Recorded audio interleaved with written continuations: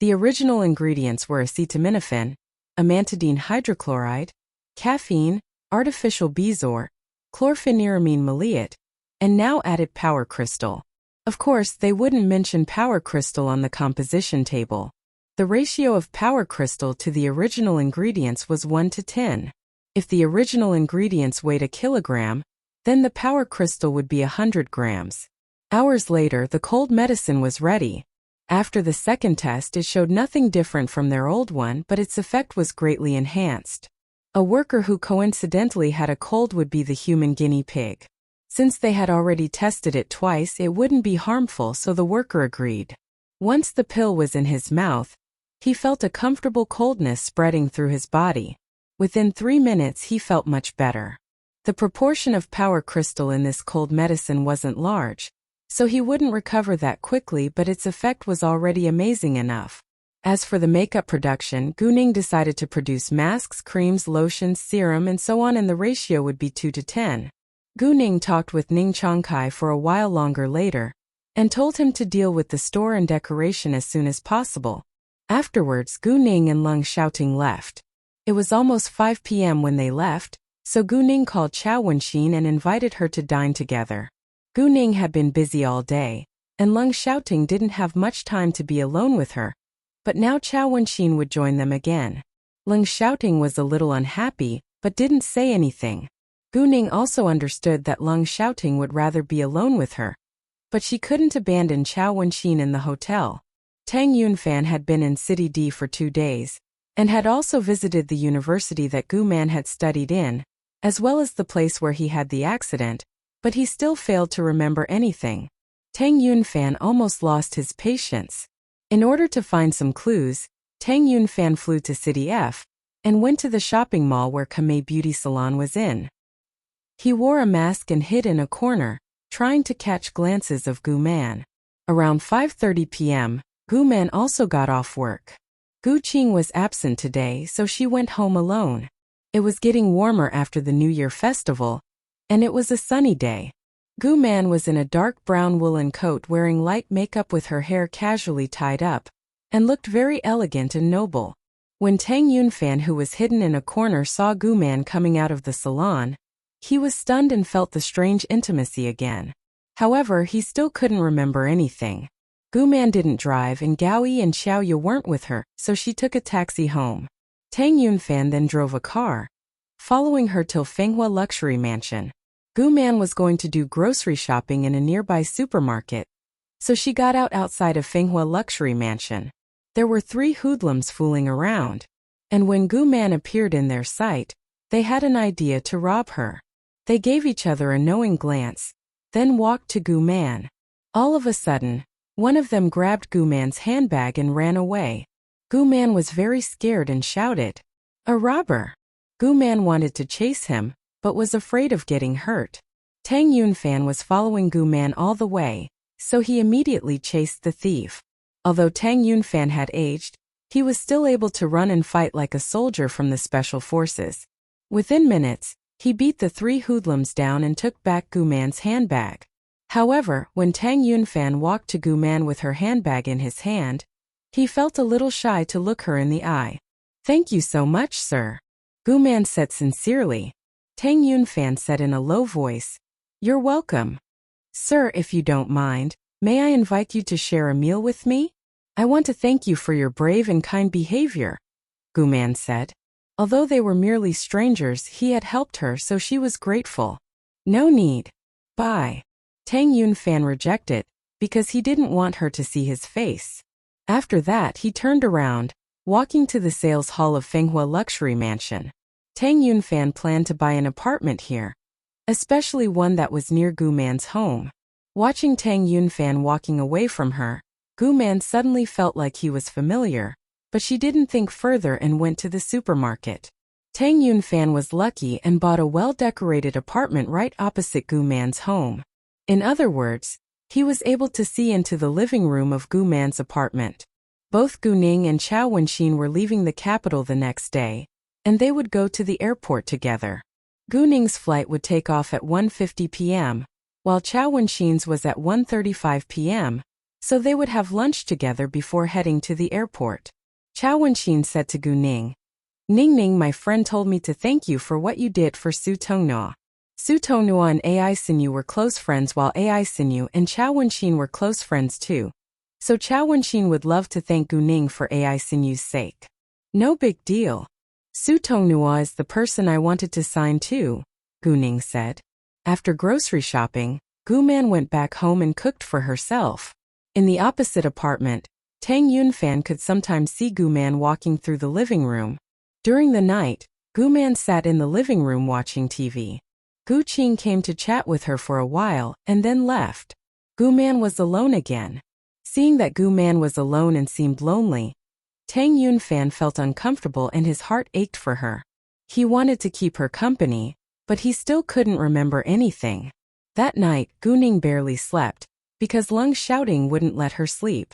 Gu Ning was leaving tomorrow, and Leng Xiaoting didn't know when they would meet again, so he wildly made love to her countless times.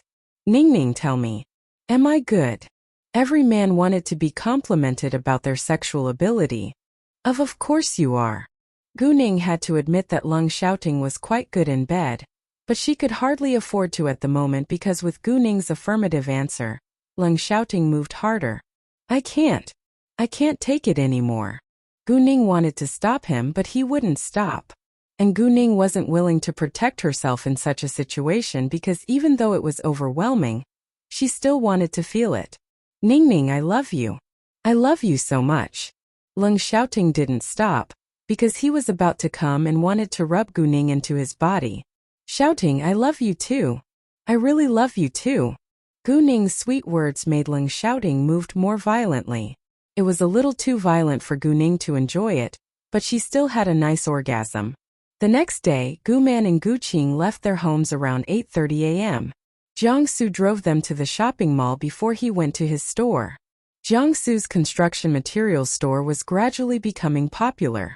Especially after Gu Ning's identity had been exposed, many businessmen would turn to Jiangsu for cooperation in order to maintain a good relationship with Gu Ning's family.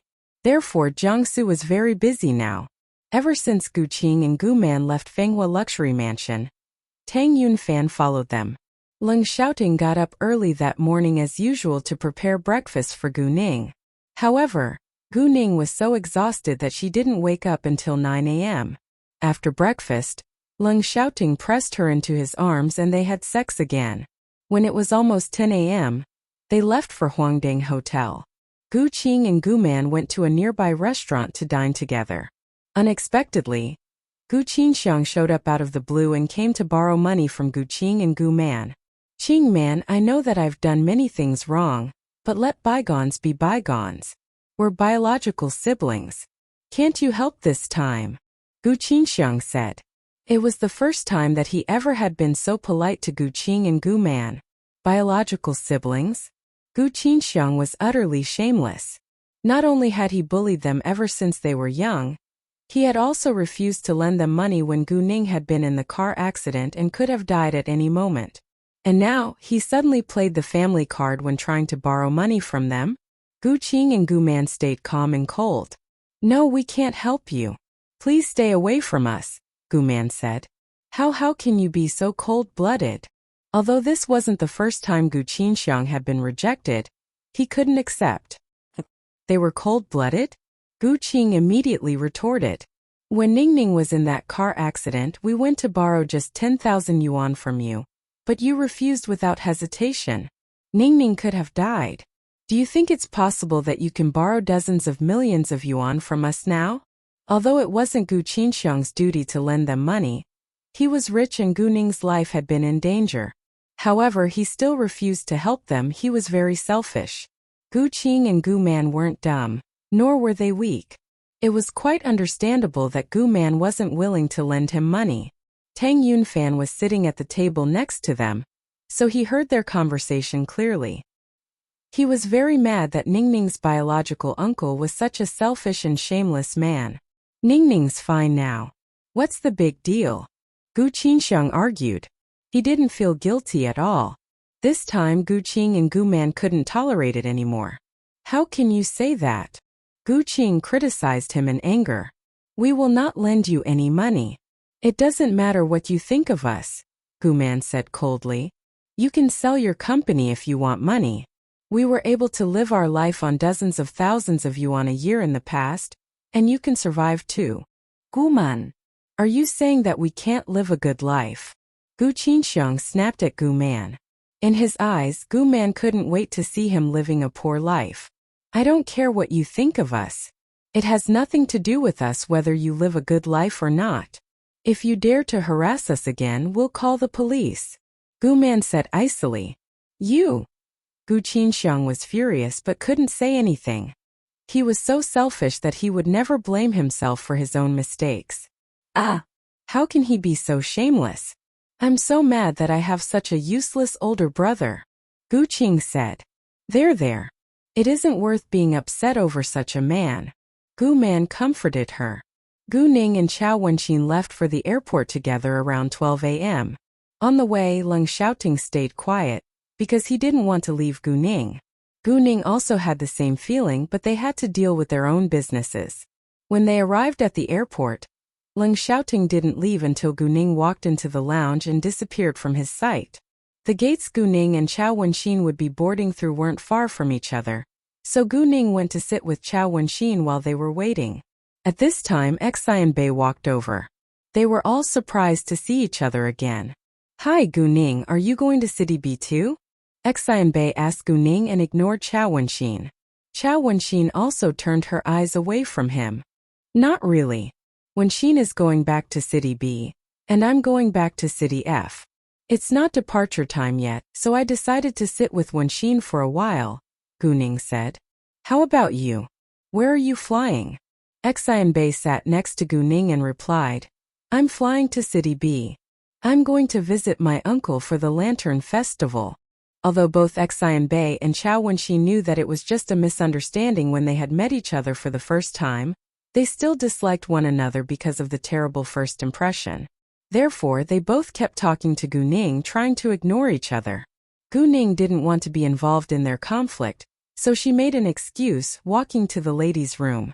I'll go with you. Chao Wenqin immediately stood up and followed Gu Ning. Why do you still hate him? I thought that you already knew that it was just a misunderstanding, Gu Ning asked with doubt. Chao Wenqin contorted her mouth. I simply don't like him. Fine. You win, Gu Ning said. A while later, passengers who were flying to City B started to board, including Xian Bei and Chao Wenqin, but they deliberately kept a distance from each other. However, no matter how much they disliked one another, they coincidentally sat next to each other in first class. What the F***ck? Both of them swore at the same time, and glared at each other afterwards at the same time too. Chao Wenqin turned her head away in order to not see Xian Bei, so she wouldn't be in a worse mood. Meanwhile, a fragrant breeze blew past their noses, and a gentle female voice sounded by Xian Bei's ear. Sir, the plane is about to take off. Please fasten your safety belt. Thanks. Xian Bei smiled politely and reached out his hands to fasten the safety belt, but the stewardess had already squatted by him. Sir, please let me help. However, before the stewardess could touch the safety belt, Xian Bei rejected politely. No need, thank you so much. It wasn't the first time that Xian Bei had been treated so well in a plane, and he knew the reason clearly. All the stewardesses wanted to hit on the handsome young man who was sitting in first class. The beautiful stewardess stopped her hands and looked disappointed. I'm sorry if I've bothered you, sir. Chao Wenqin snorted with laughter, but didn't say anything. The plane soon took off. When it flew steadily, the stewardess intentionally walked by Xian Bei many times, but Xian Bei lowered his head reading the entire time, and ignored her. Finally, when it was time to serve drinks to passengers on the plane, the stewardess walked to Xian Bei first. Sir, what would you like to drink? Coke, thanks, Xian Bei said, but didn't give the stewardess a glance. The stewardess was very disappointed, but didn't show it because she had been well trained to be polite. No problem. Please wait a second. Before long, the stewardess poured a glass of Coke for Xian Bei. Maybe because she was too focused on Xia Bei, the stewardess directly forgot to ask Chao Wenqin what she wanted, and Chao Wenxin was very displeased. "Hey, what about me?" The stewardess was struck dumb for a second and turned to Chao Wenxin at once. "Oh, I'm sorry. What would you like to have, miss?" "Coffee," Chao Wenxin said. The stewardess then gave the coffee to Chao Wenxin. However, when Chao Wenxin had just taken it, the plane suddenly had turbulence and the coffee slipped from her hand onto Xian Bei. Chao Wenxin couldn't help laughing, but Xian Bei was mad. He looked at Chao Wenxin, who was gloating, and clenched his teeth. "Chao Wenxin, you must have done it on purpose." Chao Wenxin didn't feel guilty at all. The stewardess, instead, panicked and apologized in a hurry. "Sir, I'm so sorry. Please let me help you wipe." Saying that, she took out a towel and wanted to help Xian Bei wipe the coffee stains off. "No thanks. I'll do it myself." Xian Bei grabbed her towel, cleaning the coffee stains from his chest on his own. The stewardess was disappointed after Xian Bei had rejected her twice, so she left quietly, knowing that it was impossible for her to get near the man. Xian Bei glared at Chao Wenxin again, and Chao Wenxin stopped laughing. Although she laughed, she didn't want to cause any more misunderstandings, so she explained.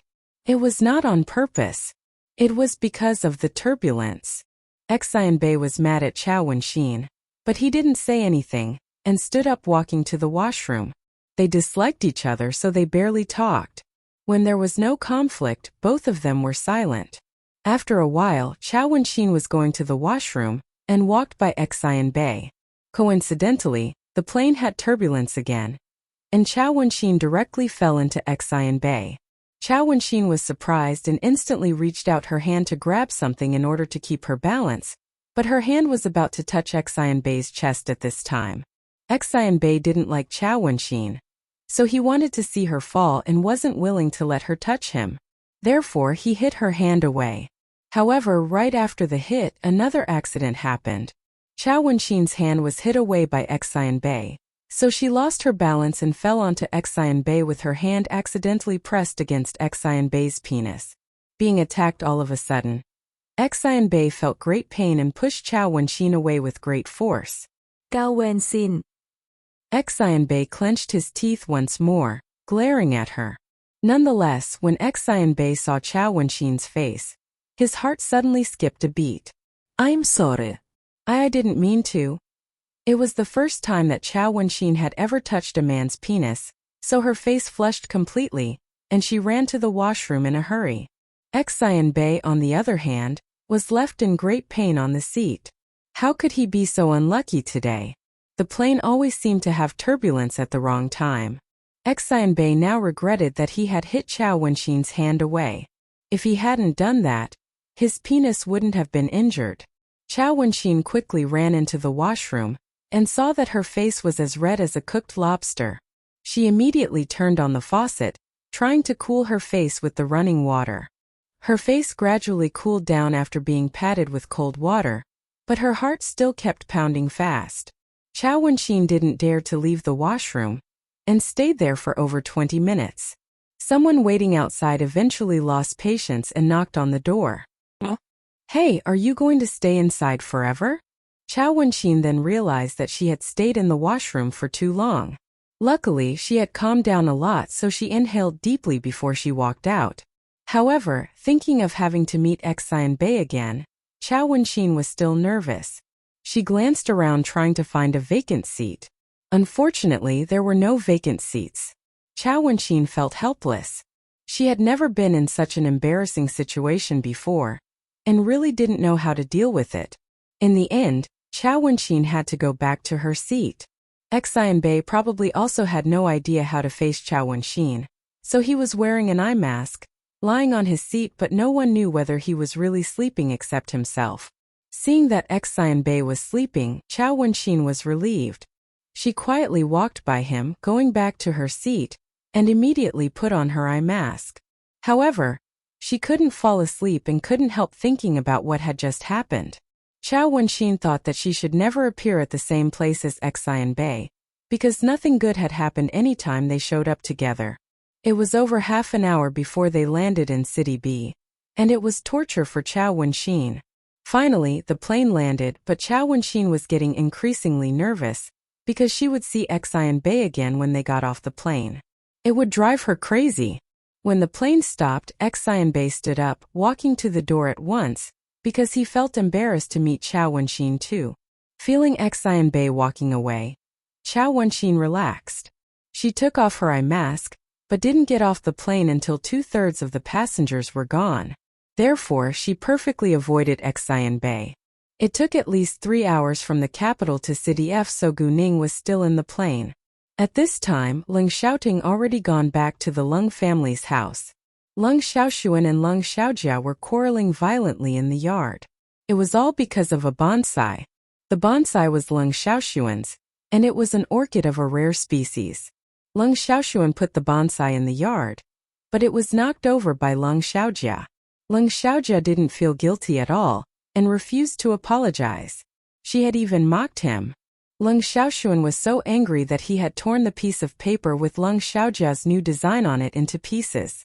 The two had argued with each other ever since they were kids, but neither of them could win, so they kept quarreling all the time.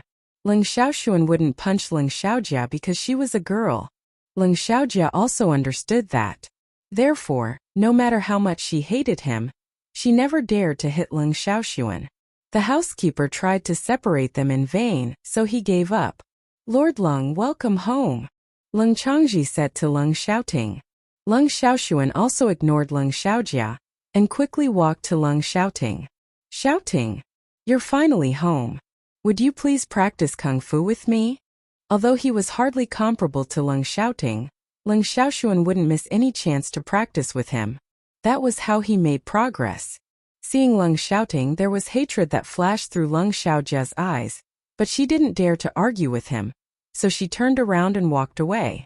Leng Xiaoting didn't care about Leng Xiaojia's attitude towards him, and he agreed to practice Kung Fu with Leng Xiaoxuan after visiting his grandpa. It was a cold winter, and Master Leng was reading in his study. "Hi, I thought that I wouldn't see you again during the festival," Master Leng complained once Leng Xiaoting appeared in his sight. Leng Xiaoting took out a porcelain bottle and placed it on the table before Master Leng. "Here, this is for you." "A porcelain bottle? Is it a real antique?" Master Leng asked. "It's not the bottle but the thing inside it," Leng Xiaoting said. "The thing inside?" Master Leng was surprised. He opened the bottle and noticed that there was a round pill the size of a pearl that was shining like a diamond inside. "What is this?" "A special medicine. It's good for your body and you can take a pill every 3 days," Leng Xiaoting said. Although Leng Xiaoting trusted Gu Ning, this medicine was a gift to his grandpa, so he had to be careful and took a pill beforehand. The pill melted in his mouth within a second, and he felt a cold air spreading through his body. Once he took the medicine, he found that some of his old injuries recovered gradually, and that was when he realized that this medicine was really effective. Master Leng then poured a pill into his mouth. He had the same experience as Leng Xiaoting. "Wow, what medicine is this? I feel a cold air spreading through my body. It's quite comfortable." Leng Xiaoting didn't answer his grandpa's question, because he didn't know the answer either. Lin Lijuan and her 2 rich friends went shop today. One had had conflict with Gu Ning before, and was called Jin Lanxin. The other one was the same age as Lin Lijuan. She was called Mrs. Yang. Mrs. Yang was Lin Lijuan and Jin Lanxin's new friend. Her family had over 100 million yuan in wealth, which was much more than the Gu family had, so Lin Lijuan kept flattering Mrs. Yang. "I heard that the real boss of Jade Beauty Jewelry, the most popular jewelry brand recently, is an 18-year-old girl. I think her name is Gu Ning and she lives in City F2. She's such an outstanding girl," Mrs. Yang said, but she didn't know the relationship between Lin Lijuan and Gu Ning, so she wasn't finding fault with Lin Lijuan. Hearing that, Lin Lijuan was displeased. She hated Gu Ning and her family so much that her heart felt like it was being stabbed every time she heard one of their names. She didn't feel pain but hatred and humiliation. She still couldn't figure out how, or accept that Gu Ning became so rich all of a sudden. She wished that her own daughter could be so successful as well. In that case, she didn't have to flatter others anymore, but other people would do their best to please her. "I heard that news too. And I'm so jealous of her parents because they have such an outstanding daughter. Although Jin Lanxin had previously had conflict with Gu Ning, she didn't know her name, and Lin Lijuan didn't tell her either. So she also had no idea about the relationship between Gu Ning and Lin Lijuan. Hearing that they were complimenting Gu Ning, Lin Lijuan was full of animosity towards Gu Ning, but she couldn't say anything because what they had said was the truth. I went to City G once after I heard the news. I think the jewelry in Jade Beauty jewelry is more beautiful and of higher quality than jewelry that I've seen in other jewelry stores. I bought a pair of earrings, a necklace, and a bracelet. They cost me 1,000,000 yuan. Mrs. Yang said and was showing off. Mrs. Yang, I'm so envious of you. You can buy anything you like without caring about the price. Not like us. We couldn't afford that, Jin Lanxin said and flattered. Mrs. Yang was pleased. She enjoyed shopping with other women who were poorer than her, because their poverty could accentuate her wealth. Gu Man at the same time was ready to go home. Gu Ning was coming back today, so she was going to prepare a meal for her daughter. However, when she had just gotten downstairs, she encountered Lin Lijuan. Lin Lijuan was already in a bad mood when her friends complimented Gu Ning, and now she was in a worse mood when Gu Man appeared. In the past, Lin Liyuan was always better than Gu Man, but now there was a huge abyss between them. Even so, she still hated seeing Gu Man because of jealousy, and she even wished that Gu Man could be poor again. Oh, Lijuan, isn't this your poor sister-in-law? Before Lin Lijuan could say a word, Jin Lanxin opened her mouth first. Gu Man now didn't seem poor at all, and dressed like an elegant lady who was even richer than Mrs. Yang. Hearing what Jin Lanxin had said, Lin Lijuan felt a little embarrassed. Mrs. Yang, on the other hand, was displeased. She looked to Jin Lanxin and said, Mrs. Pan, although several million yuan in wealth isn't very rich, I don't think you can call it poor.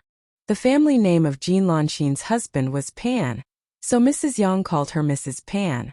From what Mrs. Yang said, she had to know Gu Man. What? Jin Lanxin was astonished. She has several million yuan in wealth? Jin Lanxin abruptly turned to Lin Lijuan. Seeing Lin Lijuan showing jealousy towards Gu Man, she immediately realized that what Mrs. Yang had said was true. How is it possible? Jin Lanxin was shocked. Hi, Mrs. Yang. Gu Man greeted Mrs. Yang politely, but wasn't flattering her. Hi, are you going home now? Mrs. Yang replied politely too, and didn't show any arrogance like she had in front of Lin Lijuan and Jin Lanxin. In Mrs. Yang's eyes, although Gu Man only had several million yuan in wealth, she was a good friend of Mrs. Hao and Mrs. Liu.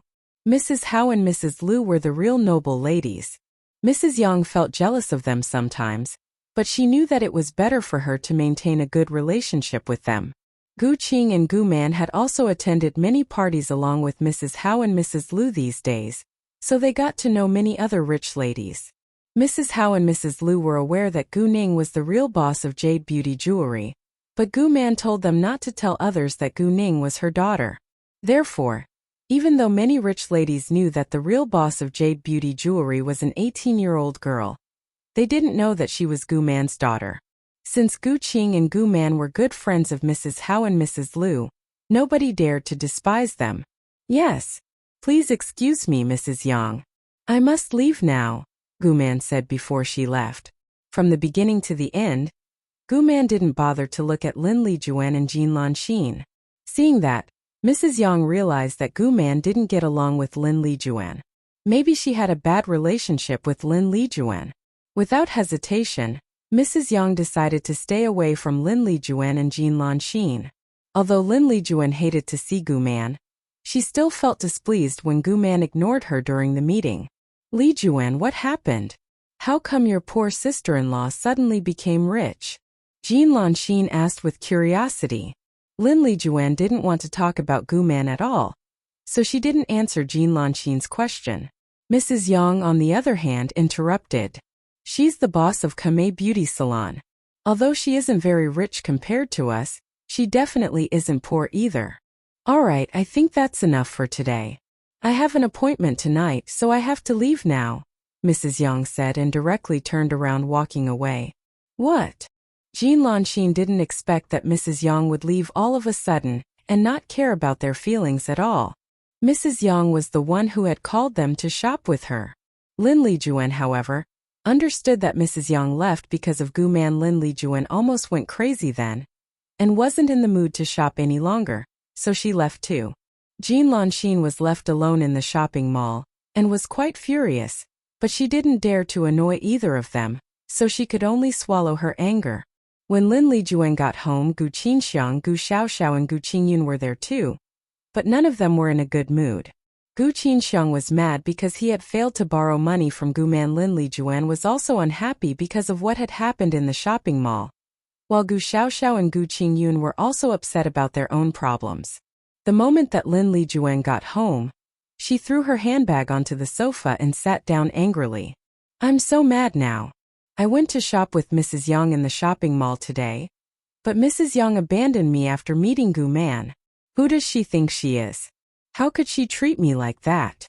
Lin Lijuan definitely didn't dare to say that in front of Mrs. Yang, but she would badmouth Mrs. Yang behind her back. She was the one who did her best to please Mrs. Yang, and now she was also the one who kept complaining behind Mrs. Yang's back.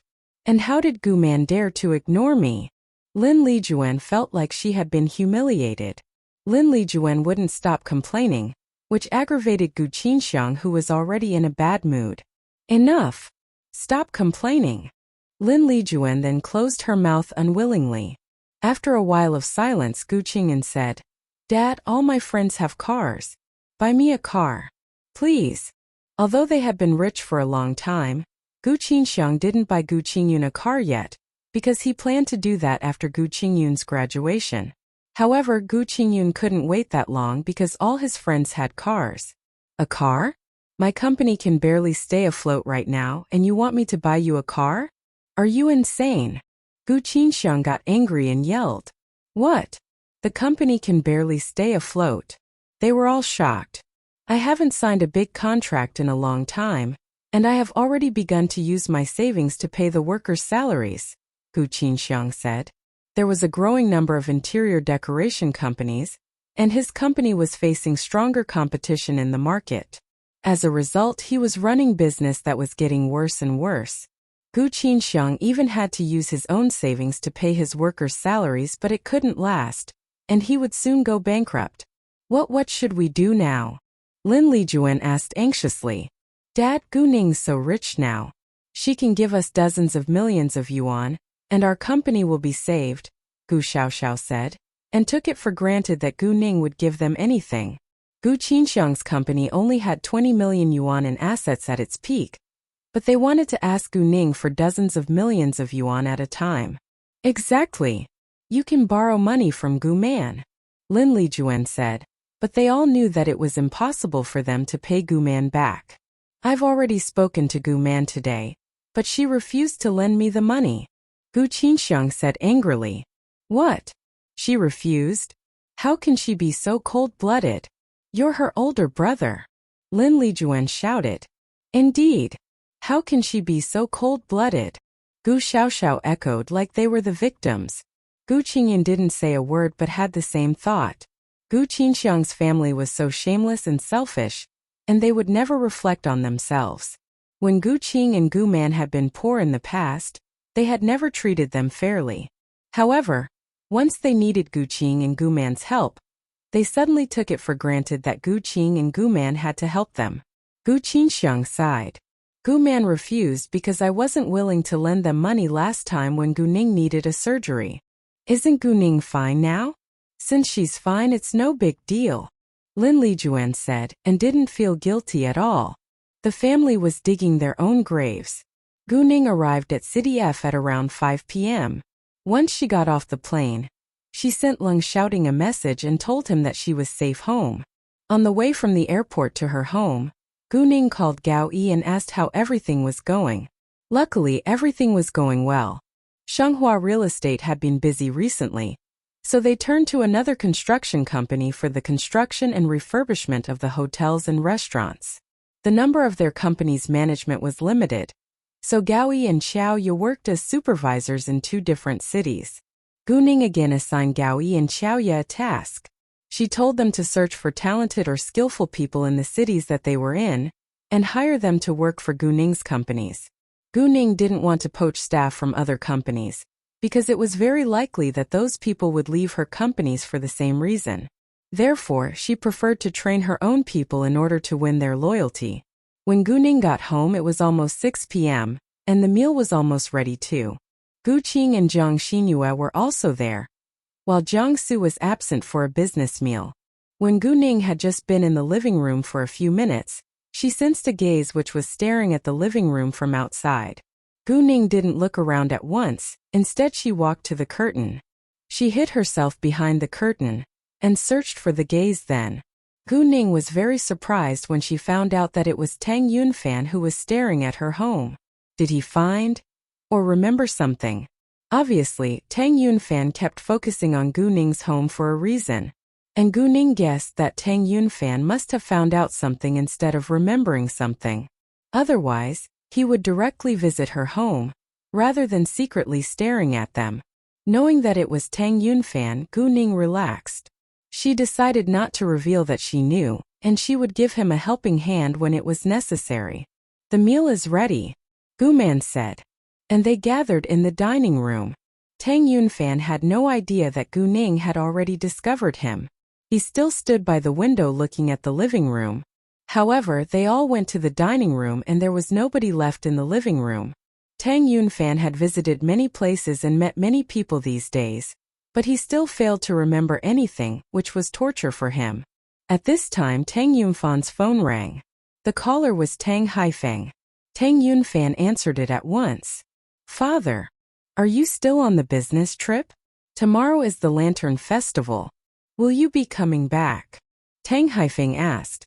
He didn't know that Tang Yunfan was in City F now, because Tang Yunfan's secretary told him that Tang Yunfan was on a business trip. "Don't wait for me.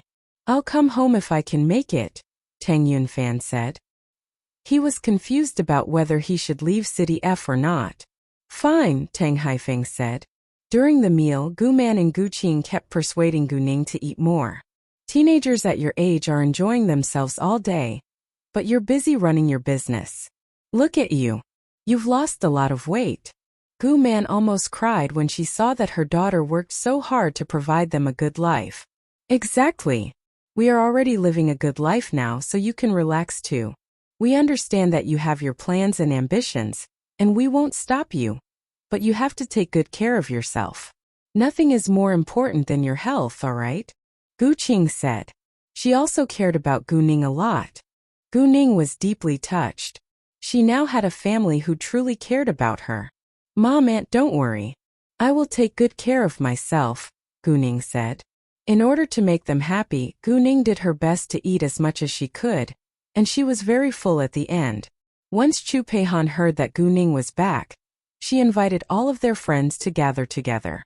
The appointed place was Dihao Clubhouse, but they had fun in a private room instead of the bar. Gu Ning had thought that only her friends from school would come, but she found out that Siti Yi and Chu Xianfeng were also there when she walked in. However, not all of her friends from school showed up today. Only Hao Ran, Muku and Yu Mixi came. When Gu Ning walked inside, Hao Ran and Muku were playing Q sports, while Chu Peihan and Yu Mixi were playing darts. "Hi, boss. Ning."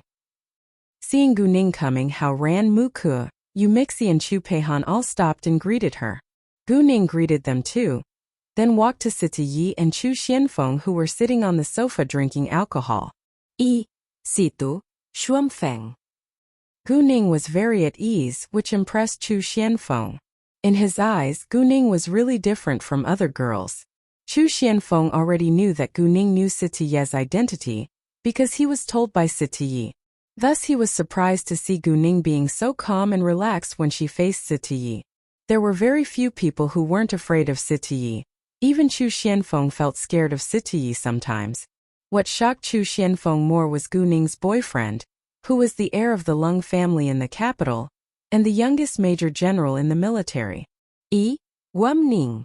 Come here and have a seat." Chu Xianfeng welcomed her, and poured a glass of wine for her. They didn't like to have fun when there were outsiders around, so there weren't waiters in the private room, and Chu Xianfeng took the responsibility to pour wine. Sitayi looked at Gu Ning and complained. I didn't call you, so you never called me. You just sent me a message during the spring festival. Hearing Sitayi complaining, Chu Xianfeng and Chu Peihan were both surprised. Since when had their boss become so sensitive? He had changed a lot ever since he had met Gu Ning. Chu Xianfeng understood that Sitayi liked Gu Ning, so he knew why Sitayi treated Gu Ning differently. Chu Peihan, on the other hand, had no idea about it, and her dart completely missed the round board because of her astonishment. Yumixi didn't know what was going on, so she felt that it was very strange that Chu Peihan suddenly missed her aim. Sorry, I was lazy. Gu Ning gave him a perfunctory answer. Sitayi knew that it was just a perfunctory answer, but he didn't know how to retort. I sent you a New Year's gift, but you didn't prepare a gift for me? Sitayi frowned a little. Hearing that, Chu Xianfeng and Chu Peihan were surprised again. Since when did their boss lack gifts? Fine, Chu Xianfeng realized that his boss didn't lack gifts at all, but he lacked a gift from Gu Ning. Sitayi didn't care about others' gifts, but all he wanted was Gu Ning's gift. Gu Ning was also surprised. You're so rich, and do you lack my gift? Although it was polite to send a gift back, Gu Ning was surprised that Sitayi would ask for it on his own initiative. Yes, Sitayi said with certainty. Fine, I will give you a gift, Gu Ning said. However, before Sitayi was cheered up, what Gu Ning said next let him down again. I'll give a gift to everyone here, Gu Ning added. Sitayi was upset. A gift for everyone would be meaningless. However, he could do nothing about it. Will we get a gift too? What is it? Hao Ran and the other people in the room immediately gathered around Gu Ning. They all knew that Gu Ning's gift had to be very special, so they were all curious. Gu Ning took out many porcelain bottles that she had prepared earlier on. There were 3 pills in each of the porcelain bottles. This is a unique medicine, which can cure any diseases, and it's very safe. Gu Ning then told them the effects of the medicine in details. Hao Ran and her other friends had already heard of it when they had been in Suanya's home, and they had also witnessed it, so they all believed it. Sitayi and Chu Xianfeng, on the other hand, were quite surprised and couldn't believe it. Really? Of course. We saw it with our own eyes. Hao Ran opened his mouth before Gu Ning could, and told them about what had happened in the Su family's house. Although it wasn't a secret in the high society of City F, not everyone knew the details, especially Chu Xianfeng, who seldom stayed in City F. After Hao Ran's explanation, they started to believe it. Even though they still had doubts, they accepted the gift with pleasure. It wasn't uncommon for them to be injured, so this medicine was exactly what they needed. As for the source of the medicine, none of them asked, although they were all curious about it. After that, they kept on drinking and playing. All of a sudden, a red spot flashed by Gu Ning's eyes. Gu Ning was surprised, and without hesitation, she directly raised her leg, kicking heavily at the nearby sofa. The sofa slid to the side under the force of the kick, and Gu Ning instantly pushed it to stand up at the same time. Before anyone else realized what was going on, a bullet hit the sofa with a clear sound. Seeing the bullet, everyone understood that one of them had been aimed at. Gu Ning looked towards the sniper at once, and the sniper panicked a little before he packed his things and ran away. Chu Peihan and the others were stunned by the scene, while Chu Xianfeng quickly walked to Sitayi's side. Sitayi stayed calm but was furious. None of them were in the mood to have fun after the accident, so they left the clubhouse. Thank you so much, Gu Ning, Sitayi said. If it hadn't been for Gu Ning, he would have been killed. People outside didn't know what had happened in the private room, so the others were still enjoying themselves in the clubhouse. After Gu Ning and her friends had left, only Sitayi and Chu Xianfeng were left in the private room.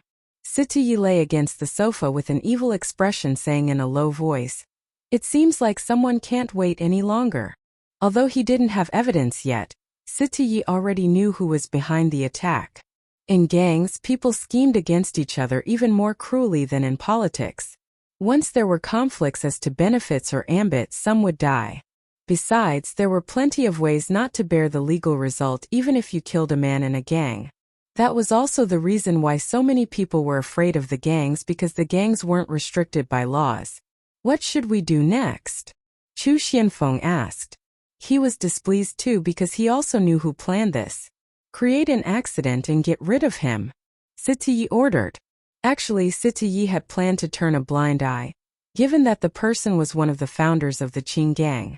However, since the person had already schemed to kill him, he wouldn't mind killing a betrayer. Even though he didn't have proof, it was still very easy for Siti Yi to kill a man. How Ran and the others walked downstairs in shock and fear. None of them talked about what had just happened. Seeing that Yu Mixi's face was pale, Muku seemed worried and asked her, "Are you all right?" "I'm fine." Yu Mixi forced a smile. Gu Ning gave Muku a glance before she looked to Yu Mixi. She saw affection in Muku's eyes towards Yu Mixi, but Yu Mixi didn't show much love towards Muku. Gu Ning didn't know whether Yu Mixi just wanted Muku to be her friend, or if she didn't realize that they could actually be boyfriend and girlfriend.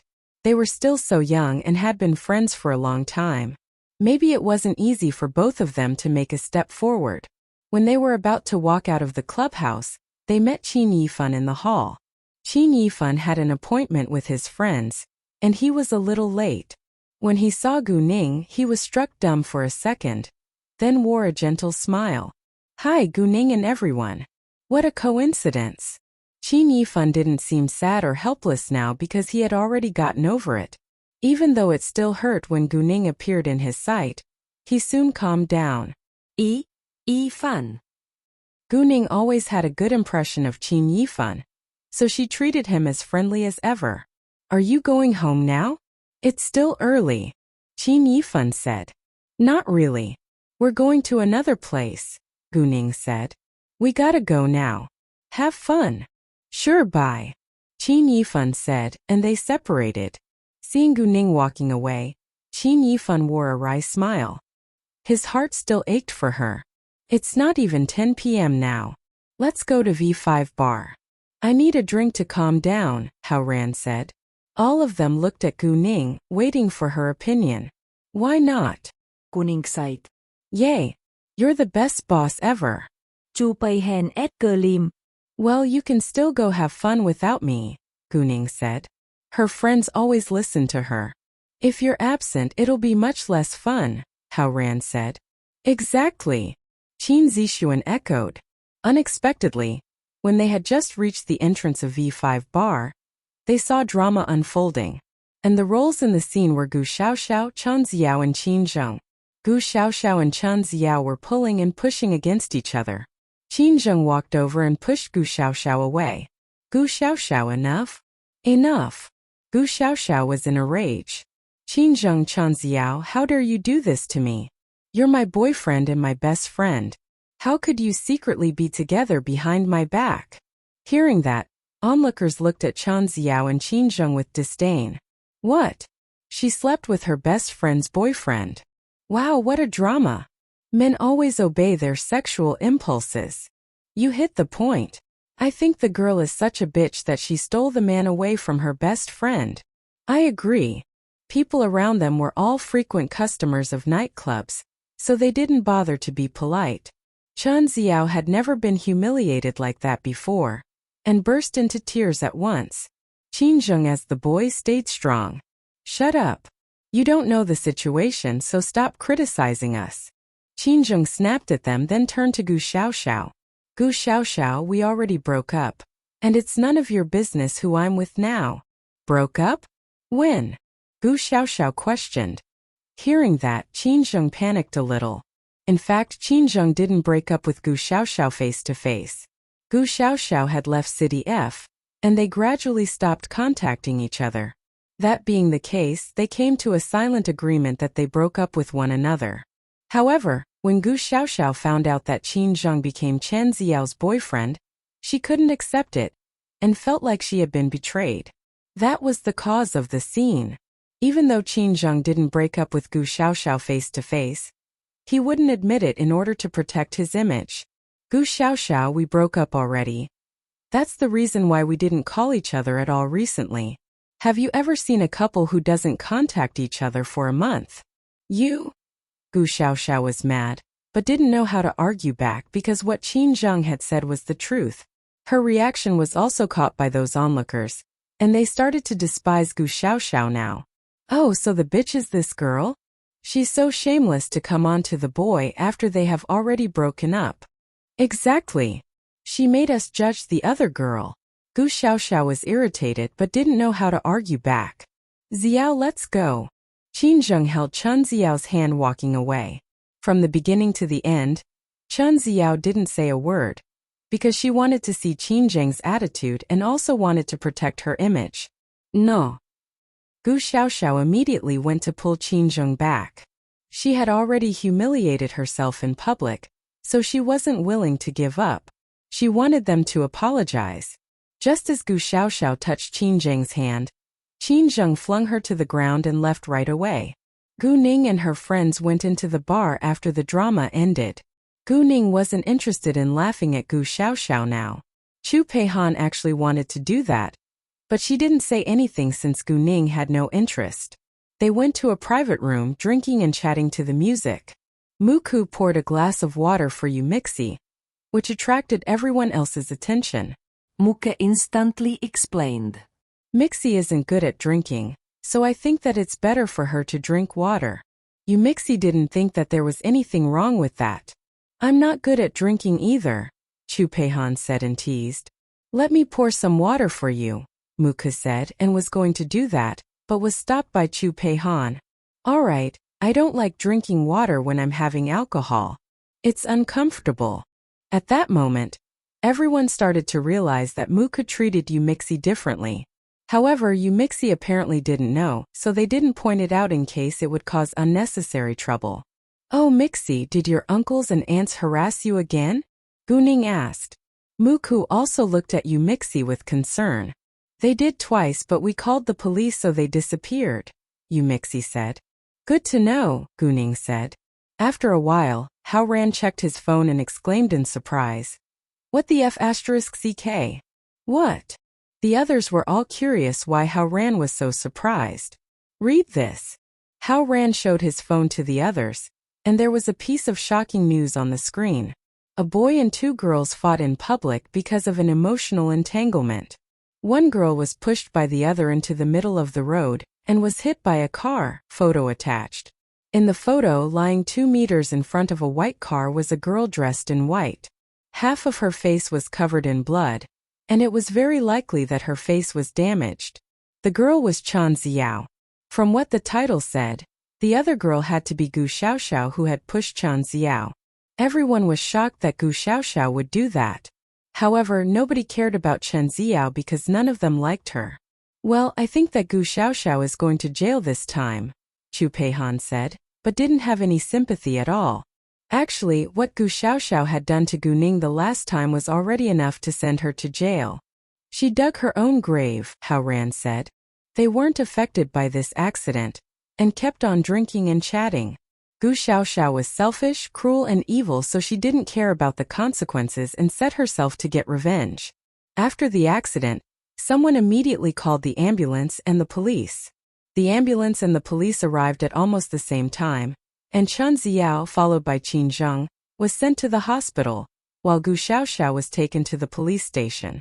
The police in the hospital then called Gu Xiaoxiao's and Chen Xiao's parents separately. After receiving the terrible news, Chen Xiao's parents ran to the hospital, while Gu Xiaoxiao's parents ran to the police station without delay. Qin Zheng had mixed emotions, not because of Chen Xiao, but because he was worried about whether this accident would affect himself. He was selfish too.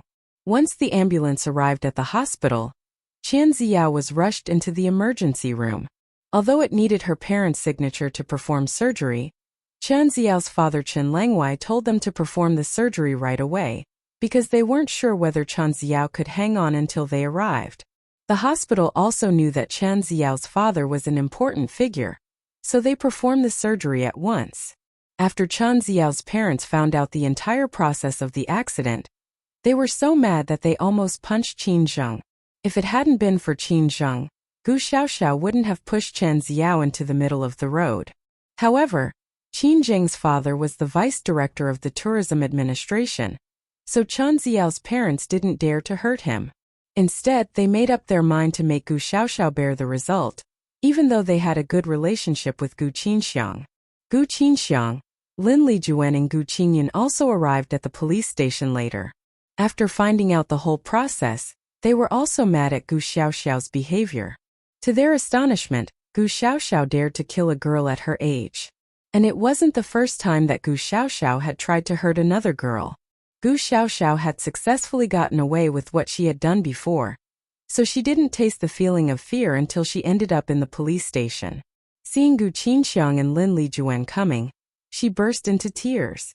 "Dad, Mom, get me out. Qinxiang, do something. Get Xiaoxiao out." Lin Lijuan only knew how to show off in front of her relatives, but had no idea how to deal with difficulties. Gu Qinxiang understood that Gu Xiaoxiao would be sentenced to years in jail if he failed to handle it well, so he called Chen Ziyao's father to apologize and discuss the compensation. He almost begged Chen Ziyao's father to treat it as an accident, instead of an intentional assault. In that case, Gu Xiaoxiao wouldn't be put in jail. Chen Ziyao's father said, "Gu Qinxiang, the compensation doesn't matter at all, but I will throw your daughter in jail." After that, he hung up on Gu Qinxiang. How is it? How is it?" Lin Lijuan was anxious. "Chen Langwei said that he's going to throw Xiaoxiao in jail," Gu Qinxiang said in despair. "What?" Lin Lijuan was shocked and almost fell onto the ground. Luckily, Gu Qingyun, who stood behind her, supported her on time. "Dad, I don't want to be put in jail. Please help me out." Gu Xiaoxiao cried in fear when she heard that she could end up in jail. "You don't want to be put in jail? Why didn't you think about the consequences before you pushed Xiao into the road?" Gu Qinxiang snapped at her. He was so mad and disappointed that he almost beat Gu Xiaoxiao. "What should we do now? We can't let Xiaoxiao be put in jail," Lin Lijuan asked. "What can I do?" Chen Langwei refused to settle it out of court, and it wasn't an accident after all. Gu Qinxiang lost his patience. He also had no idea how to handle it right now. "Oh, call Gu Man. Doesn't she know Mrs. Hao? It's very easy for the Hao family to protect Xiaoxiao." Lin Lijuan thought of Gu Man all of a sudden and told Gu Qinxiang to call her. Although Gu Qinxiang didn't think that Gu Man would be willing to help him, he still called her because there was nothing else he could do. Gu Man thought that Gu Qinxiang was calling to borrow money, but she still answered his call in case he had something else to talk to her about. After Gu Man heard what Gu Xiaoxiao had done, she was astonished too. However, she rejected Gu Qinxiang's request without hesitation. "Gu Man, do you have to be so cold-blooded?" Gu Qinxiang was in a rage. "You already refused to lend me money, but how can you stand aside when Xiaoxiao is in trouble?" It seemed that it was all Gu Man's fault in his eyes. Gu Man was also furious and yelled angrily, "Gu Qinxiang, do you know how shameless and selfish your family is? Gu Xiaoxiao committed a crime and she should take responsibility for it. When she turned to her cousin trying to hurt Ningning last time, she should have been put in jail already. We didn't sue her just because she's a relative. It's insane to think that the Hao family will help a criminal." After that, Gu Man directly hung up on Gu Qinxiang. Gu Qinxiang was so annoyed that he almost smashed his phone. How is it? Did she agree? Although Lin Lijuan already had the answer from Gu Qinxiang's reaction, she still couldn't accept it. From her perspective, Gu Man had to help them. After hanging up on Gu Qinxiang, Gu Man went to tell Gu Qing and her family who lived next door what Gu Xiaoxiao had done. Gu Qing and Jiang Su were also stunned, but neither of them had sympathy for Gu Xiaoxiao. They didn't know the specific reason for the conflict which caused Gu Xiaoxiao to push the girl into the middle of a road, but Gu Xiaoxiao had already committed the crime of intentional assault. As long as Chen Ziyao's parents weren't willing to forgive her, she would be put in jail. They definitely had no sympathy for a criminal, especially after what Gu Xiaoxiao had done to Gu Ning before. Therefore, when Gu Qinxiang called Gu Qing and Jiang Su later, neither of them answered his call, which irritated Gu Qinxiang, but he could do nothing about it. Nevertheless, he didn't want to give up, and called Gu Qinyang later. He tried to get Gu Qinyang to help him persuade Gu Man. Gu Qinyang was also greatly surprised after hearing the shocking news. He hesitated for a while before he rejected Gu Qinxiang, because Gu Xiaoxiao had already committed the crime, and he hated those who wanted to get away with a crime more since he was a public servant himself. Ever since he had found out what Gu Xiaoxiao had done to Gu Ning the last time, he had the worst impression of Gu Xiaoxiao. Gu Qinxiang spoiled his children rotten, and that was why they were so laudifying. At the same time, Gu Qingyang also realized that he had to teach his own children well, and never allow them to behave like Gu Xiaoxiao. Gu Qinxiang swore at Gu Qingyang but couldn't do anything about it either. In the end, he had to go to the hospital and apologize to Qian Ziyao's parents in person. Unfortunately, Qian Ziyao's parents still refused to settle it out of court, and Gu Qinxiang could only hire the best lawyer he could afford to see whether the lawyer could change something. Although Gu Qingyang rejected Gu Qinxiang, he called Gu Qing later and told her about it. Gu Qing said to him seriously, "Maybe you think that we're cold-blooded, but we did it for a good reason. We didn't sue Gu Xiaoxiao last time after what she did to Ningning, but she won't reflect on herself. If she doesn't need to bear the consequences of her own terrible behavior, she won't learn from it. Luckily, you called me instead of Man would feel hurt if you call her and brought it up again. You know Ningning is very successful now. If you really treat us as your family, we'll help you if you have any problems in the future." "I understand," Gu Qingyang said. He definitely knew that Gu Ning had the ability to get rid of him, so he didn't dare to annoy her. He also felt lucky that he hadn't intentionally hurt Gu Man and Gu Ning, even though he had also despised them before. In addition, Gu Ning was willing to forgive them. Gu Qingyang and his wife were just common public servants without any power or much money after all. Qian Ziya was injured on her face, and her legs were broken too. She could have plastic surgery to repair her face, but she wouldn't be able to stand anymore. That being the case, her parents were determined to throw Gu Xiaoxiao in jail. Gu Ning and her friends didn't follow the news, and they didn't leave the bar until it was nearly 12 p.m. "Muke, would you please send Mixi home?" Gu Ning asked. She wouldn't interfere in their personal affairs, but she was willing to create a chance for them, so that they could be alone for a while. And it was totally up to them whether they could move a step forward. "No problem." Muku of course wouldn't reject, but he was very nervous, because he knew that Gu Ning must have found out about his fondness towards Yumixi. Yumixi, on the other hand, had no idea about it, so she agreed to let Muku send her home, and they got in a taxi. Seeing Muku and Yumixi leaving in the taxi, Hao Ran wore a smile and said, "Boss, are you creating chances for them?" Although it was a question, he already knew the answer was affirmative. "I don't think Yumixi knows about Muku's feelings towards her. I do hope that they can be together," Chu Peihan said. They were so young right now, and it was too far away for them to get married or have a family, so none of them knew what would happen in the future. If Muku and Yumixi's relationship failed, one of them could leave their team, because it was rare to see a couple be friends again after breaking up with each other. "Whatever will be, Gu Ning said. The future was full of changes and plans could never catch up with change, so it was better that they go with the flow. Although Yumixi didn't know that Muku admired her, she felt a little uneasy and shy when she was alone with him. Muku was handsome and gentle. Yumixi would be lying if she said that she had no affection towards him, but she also knew the abyss between them, so she never allowed herself to imagine their future. On the way, the two barely talked. However, when they arrived, Muku followed Yumixi in getting out of the car and walked her to the stairs. "Thanks," Yumixi said. "My pleasure." "Good night," Muku said gently. Yumixi's heart skipped a beat when Muku said goodnight to her, because it was the first time that a boy had said that to her like that. "Good night," Yumixi replied before she walked upstairs. Muku didn't leave until Yumixi's back disappeared from his sight. When Gu Ning got home, Gu Man was still awake. Gu Ning knew that her mother was in a bad mood at a glance. "Mom, what's wrong?" Gu Ning asked with concern. Gu Man then told Gu Ning what had happened to Gu Xiaoxiao. Gu Ning had already heard about it, so she wasn't surprised. However, to her astonishment, Gu Qinxiang would actually call Gu Man and even wanted the Hao family to help Gu Xiaoxiao out, which was totally insane. "Just ignore him, and we won't be involved in this mess.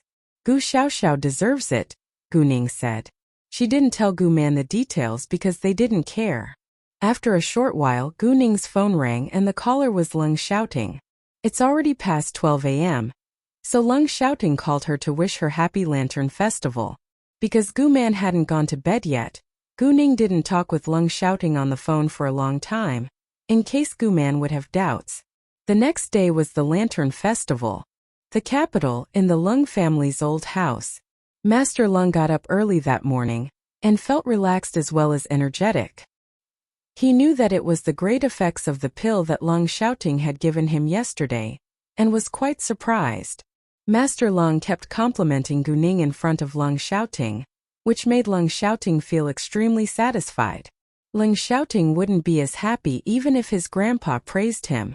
Afterwards, Master Leng called Master Jiang at once. He couldn't wait to show off in front of his old friend. But he didn't tell Master Jiang that the pills were from Gu Ning. Instead, he only told Master Jiang that he got a special medicine which was good for his health. Master Jiang, however, was worried. Leng, are you sure the pill is safe? It sounds very abnormal. Master Jiang didn't want Master Leng to be deceived. Of course it's safe. I'm not dumb. Master Leng retorted. I indeed feel relaxed, comfortable and energetic now. I used to feel tired after walking for just a dozen minutes, but I walked for half an hour in my yard this morning and didn't feel tired at all. In addition, I have a great appetite now. Really? Master Jiang doubted it but was also curious. He had never heard of it before, so he didn't believe it. At the same time, he also knew that there were so many things that he had never heard of. Therefore, he was quite curious. Why would I lie to you? Master Leng said. He was a little mad and disappointed because he simply wanted to show off, but his friend thought that it wasn't normal. Fine, forget it. After that, he hung up. Master Leng had planned to call Master Su in the beginning, but he gave up on that now because his good mood was already ruined by Master Jiang. Master Leng's family was also curious about why he suddenly became so energetic with a great appetite, but none of them knew the reason because Master Leng wouldn't tell them. In City F, Gu Ning went to do grocery shopping with Gu Qing and Gu Man in the morning. They had spent the New Year festival at Gu Man's, so they decided to spend the Lantern Festival at Gu Qing's. Once they were out, Gu Ning sensed that someone was secretly staring at them, and she instantly knew who it was. Is he still here? He didn't go home for the Lantern Festival? Gu Ning thought to herself. Suddenly, Gu Ning felt sorry for him. She also had the impulse to invite him to spend the Lantern Festival with them, but it was obviously not the right time. In Gu Qinxiang's home, it was the worst Lantern Festival that they had ever had because of what had happened to Gu Xiaoxiao.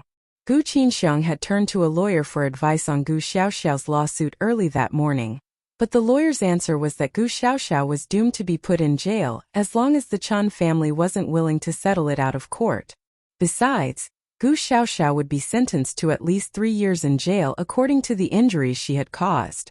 Hearing the answer, Gu Qinxiang knew that it was hopeless, but he still did his best trying to get a lighter sentence for Gu Xiaoxiao. Chao Wenxin's family went to spend the Lantern Festival at her aunt's today, and they set off right after breakfast. However, the moment that Chao Wenxin walked inside, she was stunned when she noticed the man sitting on the sofa. Xinbai. Why is he here? The man sitting on the sofa was Xian Bei. Xian Bei said that he was going to visit his uncle, but he appears here. Is it possible? My uncle is his uncle too. Jesus. How is it possible? Chao Wenxin almost went crazy, especially when she thought of what had happened on the plane yesterday. And she really wanted to run away right now. Xian Bei was also stunned when Chao Wenxin showed up. Unexpectedly, Chao Wenxin was the daughter of his aunt's younger brother. Thinking of what had happened on the plane yesterday, Xian Bei felt uneasy too, so he directly turned his head away from her, pretending that he didn't know her. Wenjun Wenxin, come on in. Let me introduce you. This is my cousin Xian Bei. A man who was around 30 years old standing by Xian Bei's side said to Chao Wenjun and Chao Wenxin, then turned to Xian Bei. They're my cousins too, Chao Wenjun and Chao Wenxin. The man who introduced them to each other was named Xian Chun. He was the son of Xian Bei's uncle as well as the son of Chao Wenjun and Chao Wenxin's uncle. Nice to meet you. Nice to meet you too. Xin bay grit cao wen jun. But in got cao wen xin. Luckily, no one noticed that except for themselves. Chun, where is Wei? Chow Wen-shin couldn't stay there for a second longer, so she could only turn to talking with her cousin's wife. She is upstairs with the child. Xian said. Oh, I'll go find her. Saying that, Chow Wen-shin quickly ran upstairs like she was escaping away. Xian and Chow Wen-jun felt like Chow Wen-shin was different today, but didn't think further. The men sat down together then, starting to chat. Xian worked in politics, Xian Bei served in the army, and Chow Wen-jun was a police officer.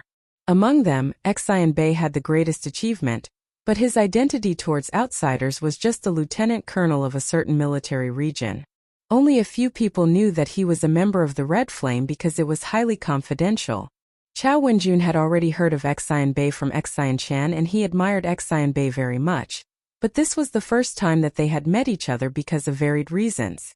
Join our Discord https://discord.gg/6vfctut. Xian Bei, I think you're old enough to have a girlfriend now. What do you think of Wen-shin? Xian suddenly said to Xian Bei. Actually, Xian had the intention to introduce Xian Bei to Chow Wen-shin today at the Lantern Festival. In Xian's eyes, Xian Bei was an achiever, and Chow Wen-shin was also a good girl. They would be a great match. Of course, all that Xian could do was simply introduce them to one another, and it was totally up to them whether they would be together. Xian Bei was struck dumb for a second and had mixed emotions at that moment.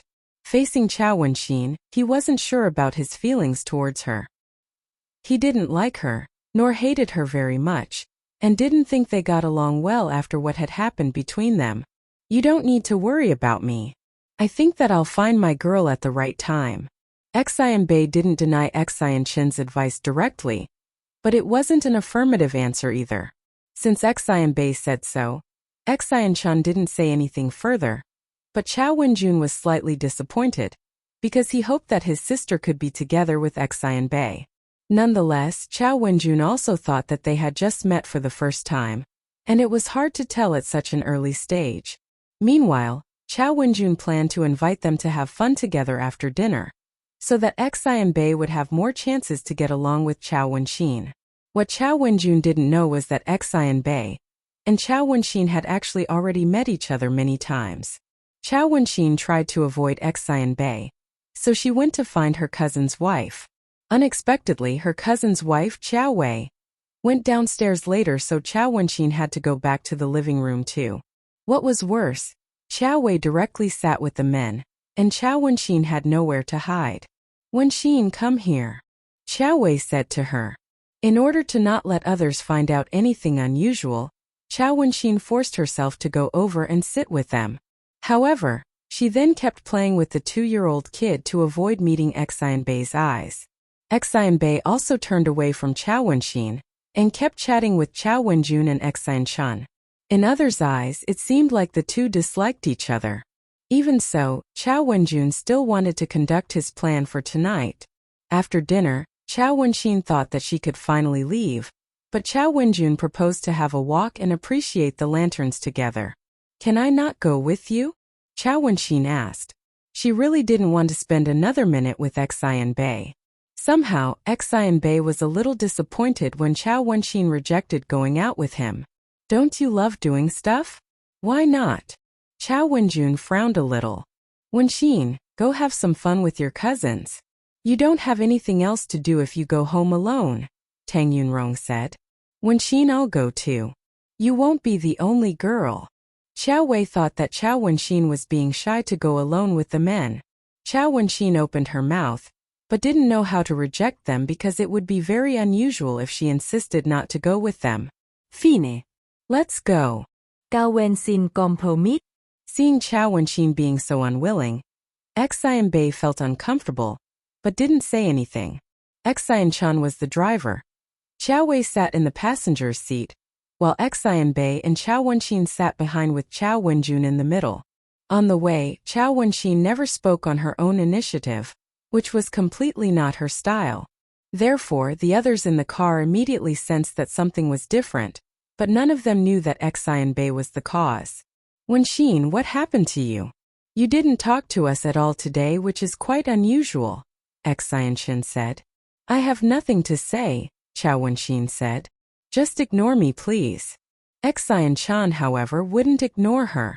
I heard that you visited the capital the other day? Yes, Chao Wenxin said. Did you have fun? Xian asked. Chao Wenxin stopped for a second before she said, I did when I was happy but didn't when I wasn't.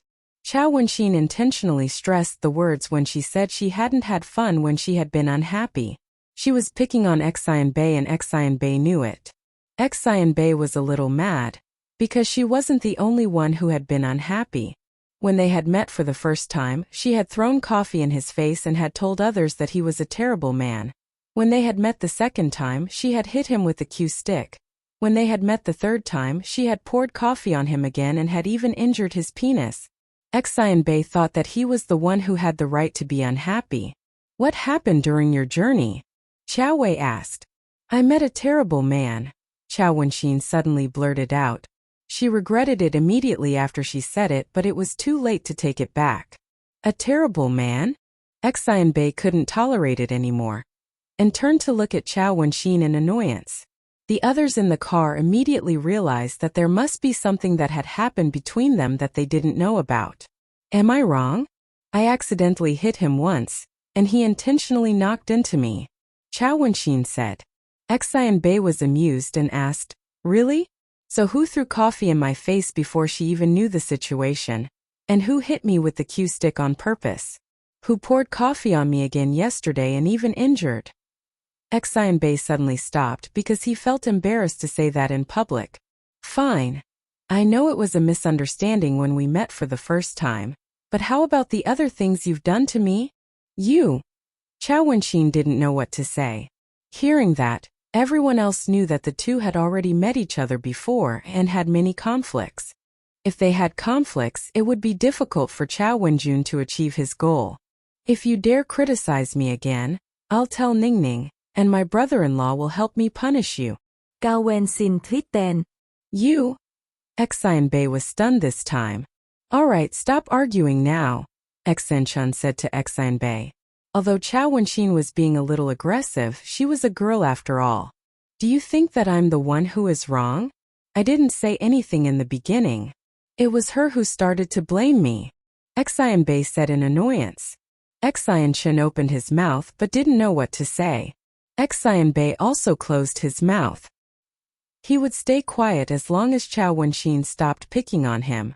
Oh, Wenxin, who is your brother-in-law? Chao Wenjun asked with curiosity. Since when do you have a brother-in-law? Ningning's boyfriend, of course, Chao Wenxin said. Kuning. Chao Wenjun was surprised. Isn't she just 18 years old? She already has a boyfriend. Although Chao Wenjun hadn't met Gu Ning yet, he had heard a lot about her, and he admired her very much. Yes. He's extraordinarily handsome and outstanding. Cao Wen-sin com lim. Ningning made a good choice. Xian Bei thought to himself that his boss was of course extraordinarily outstanding, and there were few people who were comparable to his boss in this world.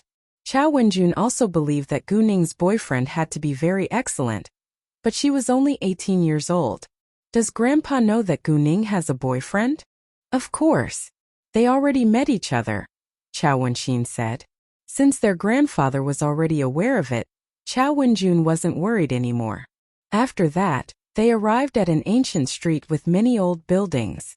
Although the buildings had been repaired and rebuilt many years ago, they still kept the historical style. It was the Lantern Festival, so the street was already full of activity, and was ablaze with exquisite lanterns hanging on both sides. If the visitors hadn't been wearing modern clothing, they would have thought that they had transmigrated to the past. There were lantern shows everywhere in different sizes, so Gu Ning along with Gu Man and Gu Qing's family went to appreciate the lanterns tonight. The lantern show in City F was set at Qingjiang Square, which was the same place that the fireworks show had taken place. Hao Ran and his friends came here too. Except for Zhang Tianping and Chu Peihan who were alone, the rest came here with their families. Gu Qing and Gu Man were friends of Hao Ran's mother, and they already had an appointment to appreciate lanterns together, so Gu Man called Hao Ran's mother once they arrived at Qingjiang Square. They were also in the parking lot, so they met each other soon. Mrs. Lu's family also came here with Hao Ran's family. Mrs. Lu's husband was Lu Zijin, and they had a 13-year-old daughter named Lu Yixiao. Mrs. Hao introduced them to each other, and they were busy greeting one another in the following minutes. After that, Hao Zhonglong purposely introduced Gu Ning to Lu Zijin. Zijin, this is the real boss of the most popular jewelry store in City F, Gu Ning.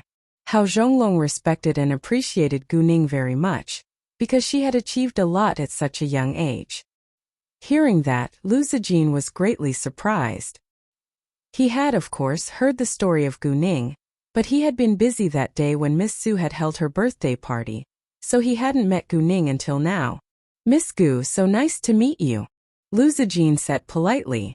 He didn't show any disdain just because she was young. Instead, he treated her like she was one of his peers and also complimented her right in front of others. "Miss Gu is really an outstandingly successful young businesswoman." "Thank you so much for your compliment, Mr. Lu," Gu Ning said politely. She wasn't proud, nor was she self-abased, but had a natural air of an achiever, which impressed Lu Zijin more. "I'm so envious of Gu Man that she has such an outstanding daughter. I wish my son could be half as successful as Gu Ning," Mrs. Hao said. "Mom, do you have to show your dislike towards your own son in front of everyone?" Hao Ran complained. "Show me your ability and I won't do it again," Mrs. Hao said. "Fine," Hao Ran said with a sad face. "All right, let's go inside," Hao Zhonglong said, and a group of them walked inside. Tang Yunfan was following them along the way. Seeing that other families were so happy together, while Gu Man was alone and Gu Ning's father was absent, Tang Yunfan's heart ached, and he had an impulse to run forward and have a reunion with them, but it would be irresponsible if he suddenly showed up like that before he regained his memory. He didn't want Gu Man to face a man who had completely forgotten her, because she would be hurt deeply. At the same time, he was also afraid that he would never regain his memory. In that case, he wouldn't be able to have a family reunion even though his wife and daughter were right in front of his eyes, which was torture for him too. Therefore, Tang Yunfan gave himself a deadline. If he failed to gain his memory back within a month, he would directly show up in front of Gu Man and Gu Ning to take the duty of a husband as well as a father. Gu Man also felt sad that she couldn't give Gu Ning a complete family. Gu Ning sensed Gu Man's sadness, so she held her hand to comfort her. Gu Man soon relaxed because of Gu Ning's comfort. She had lived her life like that for the past 18 years, and it was meaningless to think about it right now. After a while, they met in Guangyao and in Yi. And Guangyao stood by Gu Ning's left side, and Gu Ning was introducing him to Gu Man. They were chatting happily, but Tang Yunfan couldn't hear their talk from where he was. He suddenly felt a sense of crisis because they looked so harmonious together. Who is the man? What's his relationship with them? Tang Yunfan didn't know what he should do if Gu Man already had a man that she liked. Although he hadn't regained his memory yet, he knew that Gu Man and Gu Ning were his wife and daughter, and he was reluctant to see Gu Man being with another man. However, if Gu Man felt happy with the man, he had no right to interfere, because he had been absent for the past 18 years, and hadn't taken care of Gu Ning for a single day. After a while, Gu Ning received Chu Peihan's call. A few minutes later, she and Zhang Tianping joined them. Now only Qin Zixuan, Su Anya and Yu Mixi were absent. Gu Ning took a selfie when she was in the middle of beautiful, bright lanterns, and sent it to Leng Xiaoting. At this time, Leng Xiaoting was playing chess with his grandfather. He checked his phone immediately when he heard the sound of the new message.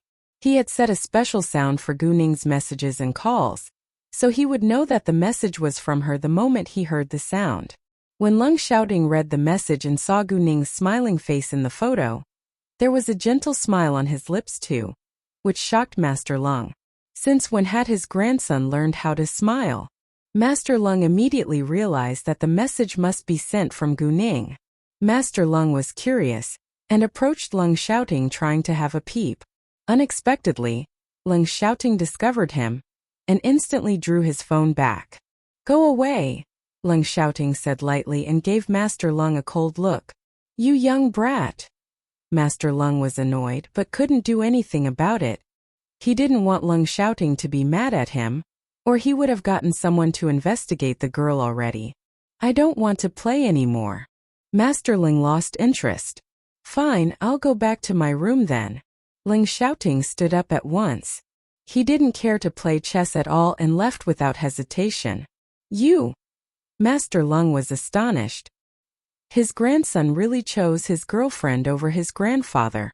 In fact, Master Lung never felt like Leng Xiaoting cherished him, because Leng Xiaoting had been busy with tasks before, and now he was busy dating his girlfriend. However, Master Lung accepted it soon, because he also hoped that his grandson could be happy. Leng Xiaoting sent a message back to Gu Ning the moment he went back to his room. Leng Xiaoting, Ning, are you seducing me? When Gu Ning read his message, she struck dumb for a second. What? Gu Ning. I'm not. Leng Xiaoting. You alone are a seduction to me. Reading the words, Gu Ning flushed and replied. Since when have you become so horny? Leng Xiaoting. Since the moment you turned me on. Leng Xiaoting put it plainly.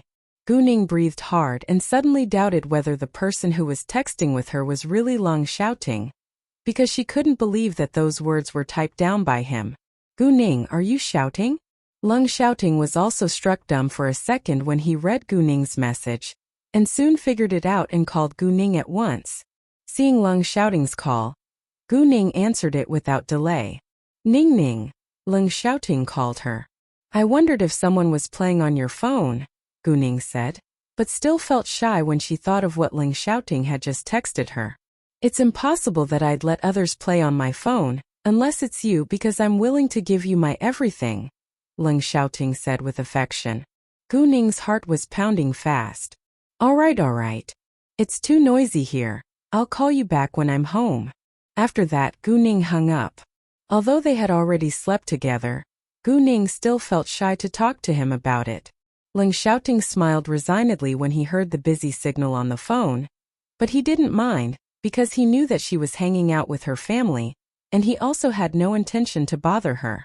In City B, Chao Wenxin and Xian Bei had another conflict again after a short while of silence, simply because a stand owner selling sky lanterns mistook them for a couple and persuaded them to buy one. They disliked each other very much, and were both mad when others thought that they were a couple. Chao Wenxin said with disdain, Hey, what's wrong with your eyes? We are not a couple. I hate men like him. Xian Bei also retorted with intense dislike. What? I don't think you're capable of judging others, given that you're so rude and unkind. Hearing that, Chao Wenxin was irritated. What did you say? I'm rude and unkind? Don't forget you're the terrible man. I'm a terrible man? Xin Bei was amuset. He thought that he really should stay away from Chao Wenxin because they always had conflicts whenever they were together. Fine, I don't want to argue with you, nor play the blame game. I think we better keep a distance from each other. After that he stood aside. Wenxin, I think you're being a little too much. Since when have you become so impolite? Cao Wenjun critic. Chao Wenxin didn't know how to explain because she knew that she did it impulsively. After a while they went to drink tea at a nearby tea house. Hey, I'm sorry. Can we just drop it? Chao Wenxin reflected on herself and realized that it was her fault. Although she disliked him, he was her relative, and there was no need for them to argue every time. Therefore, she poured a cup of tea for Xian Bei in person and apologized to him. Xian Bei also wasn't mean, so he wouldn't bring it up as long as she didn't say it. Since Chao Wenxin apologized to him on her own initiative, he accepted it, and drank the tea she had poured for him, which was the sign of reconciliation. They didn't hang out for long, and went back home when it was almost 11 p.m. Xian Chan drove Chao Wenjun and Chao Wenxin home first before he went back to the Xian family's house with Xian Bei. Xian Chan and the others had left. Chao Wenjun asked Chao Wenxin, Why do you hate Xian Bei so much? Chao Wenxin didn't hide the truth and told her older brother everything. But she omitted the accident where she had hit Xian Bei's penis on the plane, because it was really embarrassing. Hearing what had happened between them, Chao Wenjun was mad about her behavior, because she was the one who should be blamed, but she instead blamed Xian Bei for everything. Xian Chan also asked Xian Bei what had happened between him and Chao Wenxin. Xian Bei told him the truth too, and he also omitted the accident where Chao Wenxin had hit his penis on the plane. Well, I know that she usually isn't a rude girl. Maybe you two just don't get along. I think that you should just let it go. Xian Chan didn't want to blame Xian Bei anymore, but persuaded him to let it go. When Chao Wenjun and Chao Wenxin got home, Tang Yunrong asked Chao Wenxin, "Xian, what do you think of Xian Bei?"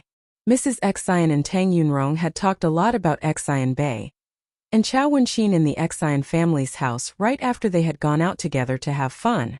Tang Yunrong was very satisfied with Xian Bei. Although they weren't snobbish people, they of course would choose a family which was at the same level as their own family if they had choices. Even though Xian Bei's family wasn't very rich, Xian Bei was very outstanding, and it was rare to see such a young lieutenant colonel like him. "No opinions," Chao Wenxin said airily. "What do you mean? Do you like him or not?" Tang Yunrong asked. Like him or not? Chao Wenxin was surprised by her mother's question, but soon realized her mother's intention. "Mom, we don't get along." "Insane." Tang Yunrong glared at her in annoyance. "How come you don't get along? You just met each other for the first time." "Mom, it's fine. Just let them go with the flow." Chao Wenjun immediately interrupted them. Tang Yunrong still wanted to say something, but Chao Wenxin went directly into her room. Clearly, she didn't want to hear another word about Xian Bei. In her eyes, it was impossible for her to be together with Xian Bei, because they argued all the time. However, thinking of what had happened on the plane, Chao Wenxin's heart pounded fast and her face flushed. She had never encountered anything more embarrassing than that yet. Mrs. Xian also couldn't wait to ask Xian Bei's impression of Chao Wenxin the moment they were home.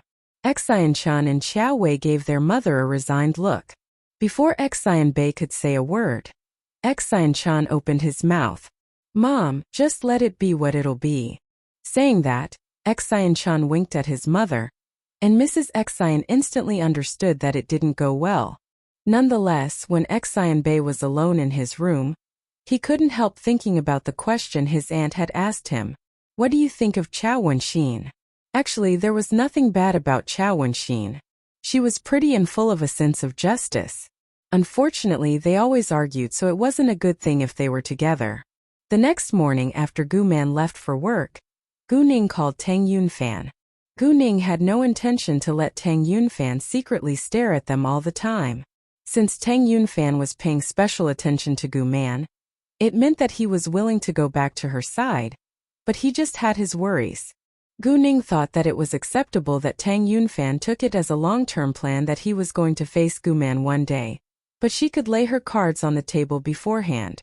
Because she had never spent time with Tang Yunfan, there was no pain from feelings for him to have to relieve. Tang Yunfan was quite surprised when Gu Ning called him, but he didn't know that Gu Ning had already discovered him. "Hi," Tang Yunfan said gently. He didn't sound as cold as usual. Unkla tang." Before Gu Ning laid her cards on the table, she decided to call him her uncle for now. "I know that you're in City F now and that you've been following my mother for a couple of days. Can we talk?" Hearing that, Tang Yunfan's body stiffened in shock. To his astonishment, Gu Ning had already discovered him. He was a little worried that Gu Ning would mistake his aim. Sure. Since Gu Ning had already discovered him, Tang Yunfan thought that it was better for him to meet her. "Great. Can you come to my home?" Gu Ning sighed. She didn't bother to tell him the address because he already knew it. Gu Man was out for work, so Tang Yunfan agreed to meet Gu Ning at her home. When Tang Yunfan walked towards Gu Ning's home, he was getting more and more nervous, even though Gu Man wasn't home. A dozen minutes later, the bell rang, and Gu Ning went to open the door. Seeing Tang Yunfan, Gu Ning stayed calm. "Uncle Tang, please come in." Tang Yunfan walked inside and glanced around Gu Ning's home, which was warmly decorated. He felt at home even though it was the first time that he had walked into this place. His wife and daughter lived here, which made him feel relaxed. Please have a seat, Uncle Tang, Gu Ning said, and poured a cup of tea for him. Uncle Tang, please have a drink. After knowing that Gu Ning was his daughter, Tang Yunfan felt extremely sad when Gu Ning called him her uncle, but he couldn't say anything now. Uncle Tang, why have you been following my mom these days? Do you think that I approached the Tang family for my own benefit, so you came here to conduct your investigation in person? Gu Ning asked on purpose. Of course not. Tang Yunfan denied it at once. Then why? Gu Ning asked. Your behavior could be easily misunderstood. Tang Yunfan, the famous successful Lord Tang in business, was short of words in front of Gu Ning. Gu Ning didn't urge him. Instead, she remained patient waiting for his answer. Tang Yunfan calmed himself down soon and lied. I came to City F for business, and I accidentally lived in the apartment across from your home, so I paid a little attention to your family, in case you need my help. After all, my father likes you very much, and even regards you as his own granddaughter, so I absolutely should take your family as my own. Are you sure that the reason Master Tang takes me as his own granddaughter isn't because I'm literally his granddaughter? Gu Ning asked and smiled. You? Tang Yunfan rounded his eyes in shock. He didn't expect that Gu Ning already knew. Seeing that, Gu Ning directly laid her cards on the table. Actually, when Grandpa Tang told me that I closely resembled his second son, he also told me that you disappeared for a year 18 years ago, so I got someone to investigate. Too many coincidences amount to fact, so I'm very sure that you're actually my father. However, my mother thinks that you're already dead, so I haven't told her yet. You don't remember anything about that year after all, and I didn't know your opinions. I didn't want to hurt her feelings. Gu Ning added. Since you showed up in City F and have followed my mother for a couple of days, I thought that you also accepted the fact and want to have the family reunion. Since Gu Ning had already laid her cards on the table, Tang Yunfan thought it was time to be honest with her. Yes, I do accept the fact that you're my biological daughter, but I still can't regain my lost memory from that year, so I don't dare meet your mother right now. I know that it's irresponsible, but I still want to regain my memory before I go to meet your mother so that I can treat her with my real feelings. I don't want to hurt her either, and I think that it's better for all of us to maintain the status quo. I agree, but aren't you afraid that my mother might fall in love with another man before you regain your memory? Gu Ning asked. Gu Ning's words made Tang Yunfan think of what he had seen last night, and he panicked a lot. Does your mother has someone she likes now? Seeing Tang Yunfan being so anxious, Gu Ning was satisfied. Not yet, but I plan to help her find a man. She has stayed single for 18 years, and I'm going to go study in the capital in half a year, so I don't want her to be alone any longer. I hope that there would be a reliable man to look after her, but since you appeared right now, I think that you two are a great match, and I hope that you can get back together. Hearing that, Tang Yunfan relaxed. Do you know why my mother named me Gu Ning? Gu Ning asked. 18 years ago, my mother was still a freshman. She rescued an injured man by accident, but the man lost his memories and wouldn't leave my mother, so my mother called him Ning. Hearing the name Ning, Tang Yunfan's brain ached a little. He felt a strange emotion, because he had a feeling that Ning was precisely him, but he couldn't remember any details. Gu Ning added, in the beginning my mother helped him out of kindness, but they fell in love later. Ning was an able man and soon became a supervisor after only half a year in a company. He was then gradually promoted to be the manager of the planning department, but he was lost in a car accident on a business trip later. In that accident, 6 people were lost, including Ning. Hearing the story told by Gu Ning, pieces of memory flashed through Tang Yunfan's mind. He tried to grab them but failed and his brain was in great pain. Gu Ning, however, didn't stop, because she wanted to see whether it was useful to stimulate him. Afterwards, my mother found out that she was pregnant and quit school. In the following minutes, Gu Ning told Tang Yunfan about Gu Man's miserable life in the Gu family, and what they had been through during the past 18 years. I'm sorry. I had no idea what you had been through. I'm so sorry. I'm sorry. Tang Yunfan repeated apology. He was blaming himself. Seeing that Tang Yunfan still couldn't remember anything after the stimulation, Gu Ning stopped telling the story and stood up walking towards him. She gently pressed his temples and put her power into his body. When Tang Yunfan calmed down again, Gu Ning asked, "What do you plan to do next? Do you want to meet my mom right now? Or wait until you regain your memory?" The moment Gu Ning finished her sentences and before Tang Yunfan could say a word, her phone rang, and the caller was Mrs. Fu. Mrs. Fu was the owner of a maternal and child supplies store which was next to Kame Beauty Salon. She was also one of their members. Gu Ning had exchanged phone numbers with Mrs. Fu earlier on in case anything bad happened to Gu Qing and Gu Man and they couldn't call her on their own. Therefore, when Gu Ning saw the caller was Mrs. Fu, she had a bad feeling. MRS. Fu.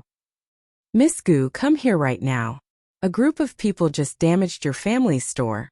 But I don't know exactly what they did in the store," Mrs. Fu said in great anxiety. "What? Please call the police and I'll be right there." Gu Ning panikked. "I'll go with you." Tang Yunfan had also heard what Mrs. Fu said on the phone. Gu Ning didn't reject and they ran out together. Tang Yunfan's car was stopped downstairs, so they drove to the shopping mall without delay. On the way, Gu Ning was thinking about who the group of people could be, and she was really worried about Gu Qing and Gu Man. It took around 15 minutes to get there normally, but Tang Yunfan and Gu Ning arrived within 7 minutes. The beauty salon was already in a mess when they finally arrived. Even though the police were here, those who had damaged the store were gone. "Miss, you can't come in here." When Gu Ning walked inside, a policeman stopped her. "I'm the daughter of the owner," Gu Ning said. And then Gu Ning, followed by Tang Yunfan, walked inside. In order to not let Gu Man recognize him, Tang Yunfan put on his mask. There were many injured people in the store, including Gu Qing and Gu Man. Gu Man was the most seriously injured one among them, because her head was bleeding and she had already passed out. The ambulance hadn't arrived yet, so Gu Man could only lie on the sofa. Gu Qing stood by her side but was crying anxiously.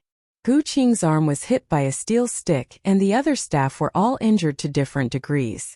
Luckily, they were still alive. "Mom, Aunt." Gu Ning ran to them, followed by Tang Yunfan. Seeing Gu Man in danger, Tang Yunfan's heart ached for her, and he was extremely worried that Gu Man would die. Knowing that Tang Yunfan was scared, Gu Ning comforted him. "It'll be fine." Gu Ning wasn't only comforting Tang Yunfan, but also Gu Qing because Gu Qing kept crying the entire time. Even so, Tang Yunfan was still concerned about Gu Man's life. They were in public, so it wasn't convenient for Gu Ning to put her power into them directly. She then took out the power crystals and told them to take the pills. As for Gu Man, who was the most seriously injured, Gu Ning had to save her life as soon as possible. The other injured people took the pills that Gu Ning gave them without thinking further. After taking the pills, the other injured people soon recovered, and they were all surprised by the great effect of the medicine. However, they were still in the aftermath of the terrible attack. Before long, Gu Man also stopped bleeding and regained her consciousness. "Ning Ning." Gu Man hooked Gu Ning tightly in excitement. When she hit her head, she had thought that she would die and would never see Gu Ning again. "Mom, it's fine and you're fine now," Gu Ning said. Seeing that Gu Man was safe, Tang Yunfan relaxed. After that, Gu Ning asked Gu Qing, "Aunt, what happened?" "I don't really know. When we had just opened the store, a group of people suddenly ran inside with steel sticks in their hands and damaged everything in their sight without saying a word," Gu Qing said. Her voice was still trembling. Obviously, she was very scared. "Have you had any conflict with anyone recently?" Gu Ning asked. "No." Gu Qing and Gu Man said affirmatively. "I heard them say that they're from the Qing gang," the manager said. "The Qing gang." Hearing that, everyone was shocked. Gu Ning, on the other hand, was displeased. She realized that someone must have hired a bunch of people to damage her family's store, but she didn't know whether they did it because of her or Gu Qing and Gu Man. If they did it aiming to hurt Gu Ning thought that it was probably because she had rescued Sitayi the other night. The person who had planned to murder Sitayi was mad at her, so he revenged himself on her using the name of the Qing gang. Or the person could be one of the Qing gang too.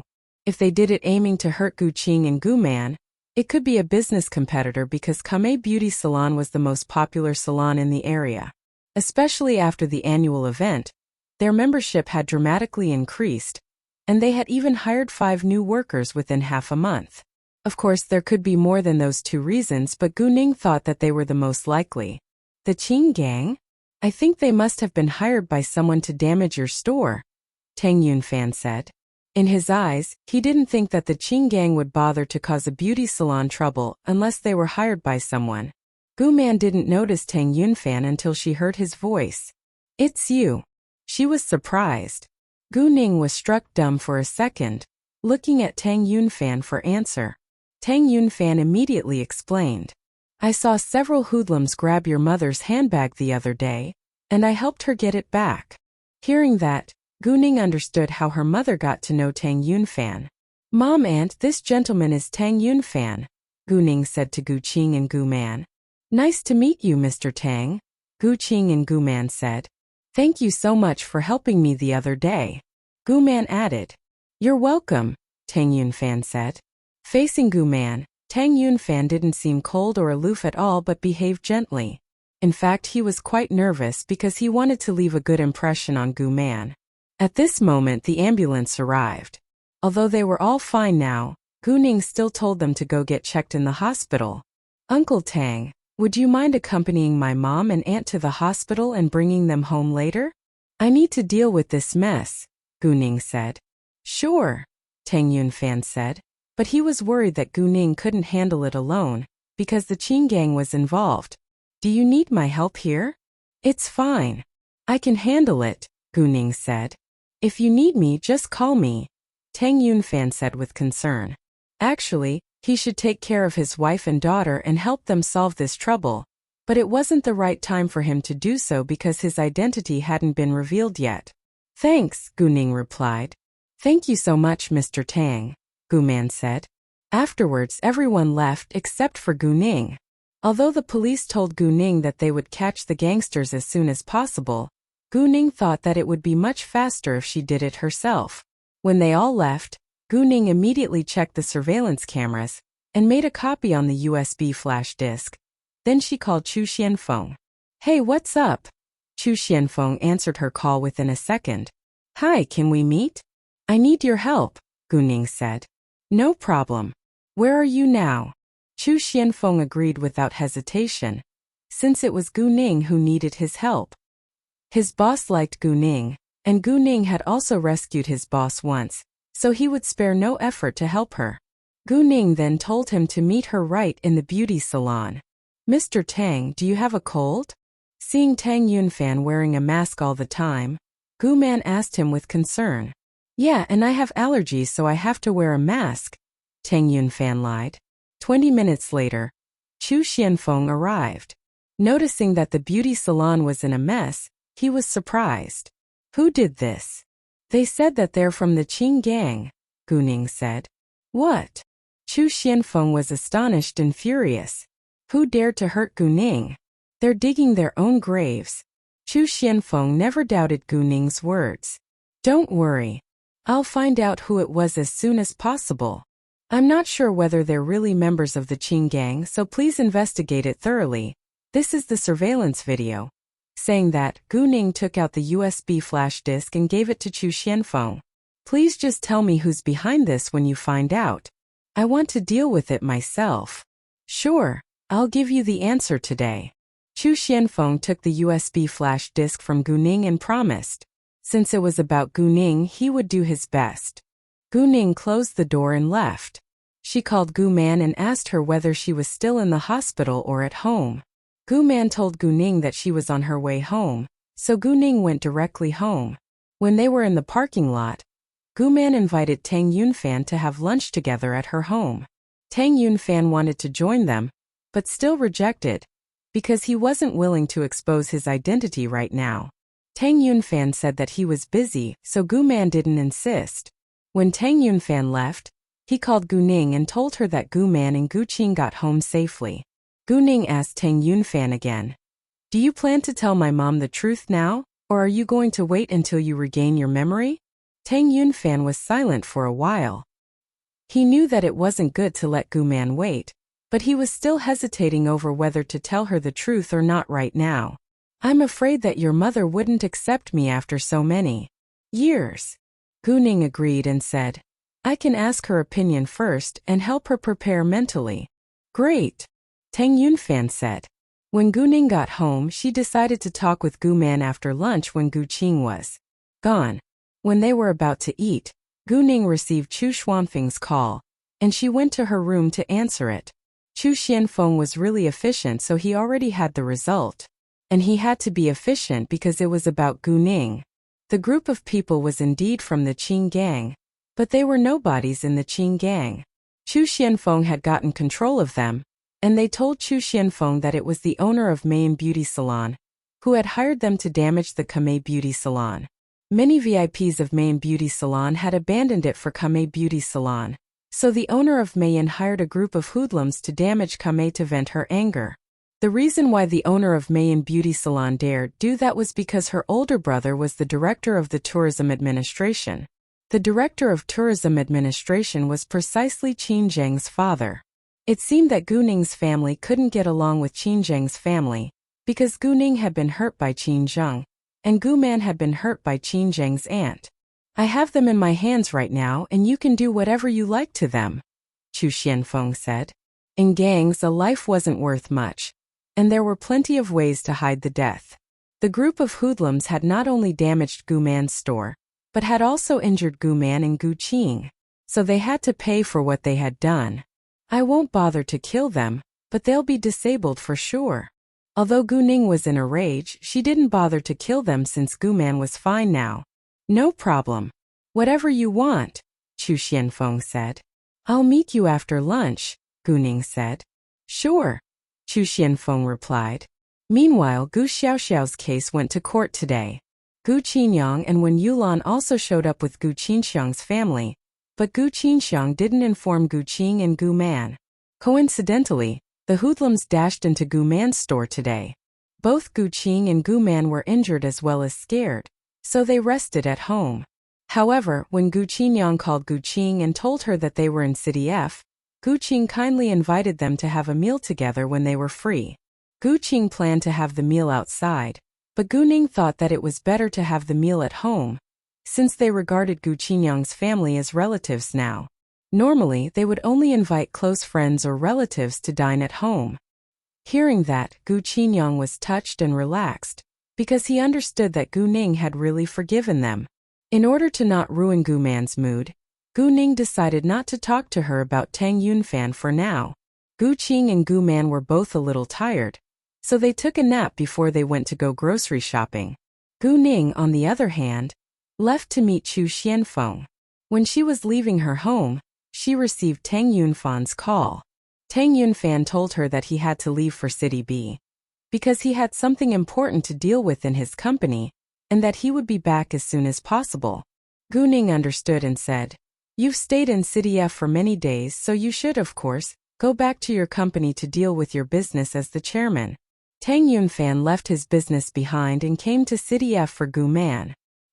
He hadn't even gone back for the Lantern Festival, which was enough to show his concern towards Gu Man.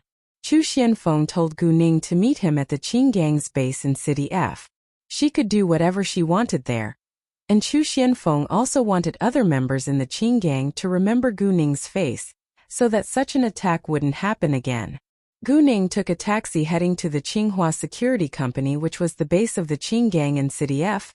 Members of the Qing Gang would work here if they had no tasks to fulfill, because the Qing Gang wouldn't support them for free. When Chu Xianfeng went to the gate and welcomed Gu Ning in person, others in the company were all surprised. They were all curious about the girl's identity, because their leader never welcomed ordinary people in person. Chu Xianfeng guided Gu Ning walking to an elevator, and went down to a basement where the group of hoodlums were kept. There were 6 men locked in an iron room. Seeing Chu Xianfeng walking inside, they started to beg him, Please forgive us this time. We'll never do it again. Please forgive us. Please. Chu Xianfeng didn't say a word, so Gu Ning was obviously the real boss. Seeing those who had injured Gu Qing and Gu Man, Gu Ning was mad. She said coldly, "Do you want us to forgive you? No problem. If you can beat me, you can leave." They had no idea how excellent Gu Ning was at fighting, but Chu Xianfeng did. Even though it seemed like Gu Ning gave them a chance, they actually had no hope to win. The 6 men didn't know who Gu Ning was, but since she dared to give an order in front of Chu Xianfeng, she had to be someone important. They also knew that the girl couldn't be simple, since she dared to challenge them. Nonetheless, they were eager to leave, so they agreed. In fact, even if they disagreed, they had nowhere to hide. "Please open the door and let me in," Gu Ning said to Chu Xianfeng. Chu Xianfeng then opened the door for Gu Ning, and she walked in without hesitation. Seeing Gu Ning coming inside, those men stepped back subconsciously. "Let's begin." Gu Ning stared straight at them. They exchanged a glance at first. Then they all ran at Gu Ning. Gu Ning enjoyed beating them for a long time to vent her anger, but she kept them alive. In the following minutes, those men were screaming in pain under Gu Ning's attack. Let alone others outside of the basement. Even Chu Xianfeng felt a little frightened. Around 20 minutes later, Gu Ning had had enough and the men were all black and blue. "I'm done. Let's go." Gu Ning walked out directly without giving them a glance. When they were outside, Gu Ning said, "Xianfeng, thank you so much for your help, but I have visitors coming to my home today, so please let me buy you a meal another day." "You don't need to thank me at all. I should say sorry to you instead, and I'd love to meet you for the meal," Chu Xianfeng said. He then gave Gu Ning a USB flash disk and a check of 1,000,000 yuan. "There is evidence on the USB flash disk about this mess, and the check is your compensation." "Thanks, but please take the check back. I'll make the person who hired them pay me," Gu Ning said with determination. Chu Xianfeng understood that Gu Ning was determined, so he took the check back. "I will also tell all the members in the Qing gang not to bother you anymore, and I promise it won't happen again," Chu Xianfeng said seriously to Gu Ning. "Thanks, bye," Gu Ning said, then left. After Gu Ning was gone, Chu Xianfeng informed everyone in the Qing gang to not assault but protect Gu Ning's companies and those who had a close relationship with her.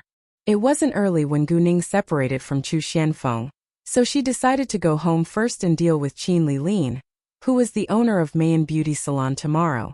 When Gu Ning got home, Gu Man and Gu Qing were about to do grocery shopping. Gu Qinyang and his wife left the court at 4 p.m. Because of Gu Xiaoxiao, Gu Qinxiang and his wife had no mood to treat Gu Qinyang and his wife. Therefore, Gu Qinyang and his wife took a taxi to Gu Qing's home. They knew that Gu Ning was rich, so they weren't surprised when they found out that they lived in Fenghua luxury mansion, but they were still envious of them because Fenghua was a high-end living area. However, they didn't feel jealousy or had animosity towards Gu Ning, because they understood that Gu Ning wasn't someone that they could annoy now. Gu Qinyang and his wife went to a supermarket and bought some fruits and flowers as gifts. Although the gifts weren't expensive, they didn't want to visit Gu Qing and Gu Man with empty hands. After that, they went to Gu Qing's home. They would have dinner at Gu Qing's apartment, so Gu Qing and Gu Man were busy cooking after grocery shopping. Jiang Su was also home earlier today because Gu Qinyang and his wife were going to visit them. When Gu Qinyang and Wen Yulan were approaching Gu Qing's home, they felt quite nervous because there was a clear gap between them, Gu Qing and Gu Man now. Therefore, they hesitated for a few minutes outside before they rang the doorbell. Jiang Su went to open the door, and Gu Qinyang and his wife greeted him at once. "Hi, brother-in-law." Jiang Su hadn't heard them call him brother-in-law in a long time, because they hadn't shown any respect towards him in the past. Gu Qinyang and his wife also knew it, and felt embarrassed now facing Jiang Su. Jiang Su, on the other hand, warmly welcomed them like nothing unpleasant had happened before. "Hi, come on in." Gu Qinyang and Wen Yulan then walked inside. They took a glance around the apartment and saw that it was much better than their own place. Gu Qing and Gu Man walked out of the kitchen when they heard Gu Qinyang and his wife's voices. "Welcome. Please have a seat." "Have a seat, please. It will take a while before the dishes are on the table. Can I help?" Wen Yulan asked and walked to the kitchen. Wen Yulan didn't act arrogant at all but behaved kindly. "That would be great. Although Gu Qing and Gu Man didn't actually need help, they didn't reject because it was a good way for them to be reconciled. Gu Qing and Gu Man didn't show any disrespect to Wen Yulan, nor show off in front of her, but kept chatting with her casually. It was the first time that Wen Yulan had felt the warm conversations among relatives, and she felt ashamed for what she had done to Gu Qing and Gu Man before. After a long breath, Wen Yulan apologized with sincerity. Gu Qing, Gu Man, I'm so sorry for what I did to you before. It's all gone, and we don't need to talk about it anymore. Exactly, and we're glad that we have a good relationship now. Gu Qing and Gu Man forgave Wen Yulan, and Wen Yulan felt lucky that they were kind enough to forgive her. In the living room, Gu Qinyang was talking with Jiang Su about what had happened in the court today.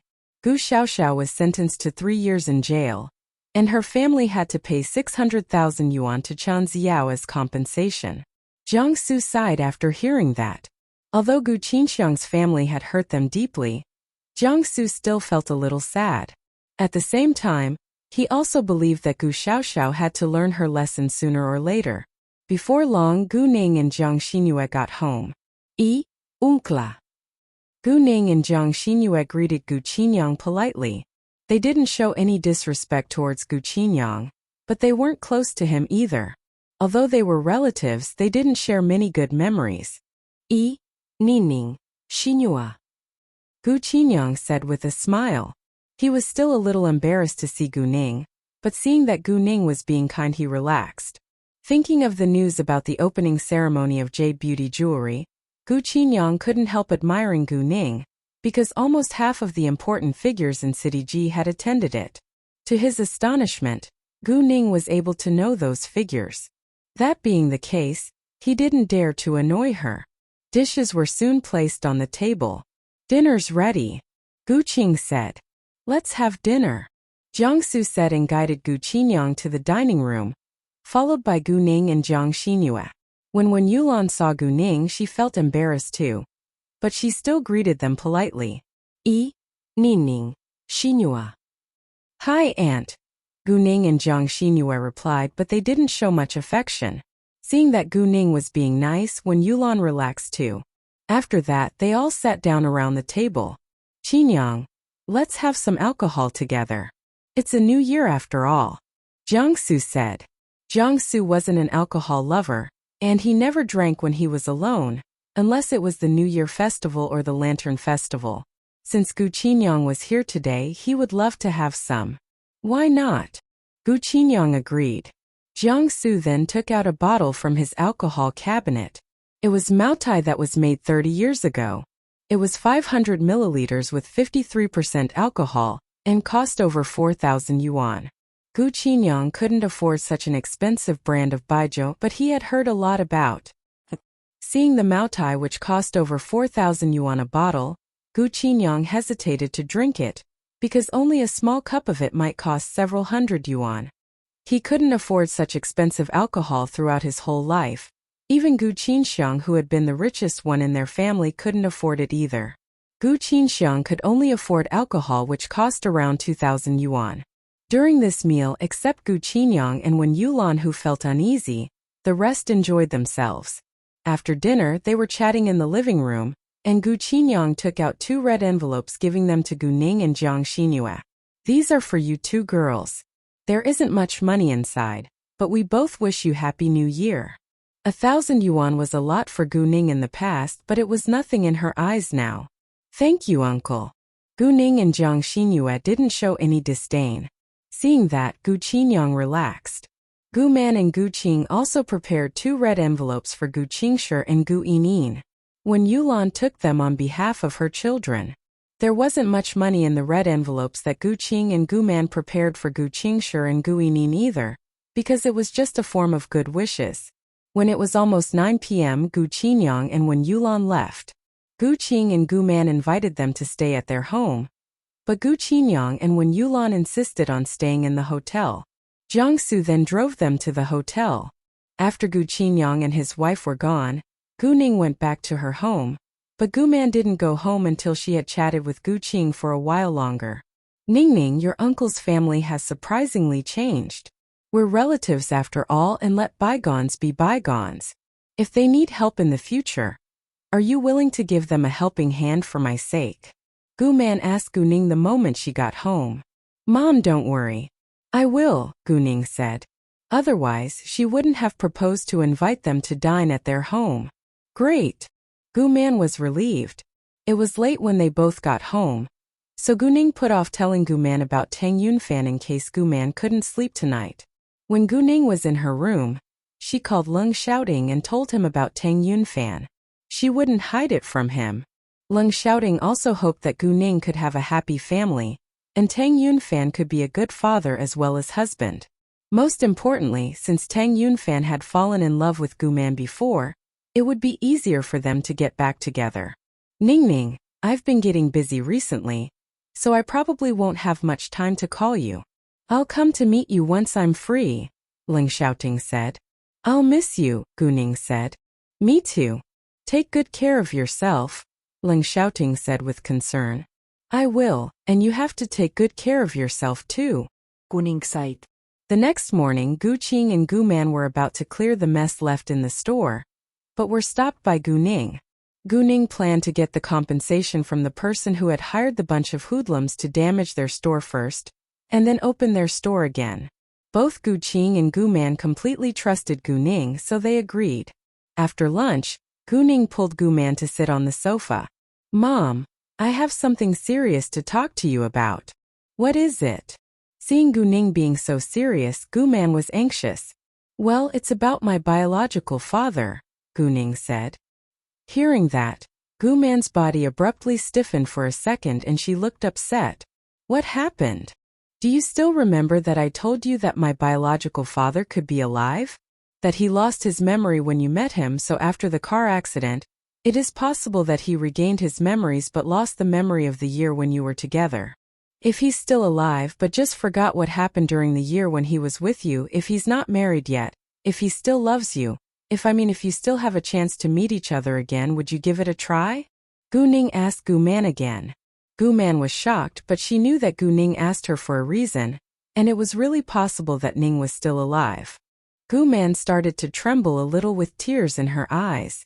Are you sure that he's still alive but just forgot the year we were together? I met an old man the other day, and he told me that I closely resembled his son. He also told me that his son disappeared for a year 18 years ago, and when his son came back, his son had completely changed but lost his memory of the year he was gone. I thought that it couldn't just be a coincidence, so I did my investigation, Gu-ning said. What's the result? Gu-man asked in anxiety. Although we haven't done a DNA test yet, I'm sure that he's my biological father, Gu-ning said. Hearing that, Gu-man burst into tears and breathed hard. Gu-ning immediately put her power into Gu-man's body to help her calm down. Does he have his own family now? Gu-man asked. She believed that he must be married and have children by now. No, he doesn't, Gu-ning said. What? Gu-man was astonished. Although he lost his memory, he had a strange feeling in his mind, and refused to get married, Gu-ning said. Gu-man remained silent, thinking back to the past. She had a deep and abiding love for Ning, which was the reason she never got married again. However, they hadn't seen each other for 18 years, so she honestly had no idea how to face him again. What's your opinion? Gu-man asked Gu-ning. If Gu-ning wanted a happy family, Gu-man would do it for her. But if Gu-ning didn't want to change their life now, Gu-man would also agree. After all, Gu-ning was the most important person in Gu-man's life, and Gu-man wouldn't hurt Gu-ning just for a man, even though she had loved the man very deeply. Although the man was her daughter's father, he had been absent for the past 18 years. During the past 18 years, they had lived a good life without him anyway. Gu-ning understood that Gu-man wanted to meet him but was worried about her feelings. Mom, you've stayed alone for my sake for so many years. You don't feel very lonely because I've been with you the entire time, but I'm going to attend my university soon. I don't want you to be alone at home, so I think that it's better if there is a reliable man to keep your company. I've always had that idea in my mind even before I found out that my biological father is still alive. Mom, actually, I've already met him and he's a good man. Gu-ning held Gu-man's hand. Knowing that, Gu Man was deeply touched. However, if he lost the memory of that year, will he accept me? Gu Man asked. He will. He's just afraid that you won't accept him, who already forgot you, Gu Ning said seriously. Hearing that, Gu Man rounded her eyes in shock. He knows about our existence? At the same time, she was a little displeased. If the man knew about their existence, why didn't he come to meet them? Gu Man wasn't sure whether she should meet him, but she cared about the man's attitude too. Gu Ning understood what was on Gu Man's mind. In fact, he is Tang Yun fan. He just found out a couple of days ago too, and he's worried that you won't accept him. So he was wearing a mask secretly staring at you these past few days. Gu Ning said. What? Gu Man was totally shocked. Ning is Tang Yun fan? She had been robbed the other day, and he had suddenly showed up to help her. She had had the feeling that they must have met before, but she was surprised that he was Ning. Gu Man was so astonished that she had no idea how to react to the shocking news now. I need some time, Gu Man said, walking to her bedroom. Gu Ning didn't force her either, and let her have a rest, while she went out to deal with Qin Li Lin. Gu Ning didn't go to Meiyin Beauty Salon but the police station. Coincidentally, when Gu Ning arrived at the police station, she met Yuan Jisung, who had just walked out of it. Hi girl Gu. What happened that you came here? Yuan Jisung was surprised to see Gu Ning. People came to the police station for a reason, so Yuan Jisung was concerned about her. Nice to meet you, Mr. Yuan. Gu Ning greeted him with respect. Well, someone hired a group of hoodlums to damage my mother's beauty salon yesterday, so I came here with the evidence. What? How dare they? Come on, I can take you to meet the director, Yuan Jisung said. Thank you so much, Mr. Yuan. Since Yuan Jisung was willing to help her, it would be much better. You can call me Uncle Yuan, Yuan Jisung said. Gu Ning had saved his life and Su Anya's life, so he appreciated Gu Ning very much and would love to make friends with her. Gu Ning really was an outstanding young girl. Sure, Uncle Yuan, Gu Ning said. It was a good thing that she could maintain a good relationship with Yuan Jisung. Oh hi, can I help Mr. Yuan? Liang Yobua, who was the director of the Public Security Bureau, was a little confused when Yuan Jisung walked back in. And when he noticed Gu Ning, who was walking behind Yuan Jisung, he was surprised. Miss Gu. When Gu Ning had been arrested last time because she had beaten several female students in a school, Liang Yobua had directly received his leader's call and ordered to release her. Therefore, Gu Ning had left a deep impression on him. Liang Yobua had even remembered Gu Ning's face in his mind, because he didn't dare annoy her again. Although Gu Ning was from an ordinary family, she had support from powerful people. In addition, ever since Liang Yobua had met Gu Ning at Su Anya's birthday party, he knew that she wasn't simple and she had a powerful network. In that case, Liang Yobua treated Gu Ning with great respect. Director Liang, nice to meet you. The thing is, a group of hoodlums damaged and smashed my mother's beauty salon yesterday, and this is the evidence, Gu Ning said and took out the USB flash disk, handing it to Liang Yobua. Hearing that, Liang Yobua took the USB flash disk at once and watched the evidence first. There were surveillance videos on the USB flash disk. After watching the videos, both Liang Yobua and Yuan Jisung were mad, because Qin Li Lin had hired a bunch of hoodlums to damage Gu Ning's mother's store because of business competition. Girl Gu, how is your mother now? Yuan Jisung asked with concern. She was seriously injured, but luckily I had my special medicine, and she was much better after taking the pills. If I hadn't taken the medicine with me, my mother would have been in great danger, Gu Ning said seriously. They both knew that Gu Ning had a special medicine, so they didn't doubt her words. And they also noticed that Gu Man's head was bleeding after the heavy hit in the videos. The head was the most fragile part of the human body, and it was likely to cause death after such a heavy hit. Miss Gu, I promise that I'll handle this case in person, Liang Yobua said to Gu Ning, and he was determined to punish Qin Li Lin severely. Thank you so much, Director Liang, Gu Ning said politely. My pleasure, Liang Yobua replied. After that, Gu Ning left for her home. Once Gu Ning was gone, Liang Yobua gave the order to arrest Qin Lilin. Qin Lilin thought that her plan had succeeded, but the police suddenly came to her store and arrested her without further questioning. What are you doing? I'm the younger sister of the director of the tourism administration. You can't arrest me, Qin Lilin shouted. The director of the tourism administration? Even the mayor can't help you now, because Secretary Yuan has given the order to punish you according to the law. A policeman sneered. What? Hearing that, Qin Lilin was shocked. It was beyond her imagination that Secretary Yuan would be involved, because from her investigation she read that Gu Qing and Gu Man were ordinary people. Before long, the news that Qin Lilin had hired hoodlums to damage Kamei Beauty Salon went abroad, and the owners of different stores in the shopping mall were all surprised. In the beginning, they all believed that Kamei Beauty Salon had annoyed the gang, but unexpectedly, it was simply business competition. Facing solid proof, Qin Lilin wasn't able to deny it. Therefore, she would be brought to court tomorrow.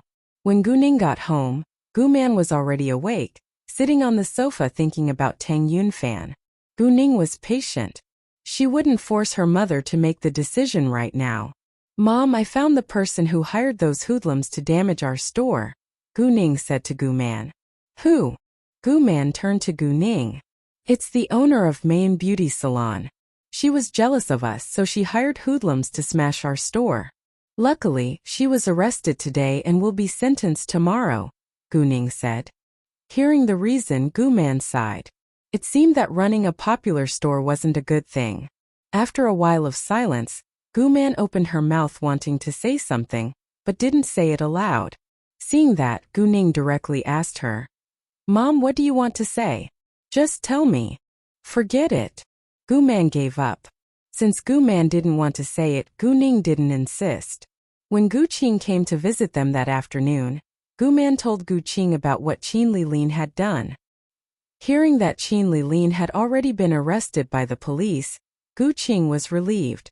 During dinner, Gu Man ate less than usual because she didn't have much of an appetite.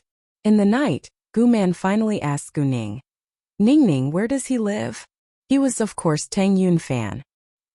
He lives in City B, Gu Ning said. Actually, Master Tang already took me as his own granddaughter, but he doesn't know that Tang Yunfan is my biological father yet. I think that maybe it's fate that brought us together. Even though you didn't meet him, we still have a connection with the Tang family. Indeed, after Tang Haifeng officially took Gu Ning as his own granddaughter, Gu Man would have met the Tang family sooner or later. Although Gu Ning respected Gu Man's opinion and decision, she would also help her mother to face it. What? Master Tang already took you as his own granddaughter? Gu Man was surprised. Yes.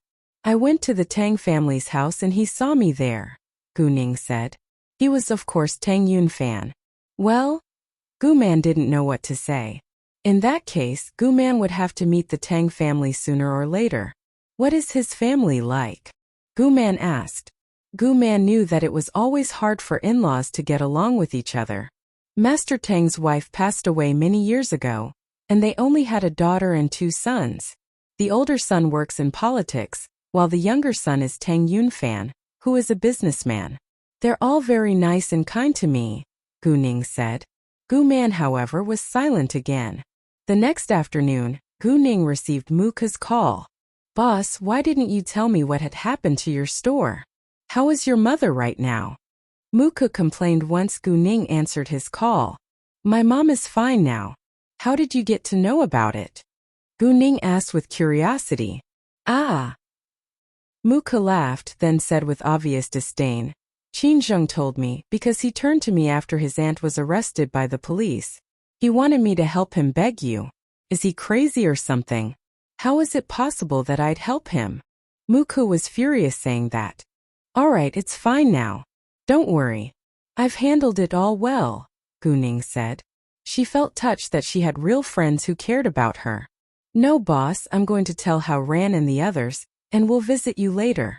Don't reject us because we're good friends, Muka said with determination. Although Gu Ning thought that it wasn't necessary, she didn't want to hurt their feelings, so she agreed. Fine. Gu Ning answered. and told him the address of her home. After hanging up the call with Gu Ning, Muku called every one of their friends, and they were all mad at Qin Zheng's aunt. Gu Ning also told Gu Man that her friends would visit her later. Gu Man was touched by Gu Ning's friends' kind behavior, and Gu Man was happy to see them. She immediately told Gu Qing to go grocery shopping with her. Around 3 p.m., Muku and the others, including Su Anya, arrived. They all came with different kinds of gifts. Even though Gu Ning told them not to bring gifts, they weren't willing to visit her with empty hands. Gu Man also told them not to buy gifts, but they had already come with many packages in different sizes. In addition, they all cared about Gu Man's and Gu Qing's health, which made Gu Qing and Gu Man feel deeply touched. Gu Qing and Gu Man went to cook in the kitchen, while Gu Ning was chatting with them in the living room. Although it was a little noisy, they all enjoyed themselves, and Gu Man had no time to think about Tang Yunfan. Before she made her decision, Gu Man wouldn't tell Gu Qing. "Boss, do you still remember that the new semester will begin tomorrow?" Muku asked because Gu Ning was busy all the time. Hearing that, Gu Ning was struck dumb for a second. She had indeed forgotten. Actually, the seniors in high school had already started to attend classes, but Gu Ning was always busy, so she didn't go back to her school yet. However, she did so well academically that her teachers were willing to turn a blind eye. "Oh, I almost forgot," Gu Ning sighed. "I'm so envious of you. We've already been attending classes for days," Su Anya said.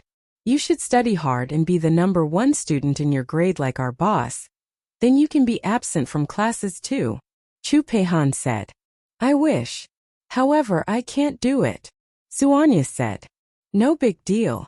Only Muku, Mixi and Ani are good students among us, and they go to school every day, not like the rest of us," Muku said. "Not me. I've gone to school these past few days," Qin Zixuan retorted. "Ha, I don't think you can continue," Zhang Tianping said with disdain. He didn't believe that Qin Zixuan would start to study hard all of a sudden. "Me either." Ani agreed with Zhang Tianping. "You don't believe me? Then let's see," Qin Zixuan said with confidence. "Qin Zixuan, are you insane or something? Why did you suddenly become so studious?" Hao Ran stared at Qin Zixuan. He thought that Qin Zixuan was being very abnormal. "Because I want to attend a good university, I need to study hard," Qin Zixuan argued. "Hey, what do you all want to study in university?" Chu Peihan interrupted them. "To be honest, I have no interest in studying. So I've decided to work in the entertainment industry after my graduation." There was an entertainment company under the Qin gang, so Chu Peihan had plenty of chances at acting. "I'm going to study law and be a lawyer in the future," Su Anya said. "I'm choosing management science," Hao Ran said, because he was going to take over his family business, so it was something he had to do. "Me too," Ani said. Although Shanghua real estate wasn't his family business anymore, the Yin family was still managing it, so it was necessary for him to learn management science too. "I'm going to learn finance," Yu Mixi said. "Politics," Qin Zixuan said. Both of his parents were politicians, so it was highly likely that he would work in politics. "I love playing on the computer, so I'm going to major in computer science," Zhang Tianping said. When it was about 4 p.m., Gu Ning received Yuan Jisong's call. He told her that Qin Lilin was sentenced to 2 years in jail, and that she had to pay 2 million yuan as compensation. After that, Gu Qing and Gu Man could begin to repair and redecorate their store, while each of those injured staff could have 50,000 yuan of mental damage compensation. Around 6 p.m., the dishes were on the table, and they went to enjoy the meal together. After dinner, the others left and Gu Ning stayed home to keep her mother's company. The next day, when Gu Ning went to school, she encountered Qin Zheng at the gate. Or to be specific, Qin Zheng was intentionally waiting for her there. Seeing Gu Ning coming, Qin Zheng walked to her at once. "Gu Ning, can we talk? We have nothing to talk about." Gu Ning ignored him and walked away. "Gu Ning," Qin Zheng tried to stop her. "If you don't want to be punched, stay away from me," Gu Ning warned, then left.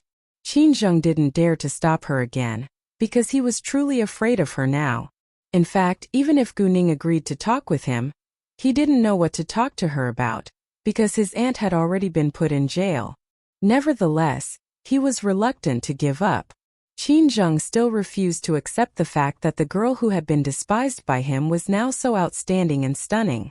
Gu Ning went to meet her friends when she got to school, and they walked to their classrooms together. There were many students in the 4th classroom already. However, Gu Ning's appearance didn't attract much attention from them, because only the high society knew that she was the real boss of Jade Beauty Jewelry.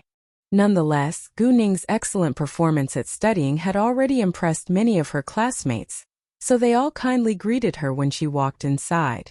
Xiao Feifei, Yang Yulu and Wu Qingya, however, hated Gu Ning as always. She doesn't come to classes just because she became the number 1 in our grade. I think she'll regret when the entrance examination to college comes, Xiao Feifei said with disdain. After the final exams, all the other students had to attend classes for another week, and after the New Year festival, they also had to go back to school a week earlier, while Gu Ning had enjoyed her vacation. Exactly. I think that she won't pass the exam, Yang Yulu said. Although their voices weren't loud, Gu Ning still heard their talk, but she didn't care at all. Afterwards, the class began. Because of the entrance examination to college, senior students in high school could only have half a day off in a week, but Gu Ning was different. She would come when she was free, but asked for a leave when she was busy with her business. Therefore, Gu Ning went to ask for a leave in the head teacher's office right after the first class was over. Her head teacher was displeased but couldn't do anything about it, because Gu Ning was the number 1 in their grade. Gu Ning left her school soon after the first class. Gu Ning had asked for a leave the next day too, because Kay called her asking for her help. A friend of his had a car accident, and the doctor said that his friend's leg had to be amputated. Kay told Gu Ning that as long as she could cure his friend would be willing to follow her lead. His friend was an ace finance expert as well as an outstanding business administrator. Gu Ning was of course more than willing to help Kay's friend, because he was exactly the kind of skillful person she was looking for. Gu Ning also planned to get Kay and his friend to help her run the businesses in her group in the capital. Although Kay knew little about business, his detective ability and investigation ability were remarkably excellent, which was indispensable for running a big business group. When Gu Ning called her head teacher in the night, her head teacher was furious and shouted at her in anger. Gu Ning, you've asked for a leave twice within 2 days. Are you still aware that you're a senior student who's going to attend the entrance examination to college in a couple of months? Although her head teacher understood that Gu Ning was excellent at studying, the entrance examination to college wasn't something that she could take airily. I'm sorry, but it's an emergency. My friend just had a car accident and his leg is going to be amputated. I have to visit him. Gu Ning sighed. You. Her head teacher didn't know what to say.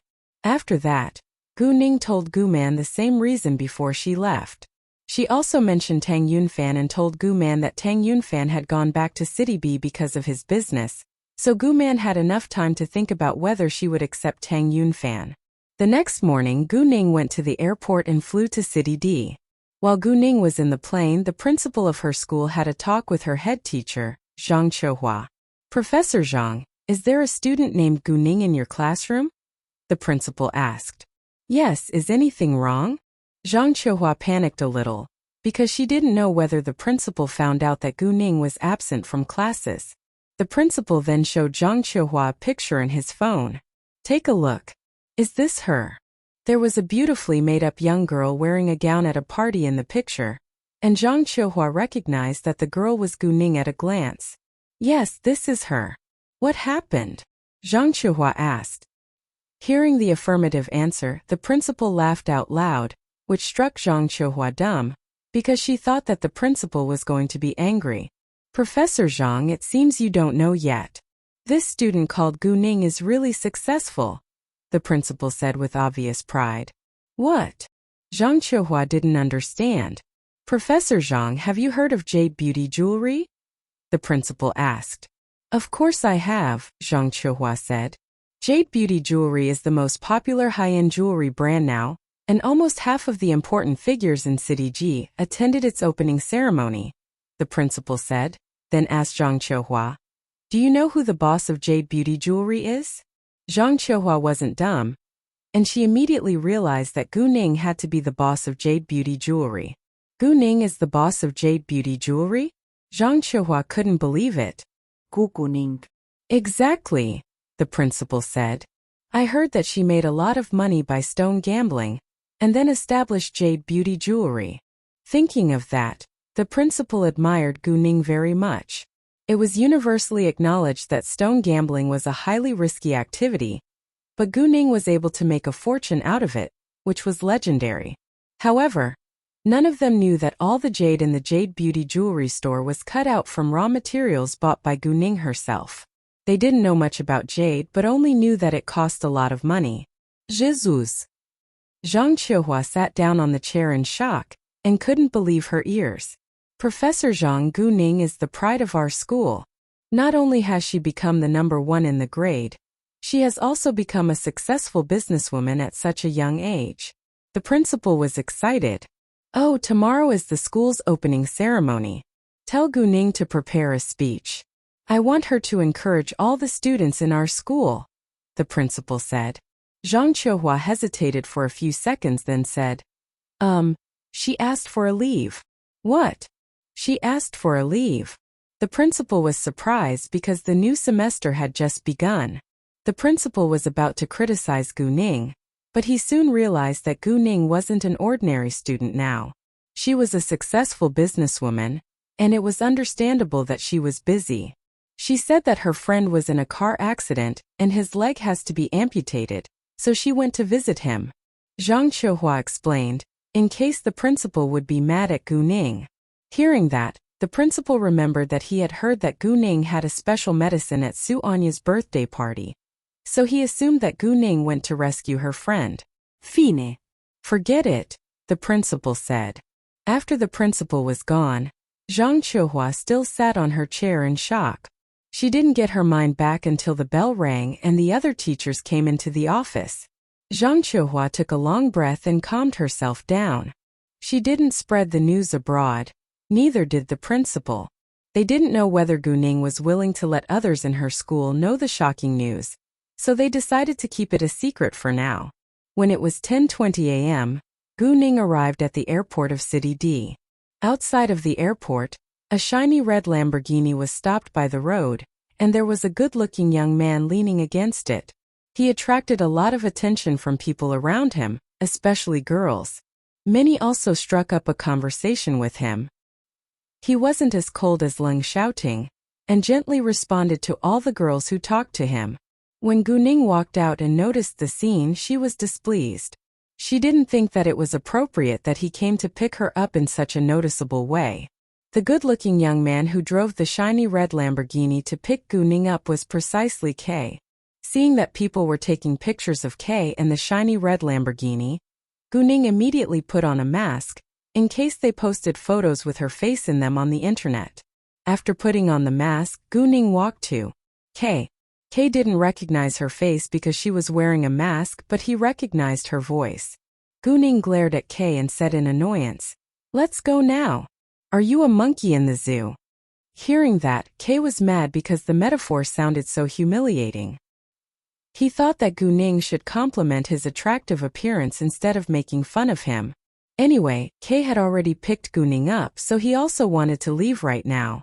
Seeing that the good-looking man drove here to pick up a girl, others were very jealous. Many girls wished that they could be Gu Ning. When Gu Ning got in the car, Kay drove ahead at once. "What do you usually do?" Gu Ning asked Kay and took off her mask. "Have fun," Kay said. "I'm willing to rescue your friend, but both of you have to do something for me too," Gu Ning said. "What is it?" Kay asked. He didn't seem displeased at all. "You know that I'm still a student, and I don't have much time to run my company, so you two can help me with that," Gu Ning said. Although she hadn't met Kay's friend yet, she trusted Kay. "What about the annual package?" Kay directly asked about the salary. "Each of you can have 5% shares, which is worth at least dozens of millions of yuan," Gu Ning said.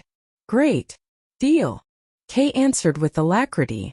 Before long, they arrived at the hospital and went to a VIP patient room. Standing outside of the patient room were two men. One was Guo Hao, whom Gu Ning had met before, while the other was a stranger. "Hi, boss, Miss Gu," Guo Hao said with respect. "Boss, Miss Gu." The other man also greeted them with great respect. His name was Zhou Kun and he was also Kei's bodyguard. Guo Hao opened the door for Gu Ning and Cat once. A man who was around 30 years old was lying on the hospital bed. He had great features but looked quite pale.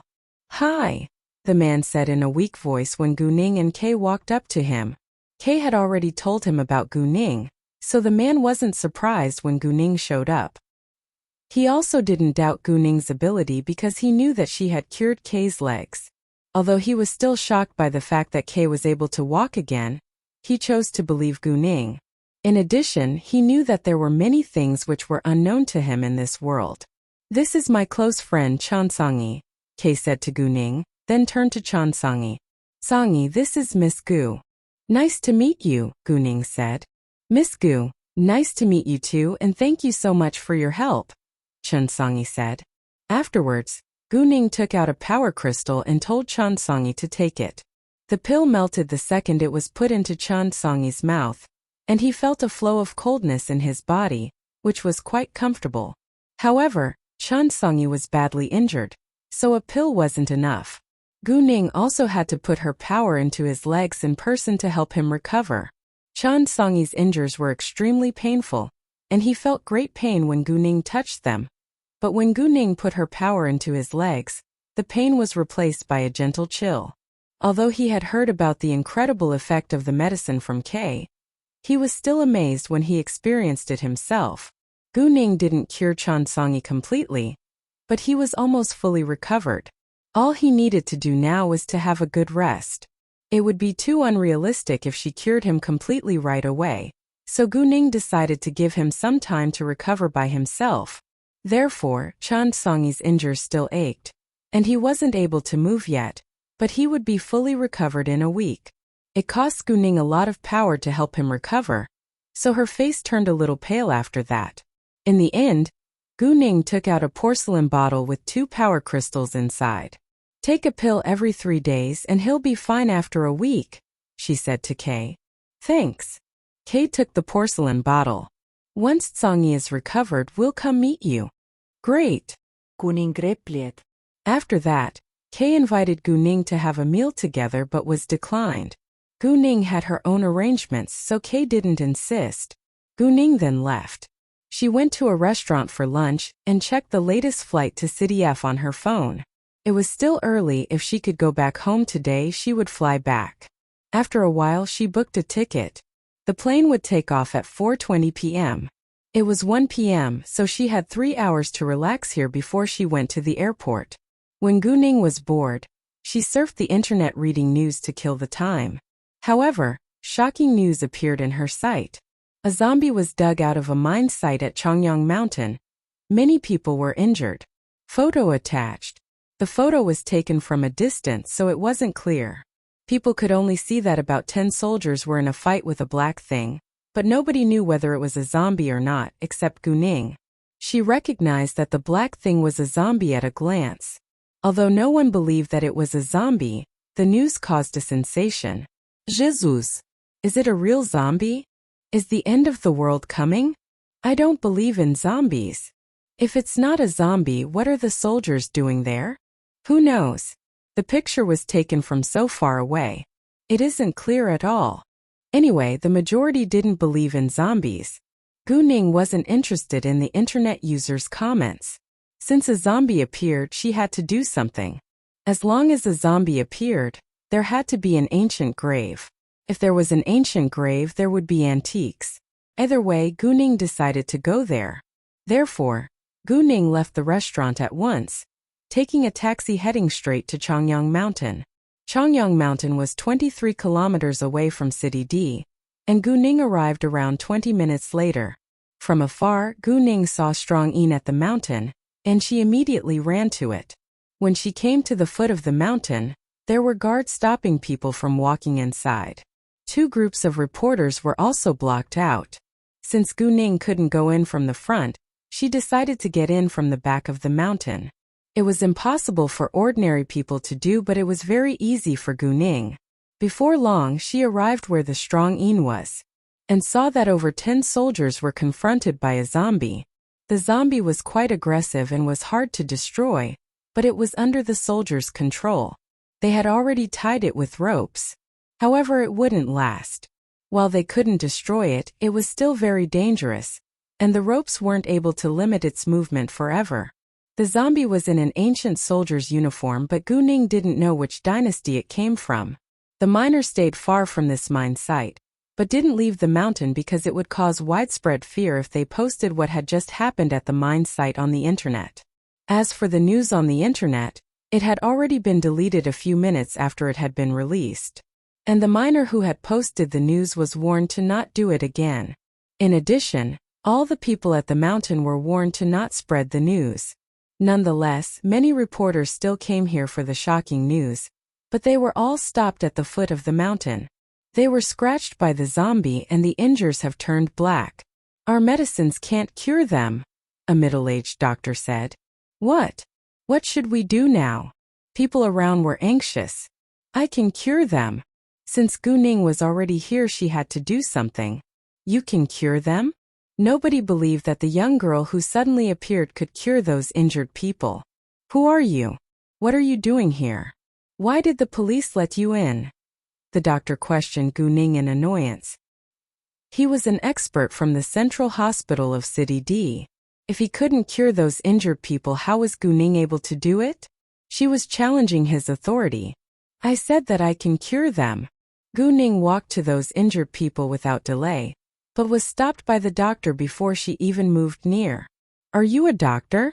Why should we believe you? The doctor didn't think that a young girl was able to do what he couldn't. Since you failed to cure them, why won't you let me try? Are you going to watch them die? Gu Ning asked, staring straight at the doctor. You! The doctor was mad. Dr. Tan, I think that what the young girl said makes sense. Since you can't cure them, we can let her have a try. Gao Chong, the supervisor of the mine site, said.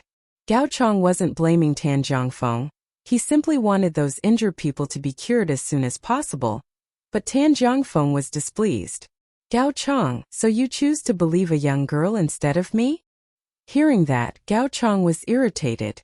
Dr. Tan, what do you mean by saying that? Since you can't do anything, why won't you let the girl try it? No one wants to see them dying right in front of our eyes. If the young girl can do something, we at least have hope. What's going on here? At this time, Zhang Bowen, the mayor of City D, walked over. When he walked near, he recognized Gu Ning at a glance, and was quite surprised. Miss Gu, why are you here? Zhang Bowen wasn't only surprised but also excited to see Gu Ning, because he knew that Gu Ning wasn't a simple girl. She had rescued Yin Zhenglin and Xiao Changchun, and had helped Yin Zhenglin unseat Lu Shirkuan's group, but she didn't show off at all. Afterwards, she had even acquired the Hongyun group. In Zhang Bowen's eyes, Gu Ning was an upright young girl as well as a successful businesswoman. The Hongyun group had over 1 billion yuan in assets, and Gu Ning already had Shanghua real estate beforehand. Zhang Bowen had also heard that Gu Ning was excellent at stone gambling, and that she owned a high-end jewelry store too. Although she only had one jewelry store now, it was worth over 1 billion yuan already. It was universally acknowledged that stone gambling was a high-risky activity. If Gu Ning was able to make a fortune by it, money wasn't a problem for her. However, not everyone could have the outstanding ability of stone gambling like her. When people saw that Zhang Bowen treated Gu Ning with respect, they were all surprised. None of them had ever seen their mayor being so polite to a young girl. No matter what, this young girl in front of them had to be an important figure according to Zhang Bowen's attitude towards her. Mayor Zhang, I can cure them, Gu Ning said with confidence. However, this doctor keeps stopping me. Zhang Bowen was displeased and gave Tan Jiangfeng a glance. Tan Jiangfeng immediately shut his mouth. Although Zhang Bowen doubted whether Gu Ning could cure those injured people, he was willing to let her try it. Miss Gu, please. Since Zhang Bowen agreed, no one else dared to stop Gu Ning again. Gu Ning took out power crystals from her backpack at once and told the 5 miners who had been scratched by the zombie to take them. The people around were all staring at them in anxiety, but Tan Jiangfeng, on the other hand, hoped that Gu Ning would fail too, because he hated her for challenging his authority. Actually, Tan Jiangfeng was a selfish and self-centered person. It was Patient's misfortune that a man like him could be a doctor. A few minutes later, the injured miners recovered gradually, which was exactly opposite what Tan Jiangfeng wanted to see happen. Each of the injured miners only took a pill, so they wouldn't recover fully in such a short time. But their lives were already saved. Everyone was surprised by the great effect of Gu Ning's medicine, and they all admired Gu Ning now. Wow, it's so amazing. Exactly. Even Dr. Tan failed, but she was able to cure them in such a short time. She must be a highly skilled doctor. People all complimented Gu Ning, while Tan Jiangfeng was furious and felt extremely embarrassed. Why can she cure them? Although Tan Jiangfeng was mad, he didn't dare to say anything. Miss Gu, it's so unbelievable. Thank you so much for your help. Jiang Bowen thanked Gu Ning with sincerity. You're welcome, Mayor Jiang. I just did what I could do, Gu Ning said. Actually, Gu Ning came here not only to rescue those injured people, but to destroy the moving body and find the precious antiques in the unknown ancient grave as well. Mayor Jiang, I know how to destroy the zombie, so please allow me to walk over, Gu Ning said to Jiang Bowen. What? You can destroy the zombie? Hearing that, everyone was astonished. Don't think that you're a real lifesaver simply after rescuing several injured people. It's completely a joke thinking that you can destroy the zombie. Tan Jiangfeng interrupted with disdain. Although others also had the thought, it was too early to draw conclusions. Didn't you say that I can't cure those injured people just then? I did, so don't jump to conclusions and be kind. If you're so biased and mean, I think that it is a patient misfortune that a man like you can be a doctor. Gu Ning retorted at once. She wouldn't tolerate such a mean person. You! Tan Jiangfeng was mad again. All right, Miss Gu. Please do whatever you can and be careful. Jiang Bowen interrupted them. As long as Gu Ning was willing to help, he would love to give her a chance. If she truly could destroy the moving body, it would be the best result. Meanwhile, Jiang Bowen also bore Gu Ning's comment on Tan Jiangfeng in his mind. If Tan Jiangfeng was really mean and selfish, he wouldn't be a qualified and respected doctor. With Jiang Bowen's support, Gu Ning walked to the zombie. None of the soldiers knew how to handle it. Leader, what should we do now? It's the first time that I've seen something like this. I have no idea. Neither guns nor knives can hurt it. Leader, a girl is walking towards here. They didn't stop her. I think she is coming here to tell us something. Why did they let a young girl come here? She'll be terrified. Are you dumb? Since she dares to walk here and seems calm, she couldn't be afraid of it. All right, stop arguing now. When Gu Ning walked to them, she finally saw the ancient soldier uniform the zombie was wearing clearly. It was from the Sui dynasty. If there were soldiers buried in the ancient grave, an important figure must be buried inside too. Most importantly, they had to destroy the zombie right now. Pour gasoline on it and set it on fire, Gu Ning said. Hearing that, the soldiers around were struck dumb for a second. Is it useful? It could escape if the ropes are burned, a soldier asked worriedly. Of course it is. I've met a zombie before and I used the same way to destroy it. In order to make them believe her, Gu Ning didn't hide the truth that she had met a zombie before. What? You've met a zombie before? They were all shocked. Really? Someone asked. Yes, and I've succeeded once, so we can try it the second time. Gu Ning sighed. You're right, but we don't have gasoline right now, the leader of those soldiers said. I have, Gu Ning said, then took out a flamethrower and a gasoline can from her backpack, telepathic eye space, which surprised everyone around her. Gu Ning walked to the zombie with the flamethrower and gasoline can in her hands. The soldiers were worried and one of them said, Let me do it. Thanks, but don't worry. I can handle it. Gu Ning decided to do it in person because they could make mistakes. Hearing that, those soldiers didn't insist. Gu Ning opened the gasoline can afterwards and poured it on the zombie. Then she instantly used the flamethrower to burn it, and the zombie was engulfed in flames at once. The ropes tied around it were burned and the zombie screamed in great pain, which frightened everyone. In the following minutes, the zombie kept jumping around, and people immediately stepped away from it. Soon the smell of a burning corpse was in the air, which was quite disgusting. Zhang Bowen and the other people who stood far away also heard the scream, and they couldn't help trembling in fear. The zombie couldn't be destroyed in a short time. So Gu Ning didn't put her flamethrower down, but kept aiming at it.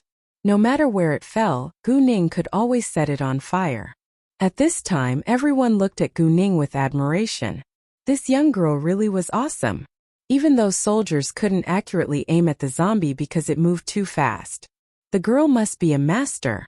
Mayor Jiang, who is this girl? Tong Chengdian, the head of the Public Security Bureau, asked with curiosity. I've only met her twice, so I don't know much about her, Zhang Bowen said. Although he knew little about Gu Ning, he had heard a lot about her. Just met her twice, but he still trusts her? Tong Chengdian and An Wanli, who was a lieutenant colonel in the military region, were both surprised and confused. Look at her. She's even better than the best soldiers in the military. I think that she's a potential ace soldier. An Wanli liked Gu Ning very much, and had the idea to persuade her to join the army. Zhang Bowen, however, didn't think that Gu Ning, who was already a successful businesswoman with dozens of billions of yuan in wealth, would choose to join the army. After being burned for 20 minutes, the zombie stopped struggling and fell on the ground, but it was still twitching. Gu Ning gave the flamethrower to a soldier and said, "Guard it. I'll walk inside to check whether there are other zombies." Gu Ning was calm, but everyone else was shocked. What? You're going inside? It's too dangerous. Indeed, I think that you better stay outside. They all tried to stop her. Don't worry. I'll be fine. Let me tell you something. My master is an expert on zombies, and I've learned a lot. Gu Ning lied in order to persuade them to let her walk in the cave. And if they aren't destroyed totally, people might get hurt again. Well, they knew that Gu Ning was right. None of them believed in zombies until today, and they all agreed that it was necessary to destroy all of them. If they weren't completely destroyed, people really would be injured again. Although it seemed easy when Gu Ning killed the zombie with gasoline, they knew that it was much easier said than done. I'll go inside with you, the leader said. Good idea, others echoed. They weren't willing to see a young girl walking inside the big hole alone. No thanks. If they walked in with her, she couldn't take the antiques as her own if there were any. After that, Gu Ning said seriously to them, "This zombie isn't completely destroyed yet, so you have to guard it in case it comes alive again. Don't allow anyone else to walk in the hole. If any of you are injured by another zombie, I won't help." Afterwards, Gu Ning quickly walked into the hole and left the soldiers outside. Seeing that, Zhang Bowen was shocked and ran over, followed by Tong Chengdian and An Wanli. How could she walk in there alone? Tong Chengdian was a little mad, because he was worried about her safety. Given what Gu Ning had just done, they all admired her and didn't want her to be injured. Since she dares to walk into the hole, she has to be confident. And Wanli said, "Even so, it's really dangerous." Zhang Bowen was concerned too. How could you allow her to walk inside alone? The zombie precisely came out from there, and it's very dangerous inside. Zhang Bowen snapped at those soldiers standing outside of the hole. Mayor Jiang, she said that if she doesn't go inside and have a look, innocent people might be hurt by zombies again. The leader reported. Why didn't you go inside with her? Tong Chengdian asked. She told us to guard this zombie, because it hasn't been completely destroyed yet, the leader said. Well, Zhang Bowen didn't know what else to say but could only wait outside. There was no one else except Gu Ning that could handle the zombies, so Gu Ning was their only hope. Zhang Bowen also believed that Gu Ning wasn't an impulsive person, and she had to be confident and able to handle it alone. When Gu Ning walked into the hole, she took out the night luminescent pearl to light it, because there were many paths in this mine. After a while, Gu Ning noticed Dean at a certain place and walked over. When Gu Ning walked to where the Een came from, She surprisingly found that this wasn't an ancient grave, but was just a 10 square meter large hole. It was messy inside with broken bodies, bones and rotten clothing of the ancient soldiers. The only thing that had shape was the carriage without horses and wheels. Gu Ning used her jade eyes and saw a 20-inch mahogany box with some coins and porcelain inside the carriage. Although there weren't many of them, they were still very valuable. Gu Ning thought that those ancient soldiers must have been passing by, so why had they suddenly died here? Gu Ning couldn't figure it out, and the truth wasn't important either. Once the night-luminescent pearl appeared, the Yin was gradually absorbed into it. Gu Ning also put the mahogany box into her telepathic eye space before she left. She didn't stay in the hole for a long time, and walked out after 10 minutes. Seeing her walking out safely, Zhang Bowen and the others were finally relieved. Girl Gu, do you know that it's very dangerous inside? What if there were other zombies in there? Can you handle so many zombies alone? Zhang Bowen said worriedly. Gu Ning understood that Zhang Bowen was worried about her safety, so she comforted him. I'm sorry that I didn't tell you first before I walked in, but I'm safe now, and I wouldn't have walked in there if I hadn't been confident. Since Gu Ning said so, Zhang Bowen didn't say anything further. Oh, there is a pile of bones and broken bodies but no zombies, Gu Ning said. Hearing that there were no zombies, everyone relaxed. How did you know that there was a zombie? Zhang Bowen asked Gu Ning. I read the news on the internet. I knew how to kill it, so I came to help, Gu Ning said. We've already deleted the news on the internet, and I hope that you can keep it a secret because it could cause widespread fear, Zhang Bowen said. Of course I will. Gu Ning knew that it was necessary to keep it a secret. And now that the zombie was burned to ashes and the crisis was resolved, the miners were able to go back to work too. After that, they were about to leave the mountain. Zhang Bowen invited Gu Ning to share a meal with him. Gu Ning declined once, but Zhang Bowen insisted, so she agreed in the end. Anyway, she was starving now, and missed her flight after the mess this afternoon. Gu Ning wasn't sure when she would be able to fly back, so she decided to not book a plane ticket yet. Tong Chengdian and An Wanli also joined Gu Ning and Zhang Bowen for the meal. Tan Jiangfeng was a famous doctor at the Central Hospital, but he was nobody in front of those important officials. He was also ambitious, and he came here on his own initiative in order to impress those important officials and build his network. Unexpectedly, Gu Ning suddenly appeared and grabbed everyone's attention away from him. Therefore, Tan Jiangfeng hated Gu Ning a lot, but he didn't dare to say anything. Of course he wouldn't give up. Gu Ning sensed Tan Jiangfeng's vicious gaze but didn't care. Gu Ning got in Zhang Bowen's car, while Tong Chengdian shared a car with An Wanli. The other policemen stayed to clean the site. After cleaning the site, the police also left for the Public Security Bureau. When they had just arrived at the foot of the mountain, many reporters ran to them trying to interview them or take some pictures. However, they were all declined. Since the police refused to accept the interview, the reporters couldn't do anything about it. They could only take several pictures of the cleaned site and write the news. Zhang Bowen chose to dine at Quanlin Resort. After they sat around the table in the private room, Zhang Bowen introduced Tong Chengdian and An Wanli to Gu Ning. Gu Ning greeted them politely with confidence, and her good attitude impressed all of them. Facing those important figures, Gu Ning didn't abase herself but stayed calm and confident. After what they had been through, none of them dared despise her. Gu Ning, where are you from? An Wanli asked. City F, Gu Ning said. I think that you're very young. You must still be a student, right? An Wanli asked. Gu Ning smiled gently. Yes, I'm a senior student in high school, and I'm going to attend the entrance examination to college in a few months. Everyone around the table was surprised again. They didn't expect that Gu Ning was just a senior student in a high school and wasn't in university yet. This young girl was full of surprises. You're indeed a promising young girl, Tong Chengdian complimented. Gu Ning smiled but didn't say anything. Gu Ning, are you interested in joining the army? An Wanli asked with anticipation. Gu Ning was struck dumb for a second, then realized An Wanli's aim. She smiled and apologized. Sorry, my interest is business. Hearing that, and Wanli was disappointed, because Gu Ning was really a potential ace soldier. Before long, dishes were on the table, and they started to eat. Gu Ning had rescued a lot of people and killed the zombie, so she was supposed to be awarded, but she declined. Zhang Bowen really admired Gu Ning because she kept a low profile all the time. Zhang Bowen told Gu Ning that if she encountered any troubles in City D, she could turn to him for help. As long as it was legal, he would spare no effort to help her. Tong Chengdian and An Wanli also said the same thing.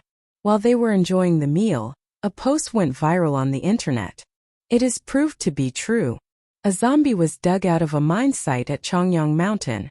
Video. The video was only 5 seconds long but was very clear.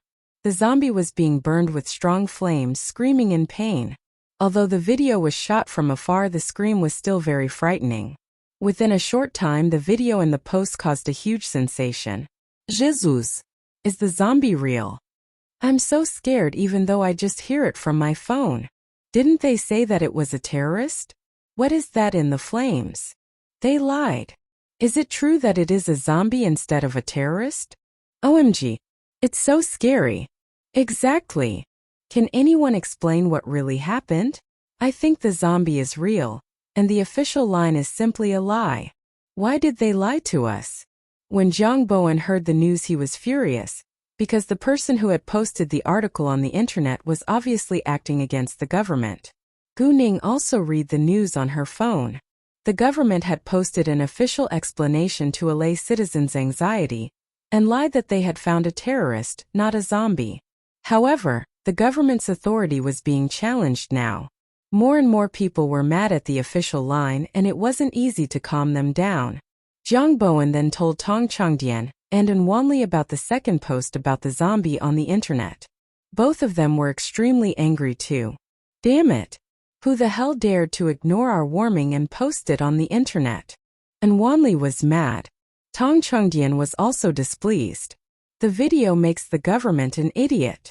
If the citizens believed that the zombie was real, they really had no idea how to explain it, because it was completely beyond ordinary people's knowledge.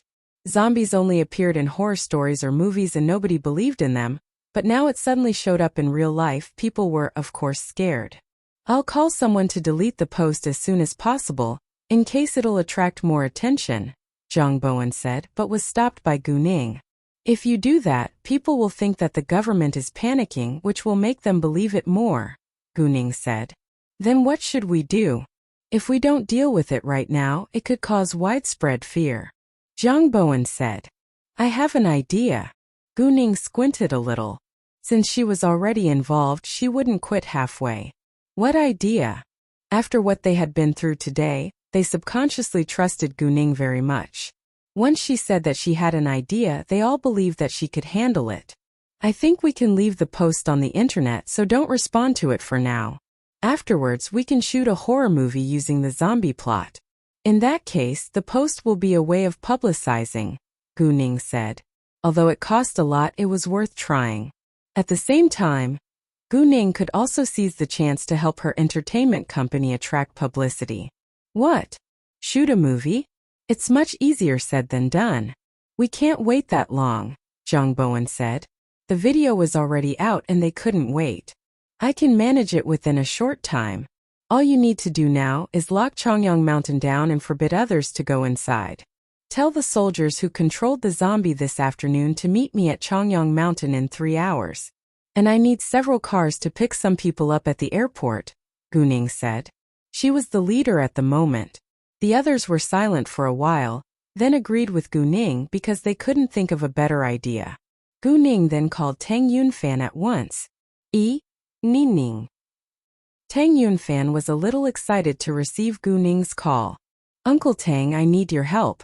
Would you please lend me a set of equipment for filming and deliver it to Chongyang Mountain in City D by helicopter as soon as possible? I need it right now, and I'll explain it to you later, Gu Ning said. Oh, I also need an acting suit for an ancient soldier. Please help me get one. The Tang family was the richest family in City B, so they naturally had helicopters. Hearing that, Tang Yunfan understood that Gu Ning was going to shoot a movie, so he answered at once, no problem. However, when Jiang Bowen and the other two heard the word helicopter, they were all surprised, because people who could afford a helicopter had to be either super rich or powerful. Either way, they completely trusted that Gu Ning could handle the trouble that they were faced with now. After hanging up the call with Tang Yunfan, Gu Ning called Lu Zhan without delay. "Uncle Lu, how is your crew now?" They needed many people other than actors and directors to shoot a film. Director team. Director. Assistant director. Executive director. Clapperloader. Production team. Producer, production manager, on-site producer, associate producer, co-producer. Photography team. Camera, additional camera, assistant camera, gaffer. Art team. Set dresser, wardrobe supervisor, makeup artists, hairstylist. Recording team. Boom operator, sound mixer. All the above-mentioned workers were needed, and some of them would do many jobs at the same time. "All is well," Lu Zhan said. "It's my cousin's team. Because he's been influenced by me ever since he was a child. He works in the entertainment industry as well. Although he isn't famous, the quality of his team is quite good. My peers don't know that I'm back in the industry and none of them are willing to help me, so I directly hired him." Although Lu Zhan was fully in charge of the crew, Gu Ning was his boss after all, so it was necessary for him to report to her. "Great. How many are there?" Gu Ning asked. 16 in all, Lu Zhan said. "Very well. Take the earliest flight to City D now. We need to shoot a movie as soon as possible, and I've borrowed the accoutrements so you all just need to bring your own clothes. We'll talk about the details after your landing, and I'll arrange someone to pick you up," Gu Ning said seriously. "Sure, I'll gather them right now," Lu Zhan said. He realized that it was an emergency, and it was his boss's order so he couldn't reject.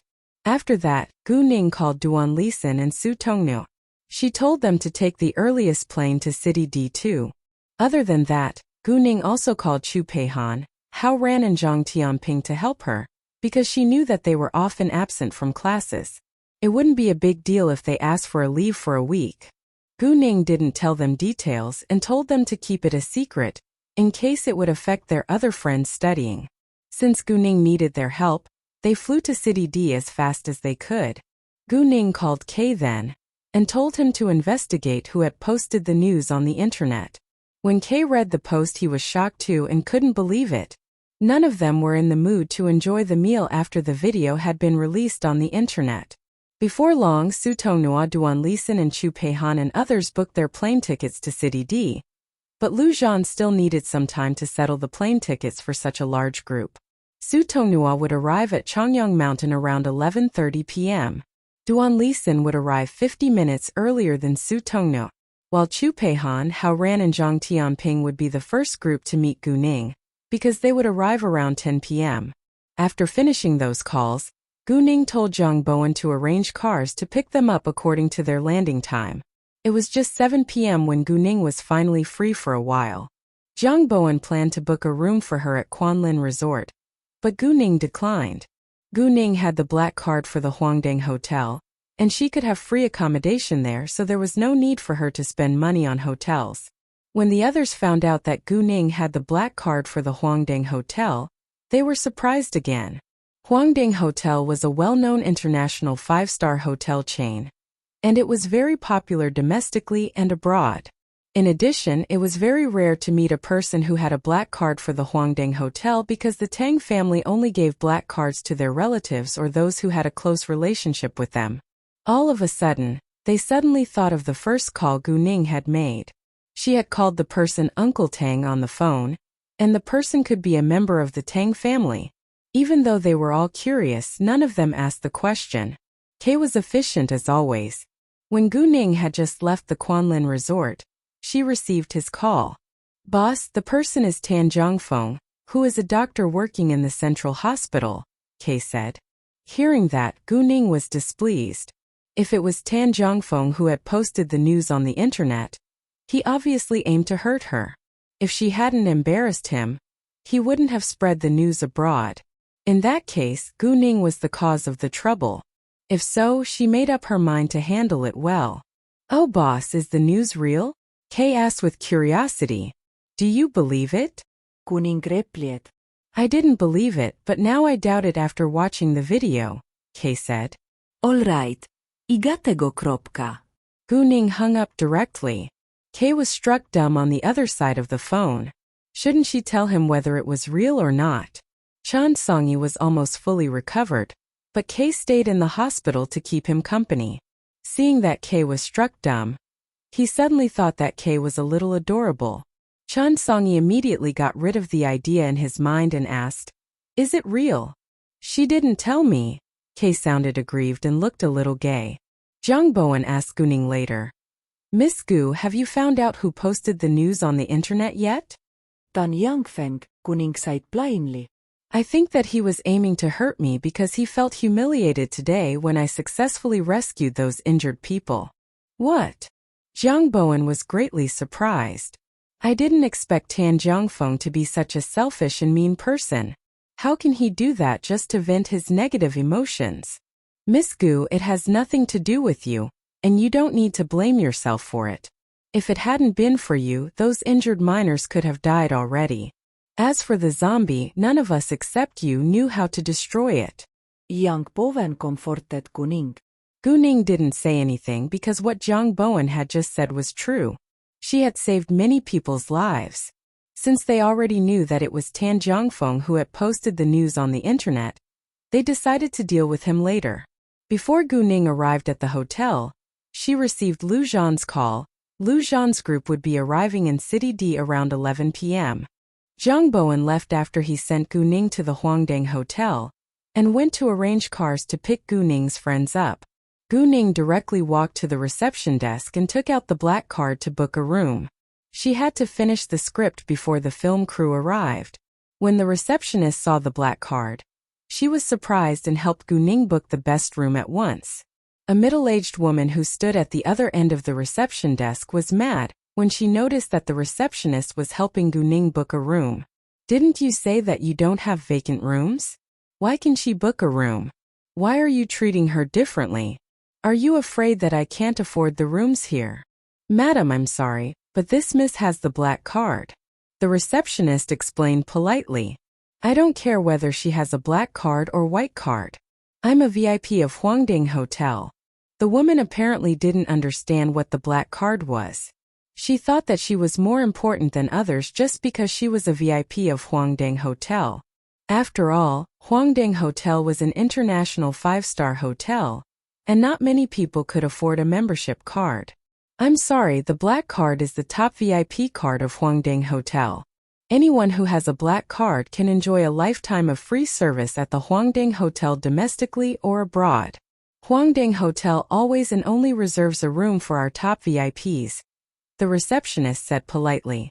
After hearing that, the woman flushed in embarrassment. She intended to laugh at Gu-ning, but unexpectedly, Gu-ning was more important than she was in this hotel. At this time, another 2 women walked over and one of them said, "Shulan, it's fine. If they don't have vacant rooms, we can stay elsewhere. And it costs a lot staying here. You don't need to spend so much on us. It's just a 5-star hotel. I don't lack money at all. Since they don't have vacant rooms, we can stay in another 5-star hotel. I've invited you to have fun today, so I'm determined to let you enjoy yourself," the woman called Shulan said proudly. It was quite obvious that she was simply showing off. The other 2 women felt embarrassed but didn't say anything. After that, the 3 of them left while Gu-ning walked to an elevator.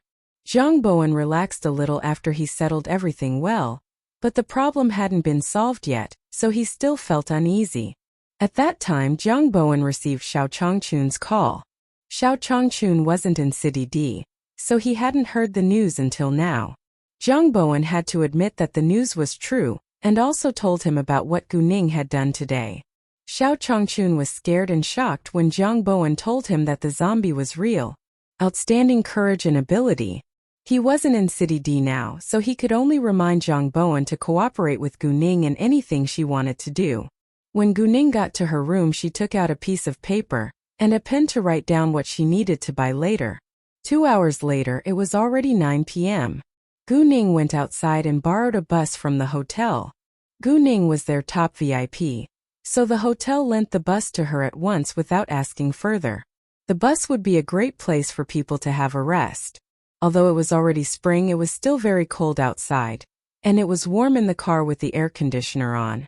Before setting off, Gu Ning went to the supermarket to buy 10 boxes of mineral water, a small printer, a pack of A4 paper, banners, glue, red cloth, incense, which was needed for the movie opening ceremony.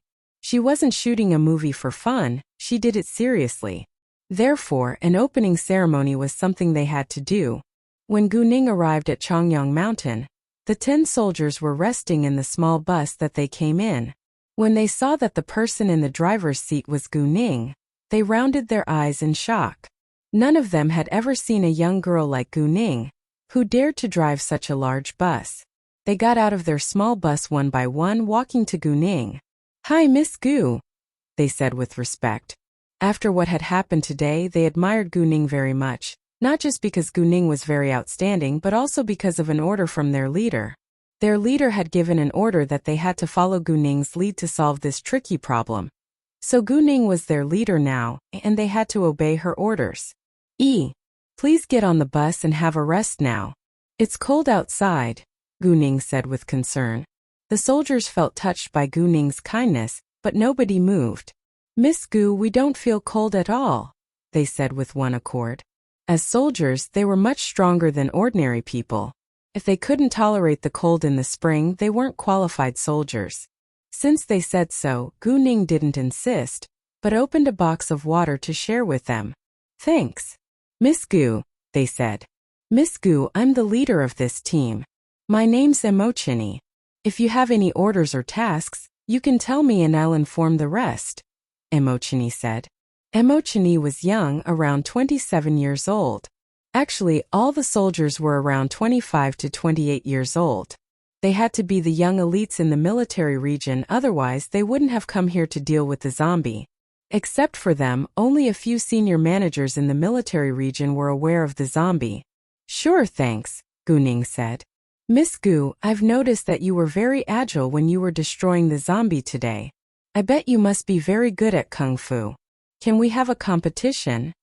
a soldier asked. However, before Gu Ning could respond, Emochini kicked him and criticized. "Do you think it's the right time to have fun now? It's fine. We're free now after all, and we can have fun for a while," Gu Ning said. She was a positive girl and never lost interest in life. In addition, she was confident that she would be able to solve the problem well. Actually, more than one soldier was interested in having a competition with Gu Ning, so once Gu Ning agreed, they were all excited. There was a large empty space at the mine site, which was a great area for them to fight. "Who'll be the first?" Gu Ning asked. "Me." A man stood up at once. He was the one who had proposed to have a competition. Once he stood up, the others were displeased, because he replied so fast and they lost a chance. Although they all knew that Gu Ning was good at fighting, they had never fought against her, so they weren't clear about her ability. Therefore, when the soldier started the competition with Gu Ning, he didn't use his full force in case he would hurt Gu Ning. However, Gu Ning directly beat him down within seconds, shocking everyone. They weren't even ready for the show, but it was already over. The soldier who had been beaten down by Gu Ning was also struck dumb on the ground, and felt ashamed. The miners who noticed that they were fighting for fun all surrounded them for entertainment. Although the mine site was rented by a film crew, and they didn't need to work today, they couldn't leave this mine site, to prevent any of them from spreading the news to the outside. When they saw Gu Ning, who was just a slim young girl, beat down a strong soldier, they were all astonished. "Never take your enemy lightly," Gu Ning said seriously to the soldier on the ground. Although she understood that he hadn't used full force in case she would be hurt, it wasn't the right attitude when he faced an opponent in a fight. "If you're fighting against me, you don't need to be modest, because even if you use your full force, you probably still can't beat me." Gu Ning turned to look at the rest of the soldiers. She seemed so confident, so nobody thought that she was bragging. At the same time, they were all excited and eager to win. "I'll go next." Another soldier stood out. Given what had just happened to the first soldier, the second soldier used his full strength. Nevertheless, Gu Ning still beat him down within a minute. Actually, it wasn't a bad result that he was able to fight against Gu Ning for a minute.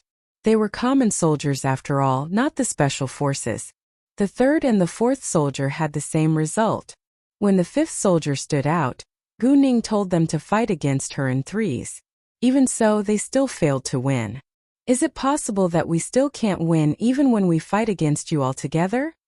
A soldier suddenly asked with doubt, but he actually believed it. Hearing that, Gu Ning gave him a mysterious smile, which scared the soldier a little. Undoubtedly, it was highly possible that they still couldn't win even if they fought against Gu Ning altogether.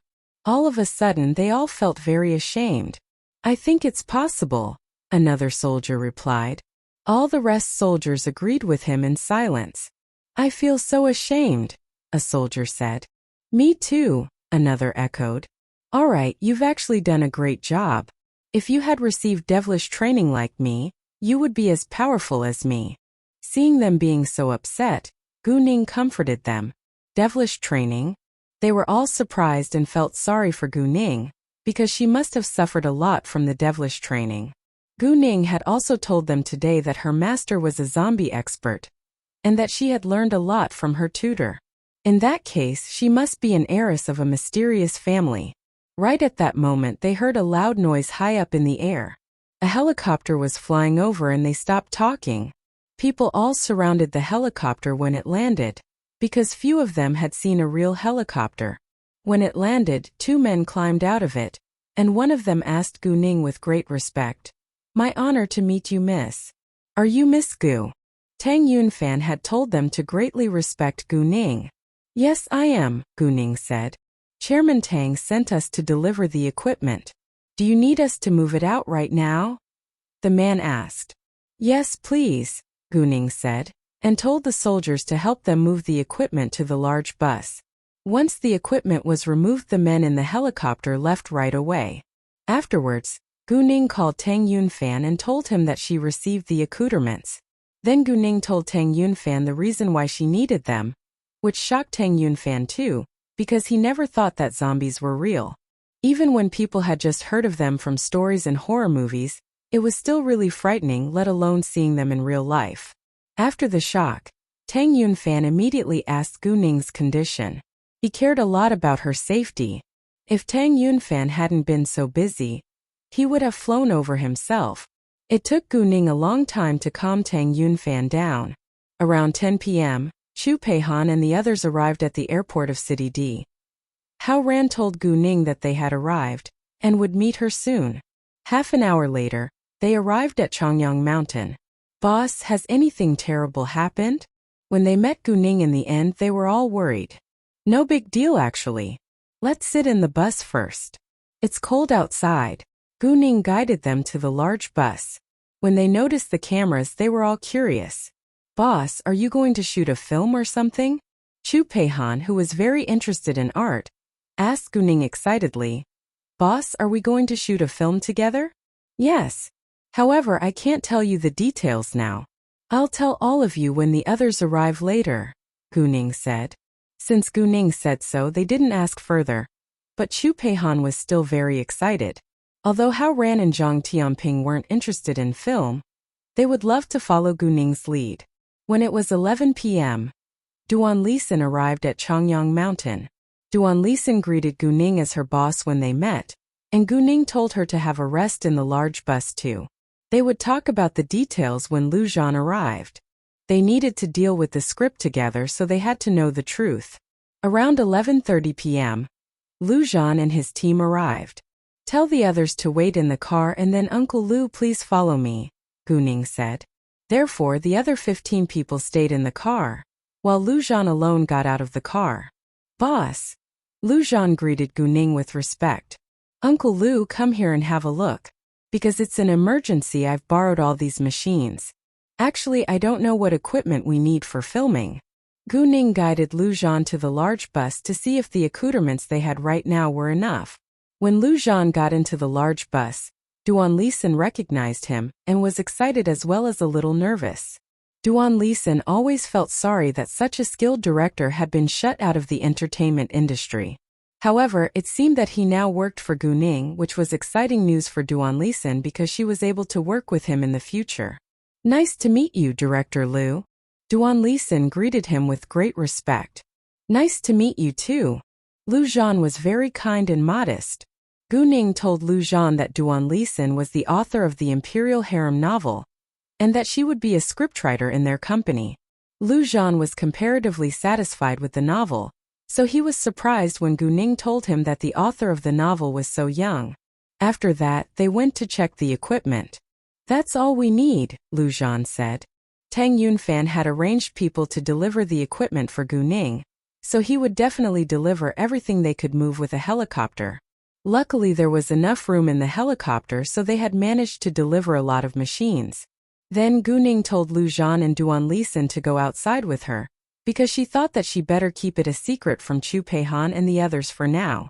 The soldiers were standing outside, so their small bus was empty. Gu Ning, Lu Zhan, and Duan Lisan got in their car. When they were in the small bus, Gu Ning told them everything, which struck them dumb for a long while. Duan Lisan even trembled in fear. To their astonishment, zombies were real. Gu Ning took out her phone and played the video with the sound off, in case they would be scared again. This post already went viral on the internet. Some believe it while some doubt it. If we don't handle it well, it may cause widespread fear and it'll threaten the government's authority. At the same time, I also want to publicize our company so we can shoot the zombie scene first. Take some photos and post them on the internet to justify the video. After that, we'll hold a boot ceremony, but we have to change the time of the camera to the day before yesterday, which will be more persuasive, Gu Ning said. Duan Lisan and Lu Zhan nodded in acknowledgement, but they were still in shock. As for the script, please write it now and finish it as soon as possible, Gu Ning said. It was an emergency, and they hadn't done any preparation. Even so, Duan Lisan was a novelist, and Lu Zhan was a professional director, so it wouldn't be difficult for them to write a script on site. Oh, I wrote a horror film script before and sent it to a film company, but they didn't take a liking to it. You can read it and see whether it's suitable, Duan Lisan said and took her laptop out at once. Duan Lisan was a novelist and scriptwriter, so she brought her laptop with her all the time. Hearing that, both Lu Zhan and Gu Ning were excited because they trusted Duan Lisan's ability. Once the file was opened, Gu Ning soon finished reading the outline of thousands of words. The story was named Infinite Horror. When a man and a woman get to know the news that an archaeological team is trapped in an ancient grave, they immediately realize that there must be ghosts in the grave, so they go to check it themselves. Turns out that there really are ghosts in it. During the process of rescuing the archaeological team, a female ghost in red clothing suddenly appears to help the man and the woman, and they team up. However, the female ghost simply wants to use the man and the woman to kill her enemies in the grave, and they start to fight against each other at the end. After reading it, Gu Ning was satisfied. All they needed to do now was to replace the ghost with a zombie. Very well. This story is very good. I think the film company made a wrong decision in not accepting your script. We can replace the ghost with a zombie before we use it, and it's very reasonable that the soldiers would come to rescue the archaeological team, Lu Zhan said with satisfaction. Having Lu Zhan's approval, Duan Lisan was very happy, and she had already finished the script, so they could start shooting soon. However, it's an emergency, so we lack actors. I've called an actress who I have just signed to come help us, and the rest of the people are my friends. As for the soldiers, they will work as temporary actors and staff members. Uncle Lu, can you contact some actors to help us as soon as possible?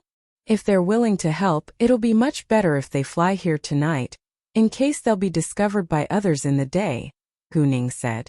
There were many flights during the night, and it was all up to the actors whether they were willing to help now. Of course I can, but I'm worried that they'll reject me because I've been shut out of the industry. Anyway, I'll try, Lu Zhan said. Although Lu Zhan had been shut out of the industry, not everyone cut off their connection with him just because of that. We also need more ancient acting suits for the zombie and the female ghost. Oh, some fake antiques too, Lu Zhan added. I can handle that, Gu Ning said. Great, Lu Zhan said. After that, Gu Ning got out of the car with Duan Lisin. Gu Ning told a soldier to move a socket from the workers' dormitory, because Duan Lisin was going to print her script, and the printer had to be plugged in. Gu Ning returned to the large bus and asked Chu Peihan and the others, "We may be sleeping here tonight. Can you accept it?" Because it was a critical moment, they had to tolerate it. No problem. They didn't care. Lu Zhan's team was also curious about why they were shooting the movie in such a hurry, but nobody told them the reason. While they were waiting, they surfed the internet to kill time. Since they were already in City D, they read the news about it too. Before long, someone found the news of the zombie. Jesus! Read this news. It's a zombie. Really? How come the zombie is real?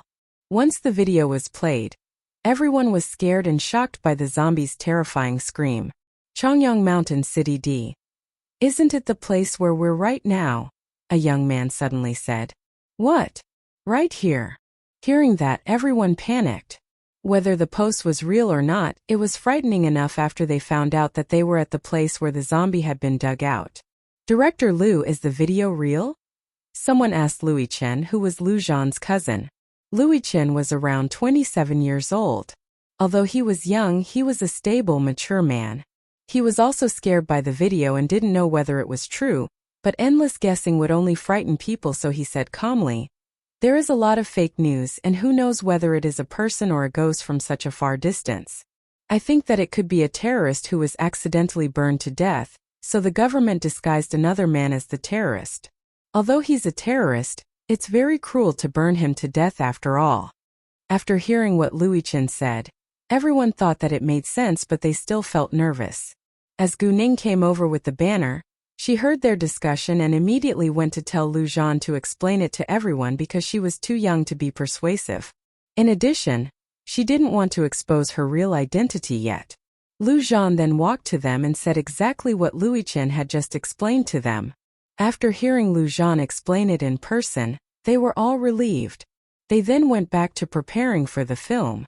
After Lu Zhan finished calling around, he reported to Gu Ning, "Boss, I've made 6 calls and 3 people are willing to come, 2 men and 1 woman, but they are all B-list actors. They're all good at acting but not very famous. 2 of them are in the capital now, while the other one is in City B. They'll fly here tonight." Gu Ning didn't care whether they were famous, as long as Lu Zhan thought their acting skills were acceptable. One actor is experienced, and he's in his early 40s, the same age as me. His name's Zhao Qigong. I think that he can act as the professor for the archaeological team. The other 2 are around 20 years old. The actor is Han Lingshuan, while the actress is Bai Lin. I think that they can be the leading actor and actress, Lu Zhan said. Gu Ning agreed with him. Afterwards, she called the driver again and told him to pick them up when they landed. The driver was sent by Zhang Bowen to follow Gu Ning's lead, so he would do whatever Gu Ning asked him to do. Before long, Su Tonghua arrived along with her assistant, Lin Xiaoxia. "Hi, boss." Seeing Gu Ning, both Su Tonghua and Lin Xiaoxia greeted her with great respect. When Su Tonghua's sight fell on Lu Zhan, she was a little surprised. Director Lu. Su Tonghua had worked with Lu Zhan a few years ago. Although she wasn't a major actress in the show, Lu Zhan had approved of her acting skills, so he remembered her name. Tunu. Lu Zhan was also surprised to see Su Tonghua here. Su Tonghua knew that Lu Zhan had been shut out of the industry, but it seemed that he was able to work again because of Gu Ning. "Hi, Miss Su. Nice to meet you." Duan Lisin greeted Su Tonghua politely. "Nice to meet you too," Su Tonghua said kindly. After that, Gu Ning introduced Duan Lisin to Su Tonghua, then turned to Lu Zhan. "Su Tonghua is the first actress that I've signed. Since you already know each other, I don't need to do the introduction anymore. Uncle Lu, you can choose the actors according to your own standards, and don't need to accord special treatment to Su Tonghua." In case Lu Zhan would feel restricted, Gu Ning put it plainly. Lu Zhan laughed a little. "Tonghua is a good actress, and I think she's suitable to be the leading actress too. After Bai Lin arrives, you two can have an audition to decide which one of you will be the villain, and the other will be the hero. Both of them were good actresses, so they could be the leading roles. Su Tonghua, however, was greatly surprised when she heard that she had a chance to be the leading role in the film. No matter if it was a villain or a hero, she would do her best to play the role well. She had heard of Bai Lin, but they had never met before.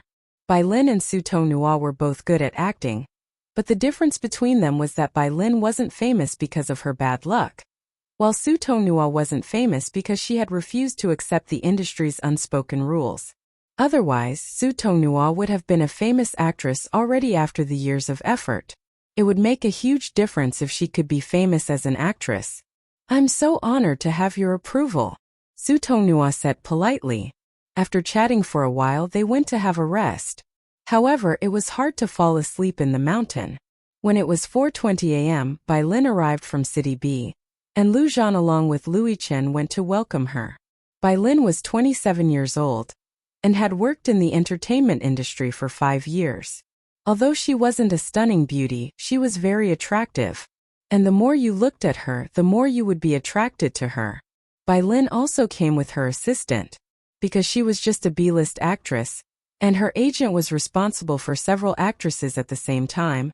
Her agent didn't come with her this time. Her agent had heard of Lu Zhan's good reputation, so her agent was willing to allow her to take this job. Although Lu Zhan had been shut out of the industry, he had Gu Ning's support now, so the film would be successfully released. Most importantly, Bai Lin had failed to become famous after all these years, so her agent was a little reluctant to work with her now. Since someone gave her a job all of a sudden, her agent couldn't be more willing to let Bai Lin accept it. After picking Bai Lin up, Lu Zhan guided her to have a rest in the large bus. The people in the large bus all knew Gu Ning's real identity, and Gu Ning agreed to tell Bai Lin that she was the real boss when Lu Zhan asked her. "Bai Lin, this is Gu Ning. She's the sole investor of this film and she's also my boss." Lu Zhan introduced Gu Ning to Bai Lin when they got in the car. Bai Lin was quite surprised when she heard it. Jesus! This girl must be younger than 20 years old. However, Bai Lin thought that Gu Ning's family must be super rich, and she was a horror film lover, so she told her family to invest in this film. Even so, Bai Lin didn't show any disdain towards Gu Ning because Gu Ning was the one who offered her a job. If she annoyed Gu Ning, she could lose her job. "Nice to meet you, Miss Gu." Bai Lin reached out her hand to Gu Ning. Gu Ning shook hands with her and replied politely, "Nice to meet you too, Miss Bai. Welcome to join us. Please read the contract and script first, and then you along with Su Tonghua can have an audition to decide your roles before you sign the contract," Gu Ning said. Bai Lin had only received a short introduction of the 2 leading female roles, and she didn't know the details of the script. They had already printed the contract and script out, and Lu Zhan had agreed as to Bai Lin's payment with her agent when he had called her. "No problem," Bai Lin said and took the contract and script from Lu Zhan's hands. She then walked to a vacant seat at the back rows in the large bus. She kindly greeted Su Tonghua. Then both of them began to mind their own business. Half an hour later, Zhao Qigong and Han Lingxuan arrived too. They also came with their assistants. Zhao Qigong wasn't a big star, so he did most of the things himself. Han Lingxuan was in the same situation as Bai Lin. He was half abandoned by his agent as well, so his agent didn't bother to come with him either. Han Lingxuan was young and handsome, but there were plenty of that type in the market now, so it was still very hard for him to gain fame. Most importantly, he lacked good work. Gu Ning got out of the large bus too, not to welcome Zhao Qigong and Han Lingxuan, but to tell the driver to leave a car for her. She was going to deal with something in the city, so she needed a car, and it wasn't convenient to drive the large bus there. Zhang Bowen had told the driver to follow Gu Ning's lead on any requests, so the driver didn't hesitate to leave a car for Gu Ning.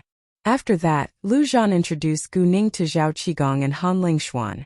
They were both astonished to find out that Gu Ning was the sole investor of this film, and they also had the same idea as Bai Lin that Gu Ning must come from a super-rich family. They didn't show any disdain either, because they just came here to fulfill their task. Therefore, they kindly greeted Gu Ning, then got into the large bus to read the script. It was the first time that Duan Lisin had met so many actors at a time, so she was very nervous. When Zhao Qigong and Han Lingxuan saw Bai Lin and Su Tonghua, They greeted one another politely.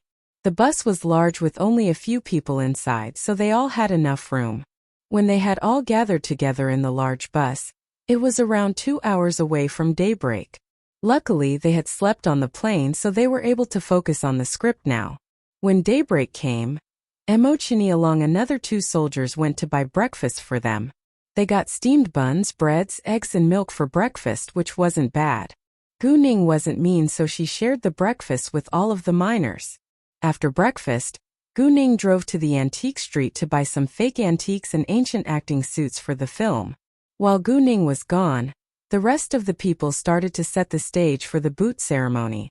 At the same time, Bai Lin and Su Tongnua had their auditions. And the result was that Bai Lin would act the part of the woman, while Su Tongnua acted as the female ghost. The woman was named Ding Tong in the show. After settling the roles, Su Tongnua needed to wear special makeup and an ancient acting suit. According to the story, only the man, Tao Muxuan, and the woman Ding Tong were able to see the female ghost. As for the zombie, a random worker in the crew would play it. Zhao Qigong would act as the archaeologist Professor Fei, while Chu Peihan, Hao Ran and Zhang Tianping would act as his students. There couldn't just be 4 people in an archaeological team, so they hired 7 miners to join them. As long as they could make some money, those miners were more than willing to do it. Gu Ning arrived at the antique street very early, so she went to shop for a red, ancient acting suit first. Gu Ning had great taste and the suit was quite beautiful. After that, Gu Ning went to buy some tools for the archaeological team before she went back to the antique street. Gu Ning planned to buy some fake antiques as well as several real ones for close-ups. In addition, she would also mention Shangyun Antique Store as the antique sponsor to publicize it. Gu Ning was very efficient, and she finished shopping when it was just past 10 a.m. After she went back to Chongyang Mountain, Su Tongnua put on the red ancient acting suit before the boot ceremony began. They also took pictures of the leading roles to make posters for promotion. Gu Ning called Kei later and asked whether he knew how to make posters. Kei said, "Boss, do you think that I'm only a hacker? To tell you the truth, there is nothing I can't do when it comes to a computer. I promise that I'll give you the best posters you've ever seen." Gu Ning then sent Kei the photos of the 3 leading roles along with the name, introduction and the cast of the film. The post about the zombie gained more and more attention on the internet, and many reporters went to the government building early in the morning trying to interview some officials. Jiang Bowen was also attacked by many colleagues in politics because he was responsible for dealing with the problem. If he couldn't handle it well, they all would be in big trouble. Especially when Jiang Bowen didn't allow anyone to delete the post, nor explain it, nor reply. The news went across the whole country within a short time. Jiang Bowen said, "Since I'll be responsible for this problem, I'll handle it well. If I can't, I'll bear the result. If you don't believe me or you want to handle it on your own, you're welcome to it, but you have to bear the result yourself." Jiang Bowen understood that the officials who blamed him were afraid to take the responsibility. Once he said that, they immediately stopped criticizing him. Before the trailer was out, Gu Ning took out the props. As for the real antiques, Gu Ning prepared some that she had found at the ancient grave in City B. "Wow! They look beautiful. Boss, where did you get these props? They seem so real." Chu Peihan weighed a piece of gold bullion. "It's heavy. It's real." "Of course it's heavy," Gu Ning said with a smile. "What? It's real." Everyone was shocked. "Boss, are you kidding?" Chu Peihan asked. "Do you think I'm kidding?" Gu Ning replied. They were struck dumb for a second, then took a long breath. Those antiques before their eyes could be all real. How about the others? Hao Ran planned to touch the antiques for fun, but once Gu Ning said that the gold bullion was real, he suddenly hesitated, in case he would break any one of them. It had to cost a lot. He couldn't believe that they were all real. "Those in the suitcase are fake, while those in the mahogany box are real," Gu Ning said airily like it was nothing, but Chu Peihan and the others were totally shocked. "Boss, how rich are you that you can use real antiques in the film?" Hao Ran lost control of his voice and exclaimed in excitement. People around all turned to look at them in surprise. "What? Use real antiques in the film? Seriously? A group of people surrounded them at once, including Lu Zhan and Zhao Qigong. Lu Zhan was the director, so he naturally wanted to figure it out, while Zhao Qigong was an antique lover to some extent, so he was very curious. Are these antiques real? Lu Zhan asked Gu Ning. The jewelry in this small box and the antiques in the mahogany box are real, but those in the suitcase are fake, Gu Ning said airily as usual. Getting Gu Ning's affirmative answer, everyone was astonished, especially Lu Zhan, because he felt so stressed. Miss Gu, may I have a closer look? Zhao Qigong asked with anticipation. Sure. Gu Ning smiled. Zhao Qigong then carefully took out a Sankai porcelain bottle which was placed on the top to appreciate it. He was super nervous when he touched it, in case it would be broken because he couldn't afford it at all. Lu Zhan swallowed with great force and asked, How can you use real antiques in a film? Aren't you afraid that they'll be broken? We can be cautious, and I think that it's a great chance to publicize Shangyun Antique Store, which is our antique sponsor, Gu Ning said. Shangyun Antique Store? I've heard of it. It was sold at an auction the other day, and the buyer is a young girl, Zhao Qigong said and suddenly stopped, then turned to Gu Ning in astonishment. Are you? Yeah, it's me. Since he had already heard the news, Gu Ning directly admitted it. Those who already knew that Gu Ning was the investor of this film weren't very surprised, because the investment in a film was much higher than the price of Shangyun Antique Store after all. However, those who didn't know that Gu Ning was the investor were quite shocked. Many of them started to guess at Gu Ning's real identity. Although they didn't know Gu Ning's real identity, they sensed that she must be an important figure because of the actors' and directors' attitude towards her. We can use the fake antiques as accessories, while using the real ones for close-ups. When the film is released, we can mark the source of the real antiques on the posters and at the beginning of the film, Gu Ning said. No problem, Lu Zhan said. Half an hour later, Kay sent the posters back to Gu Ning. Everyone was scared, including Lu Zhan, when they saw the posters. The posters were so realistic. They seemed like things that happened in real life. Who made these posters? They're so realistic, Lu Zhan asked. A friend of mine, Gu Ning said, but didn't tell Lu Zhan his name. Uncle Lu, if you don't mind, I can let my friend edit the film. Kay had already agreed to do it and promised to do his best to make it a blockbuster. However, they didn't know Kay, so Gu Ning asked for Lu Zhan's opinion first. Lu Zhan agreed because he trusted Gu Ning. In addition, he knew that Gu Ning's friend had to be a master according to the quality of those posters. Great! I think we can post some pictures on Weibo now. Although just one day had passed, the news of the zombie already went across the whole country. If they still did nothing, it would cause widespread fear. Gu Ning had already signed up for Weibo, and the name of the Weibo account was Fenghua Entertainment Official. Lu Zhan posted the pictures first. Lu Zhan posted photos of their boot ceremony, leading roles, the actor in zombies clothing and Su Tong Nua in a female ghost's clothes, film equipment, posters, and the last photo showed a fake man that was surrounded by 10 soldiers. He also showed the location, which was Chongyang Mountain City D. Afterwards, those who were by him reposted his Weibo with one accord. Hanlingshuan. Zombie, female ghost, and a horror story. Do you want to know more? All in infinite horror. Repost from Lu Zhan. By Lin. I'm very honored to join Infinite Horror. I'm Ding Ton. Repost from Lu Zhan. Su Tongnua. I'm the female ghost. Repost from Lu Zhan. Duan Lisan. I'm so glad that at Lu Zhan and at Fenghua Entertainment Official like my story, and I'm the scriptwriter of this film. Repost from Lu Zhan. Fenghua Entertainment Official. The very first film produced by Fenghua, Infinite Horror. Repost from Lu Zhan. Infinite Horror Official. Repost from Lu Zhan. While they were reposting on Weibo, they also showed the location of Chongyang Mountain. Except for Fenghua Entertainment's official Weibo account, because it was located in the capital, Gu Ning told Zhang Xuanjie to do it for her. Zhang Xuanjie didn't know about the zombie yet. He was only aware that Gu Ning was going to shoot a film, and he was impressed by her efficiency.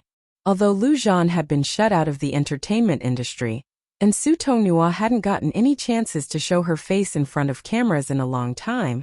They still had many followers on Weibo. Han Lingxuan and Bai Lin, however, had millions of fans. Therefore, once they sent out the post, it caused a great sensation among their fans. Jesus! The zombie is from a film. Oh, it's just a publicity stunt. I thought it was real and I lost sleep last night. Oh my! Director Liu is finally back. Director Liu is my favorite director. I've been waiting for your new work for a long time. OMG! Lingxuan is the leading actor. I love you forever. Bai Lin is the leading actress. Bai Lin, I love you. Wow! Tonghua is finally out to shoot. She looks so beautiful in those clothes. I'm Tongnua's fan and I think she's so pretty too. Hey, do you want to come out and have a meeting since we're both Tongnua's fans? Hey, don't change the topic. But I support the idea of having a date, haha. Fans were busy showing their love towards their idols, but those who disliked them also left many negative comments. They're all actors and director without much fame. That explains why they used the zombie to gain publicity. Exactly. I don't think that they can succeed. Aren't they afraid that the movie won't be released because the director is Liu Zhan? Interesting. Since they dared to shoot the film, they must be confident that it'll be released. Are you dumb? I agree. Nobody is willing to waste that much money if it's a doomed failure. It was true that since someone dared to invest money in Liu Zhan's film, they had to be confident that the film would be successfully released. Those haters sometimes attacked others for no reason. No matter how many people supported them or disliked them, Gu Ning and Liu Zhan didn't care. As long as they gained enough publicity, the audience would see its quality when it was in the theaters. Of course, some people also expressed their doubts. Since it's just a film, what about the terrorist? Don't tell me that it was just a coincidence. If it was, why didn't they explain it clearly yesterday? Exactly. The police of City D said that they caught a terrorist, but didn't mention the film at all. Luckily, the police quickly replied that it really was a coincidence. They had chased a terrorist to the Chongyang mountain, then accidentally found out they were shooting a film there. The film crew had refused to expose their work at that time, so the police hadn't mentioned it. Some people believed the official line. It wasn't uncommon that some films would only start to promote when it was almost finished. People's attention was limited, and if they did the promotion too early, people would be tired of it later. Although the quality of the TV series or film mattered most, it was understandable that the Infinite Horror crew had kept it a secret. Some people still doubted it, but more and more people began to believe it, because it was so hard for them to accept that the zombie truly existed. And the film crew seemed to be well prepared for the film, which was also persuasive. In addition, the time on the photos of the boot ceremony showed that they were taken 2 days ago. Of course, no one would know that the time on the camera had been adjusted. Because Infinite Horror was connected with the hottest news of a zombie, many people paid attention to it. However, the actors in the film weren't very famous with only a limited number of fans. So Gu Ning told Kay to help them. With the help of Kay, who was an ace international hacker, Infinite Horror soon became the hottest topic on Weibo. And finally, some people noticed the posters. Wow, the posters are so good. Indeed, they look so real. They must be a master's work. So what? They hired a bunch of B-list actors. I don't think the film will be as good as its posters. Exactly, I'm not going to watch it anyway. Nobody cares whether you'll watch it or not. I'll tell my friends, family, and everyone I know not to watch it. You're so mean. Come on. Although they're just B-list actors now, they're really good actors.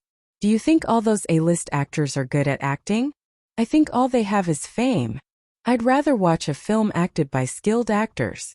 You must be their crazy dumb fan that you defend those people like that. Oh, and you must the crazy dumb fan of those actors who only know how to do publicity stunts. Why can't we just wait till the film is out? We can comment after watching it. Exactly. It's too early to judge it now. The news of the film was followed by animated discussions, but there were more people who supported them than those who attacked them. Although they were just B-list actors, people who had heard of their names were all aware that they were good actors. As for those who didn't know them, Most of them chose to wait until the film was out. All in all, it was just a bunch of haters attacking them on the internet. Since nobody paid attention to the zombie anymore, Gu Ning and Lu Zhan relaxed, and they didn't care how many haters were attacking them on the internet. Anyway, Infinite Horror successfully gained a lot of publicity. Tang Yunfan also cared a lot about Gu Ning's career, and he was also relieved seeing that the news of the zombie was overshadowed by the news of the film. In the Hongdian World Studios, Li Jiahua was wearing a blue ancient acting suit, and she looked quite beautiful. Although Li Jiahua wasn't as pretty as Su Tonghua, she was also a beauty since she was able to gain some fame in the entertainment industry. After putting on makeup, Li Jiahua was stunning to some extent. This time, Li Jiahua was acting as a supporting actress in a costume romantic drama. Although her role was set as an evil woman, it wasn't the evilest role in the drama. Right at that moment, Li Jiahua was acting with the leading male actor. The leading male actor was a young but famous, good-looking actor, so Li Jiahua felt stressed to act with him. As a result, she made many mistakes in a simple scene. The director was mad and swore at her a few times, causing Li Jiahua to be in a bad mood. "Jiahua, bad news," her assistant said to her anxiously the moment that Li Jiahua went back to the place where she could rest. "What happened?" Li Jiahua said with impatience. "Read this."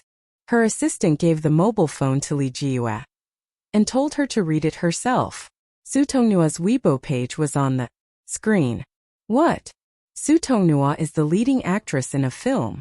Li Jiahua couldn't believe her eyes and said in anger. She almost smashed the phone on the ground. Once Su Tonghua left Fading Entertainment, she suddenly became the leading actress in a film, while Li Jiahua was still a supporting actress in a TV drama. In addition, the director was Lu Zhan. Li Jiahua wasn't dumb, and she soon realized that Lu Zhan must have someone who was influential be his support, so that he had a chance to shoot movies again. Just like Su Tonghua was able to act again after someone had helped her end her contract. Lu Zhan was a well-known and talented director, and he had won many accolades till now. Why was Su Tonghua so lucky? Li Jiahua was so mad that she would do everything to ruin Su Tonghua's reputation. However, Su Tonghua was a good, upright actress, and she failed to find any of Su Tonghua's dirty secrets. Since she couldn't find any dirty secrets, Li Jiahua decided to create some. In the capital, Tang Bingsen was sitting before his desk reading documents in the chairman's office. He had no idea about the news of Lu Zhan's new film yet. All of a sudden, Tang Bingsen's phone rang, and the caller's name was Fei Fei. "What?" Tang Bingsen answered and said coldly. "Chairman Tang, Lu Zhan is back in the film industry now," the woman said in a hurry on the phone. "What? Lu Zhan is shooting film again?" Tang Bingsen was surprised. He had shut Lu Zhan out a long time ago, so who dared to act against him? "Exactly. Chairman Tang, it is Fenghua Entertainment, the company that Lu Zhan works for now," the woman said angrily. 2 years ago, Lu Zhan had been shut out precisely because of her, and she of course didn't want to see him again. Tian Feifei was also a B-list actress as well as Tang Bingsen's mistress. Although she wasn't good at acting, she was very pretty with hot body, so she became a well-known actress and a supermodel. She was sexy but not slutty and had never been involved in a scandal, so she had a relatively good reputation. Of course, as Tang Bingsen's mistress, there was no need for her to socialize with other investors or men. Among all of Tang Bingsen's mistresses, Tian Feifei was the one he had spent most of his time with, because she was quite good in bed and Tang Bingsen couldn't live without her now. Moreover, Tian Feifei was smart. What she wanted was a position in the entertainment industry and fortune as well as fame. She knew that she could never be Tang Bingsen's wife, and she never thought about it. In her eyes, benefit was the most important thing. Fenghua Entertainment? Tang Bingsen frowned a little. He had never heard of it before. "Yes, it's a newly established company," Tian Feifei said. "All right, I'll figure it out." "Don't worry," Tang Bingsen said. He knew that Tian Feifei was displeased, and he also wouldn't allow anyone to challenge his authority. He was curious about how Fenghua Entertainment was able to act against his order. After hanging up the call with Tian Feifei, Tang Bingson called his secretary and told him to investigate Fenghua Entertainment.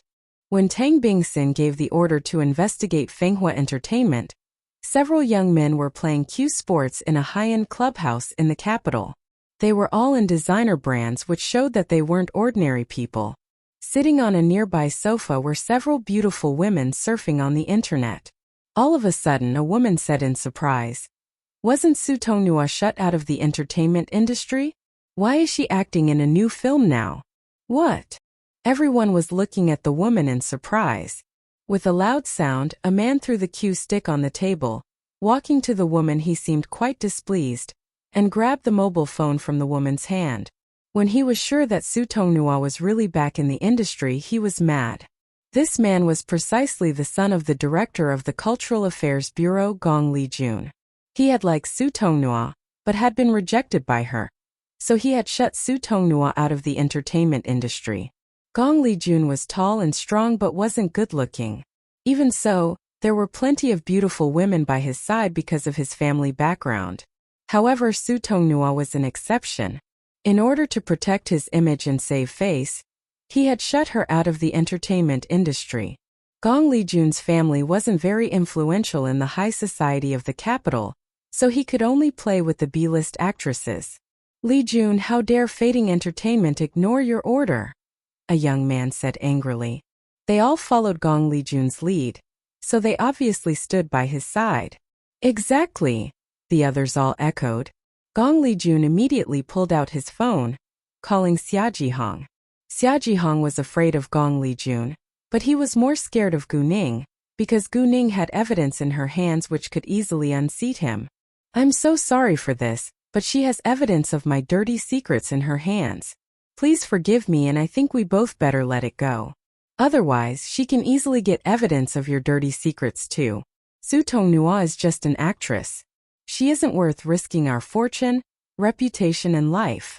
You can get any kind of woman that you want after all," Xia Jihong said. Gong Li-jun was arrogant but not dumb, so he thought that Xia Jihong's words made sense. Since the person who had helped Su Tongnua out was able to get evidence of Xia Jihong's dirty secrets, it wouldn't be difficult if the person wanted to punish him. Gong Li-jun also believed that it wasn't a good deal if he lost everything just for an actress. His father had warned him many times too. If he was in big trouble which could affect the Gong family, his father wouldn't help him because his father had more than one son, and the Gong family wouldn't be willing to be unseated because of him.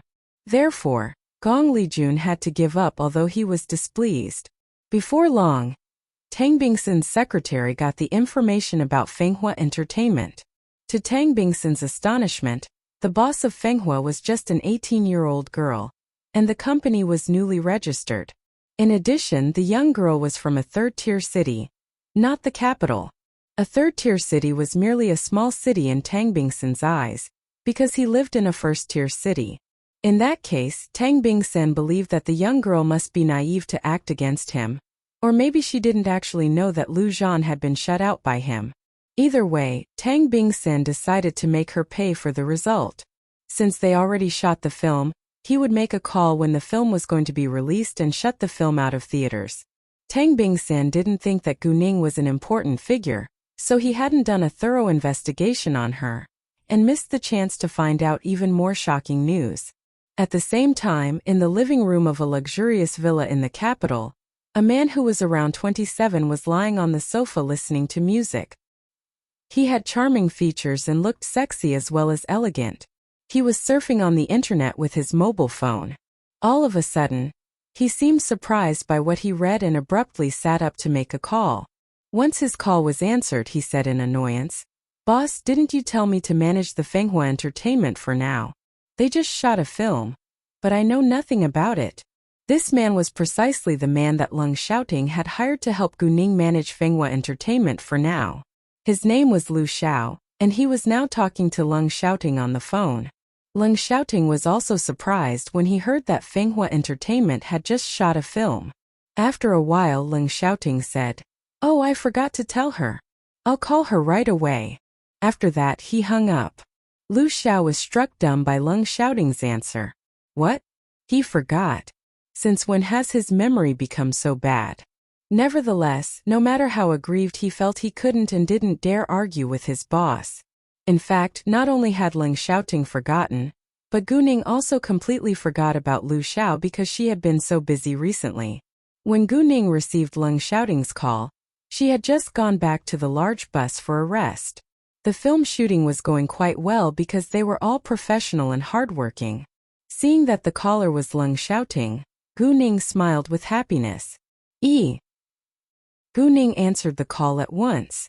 Gu Ning and Leng Xiaoting didn't call each other often like other couples in love, because they both had their own business to deal with. If they were both free, they would have a date or share a meal. If they were both at work, they would only call each other at night. Gu Ning was still a student, and Leng Xiaoting always sent her messages when she was in school. Sometimes they also called each other on alternate days. However, they were both very busy these past few days, so they hadn't called each other for a few days. However, even though they didn't contact each other often, they were still as deeply in love as usual.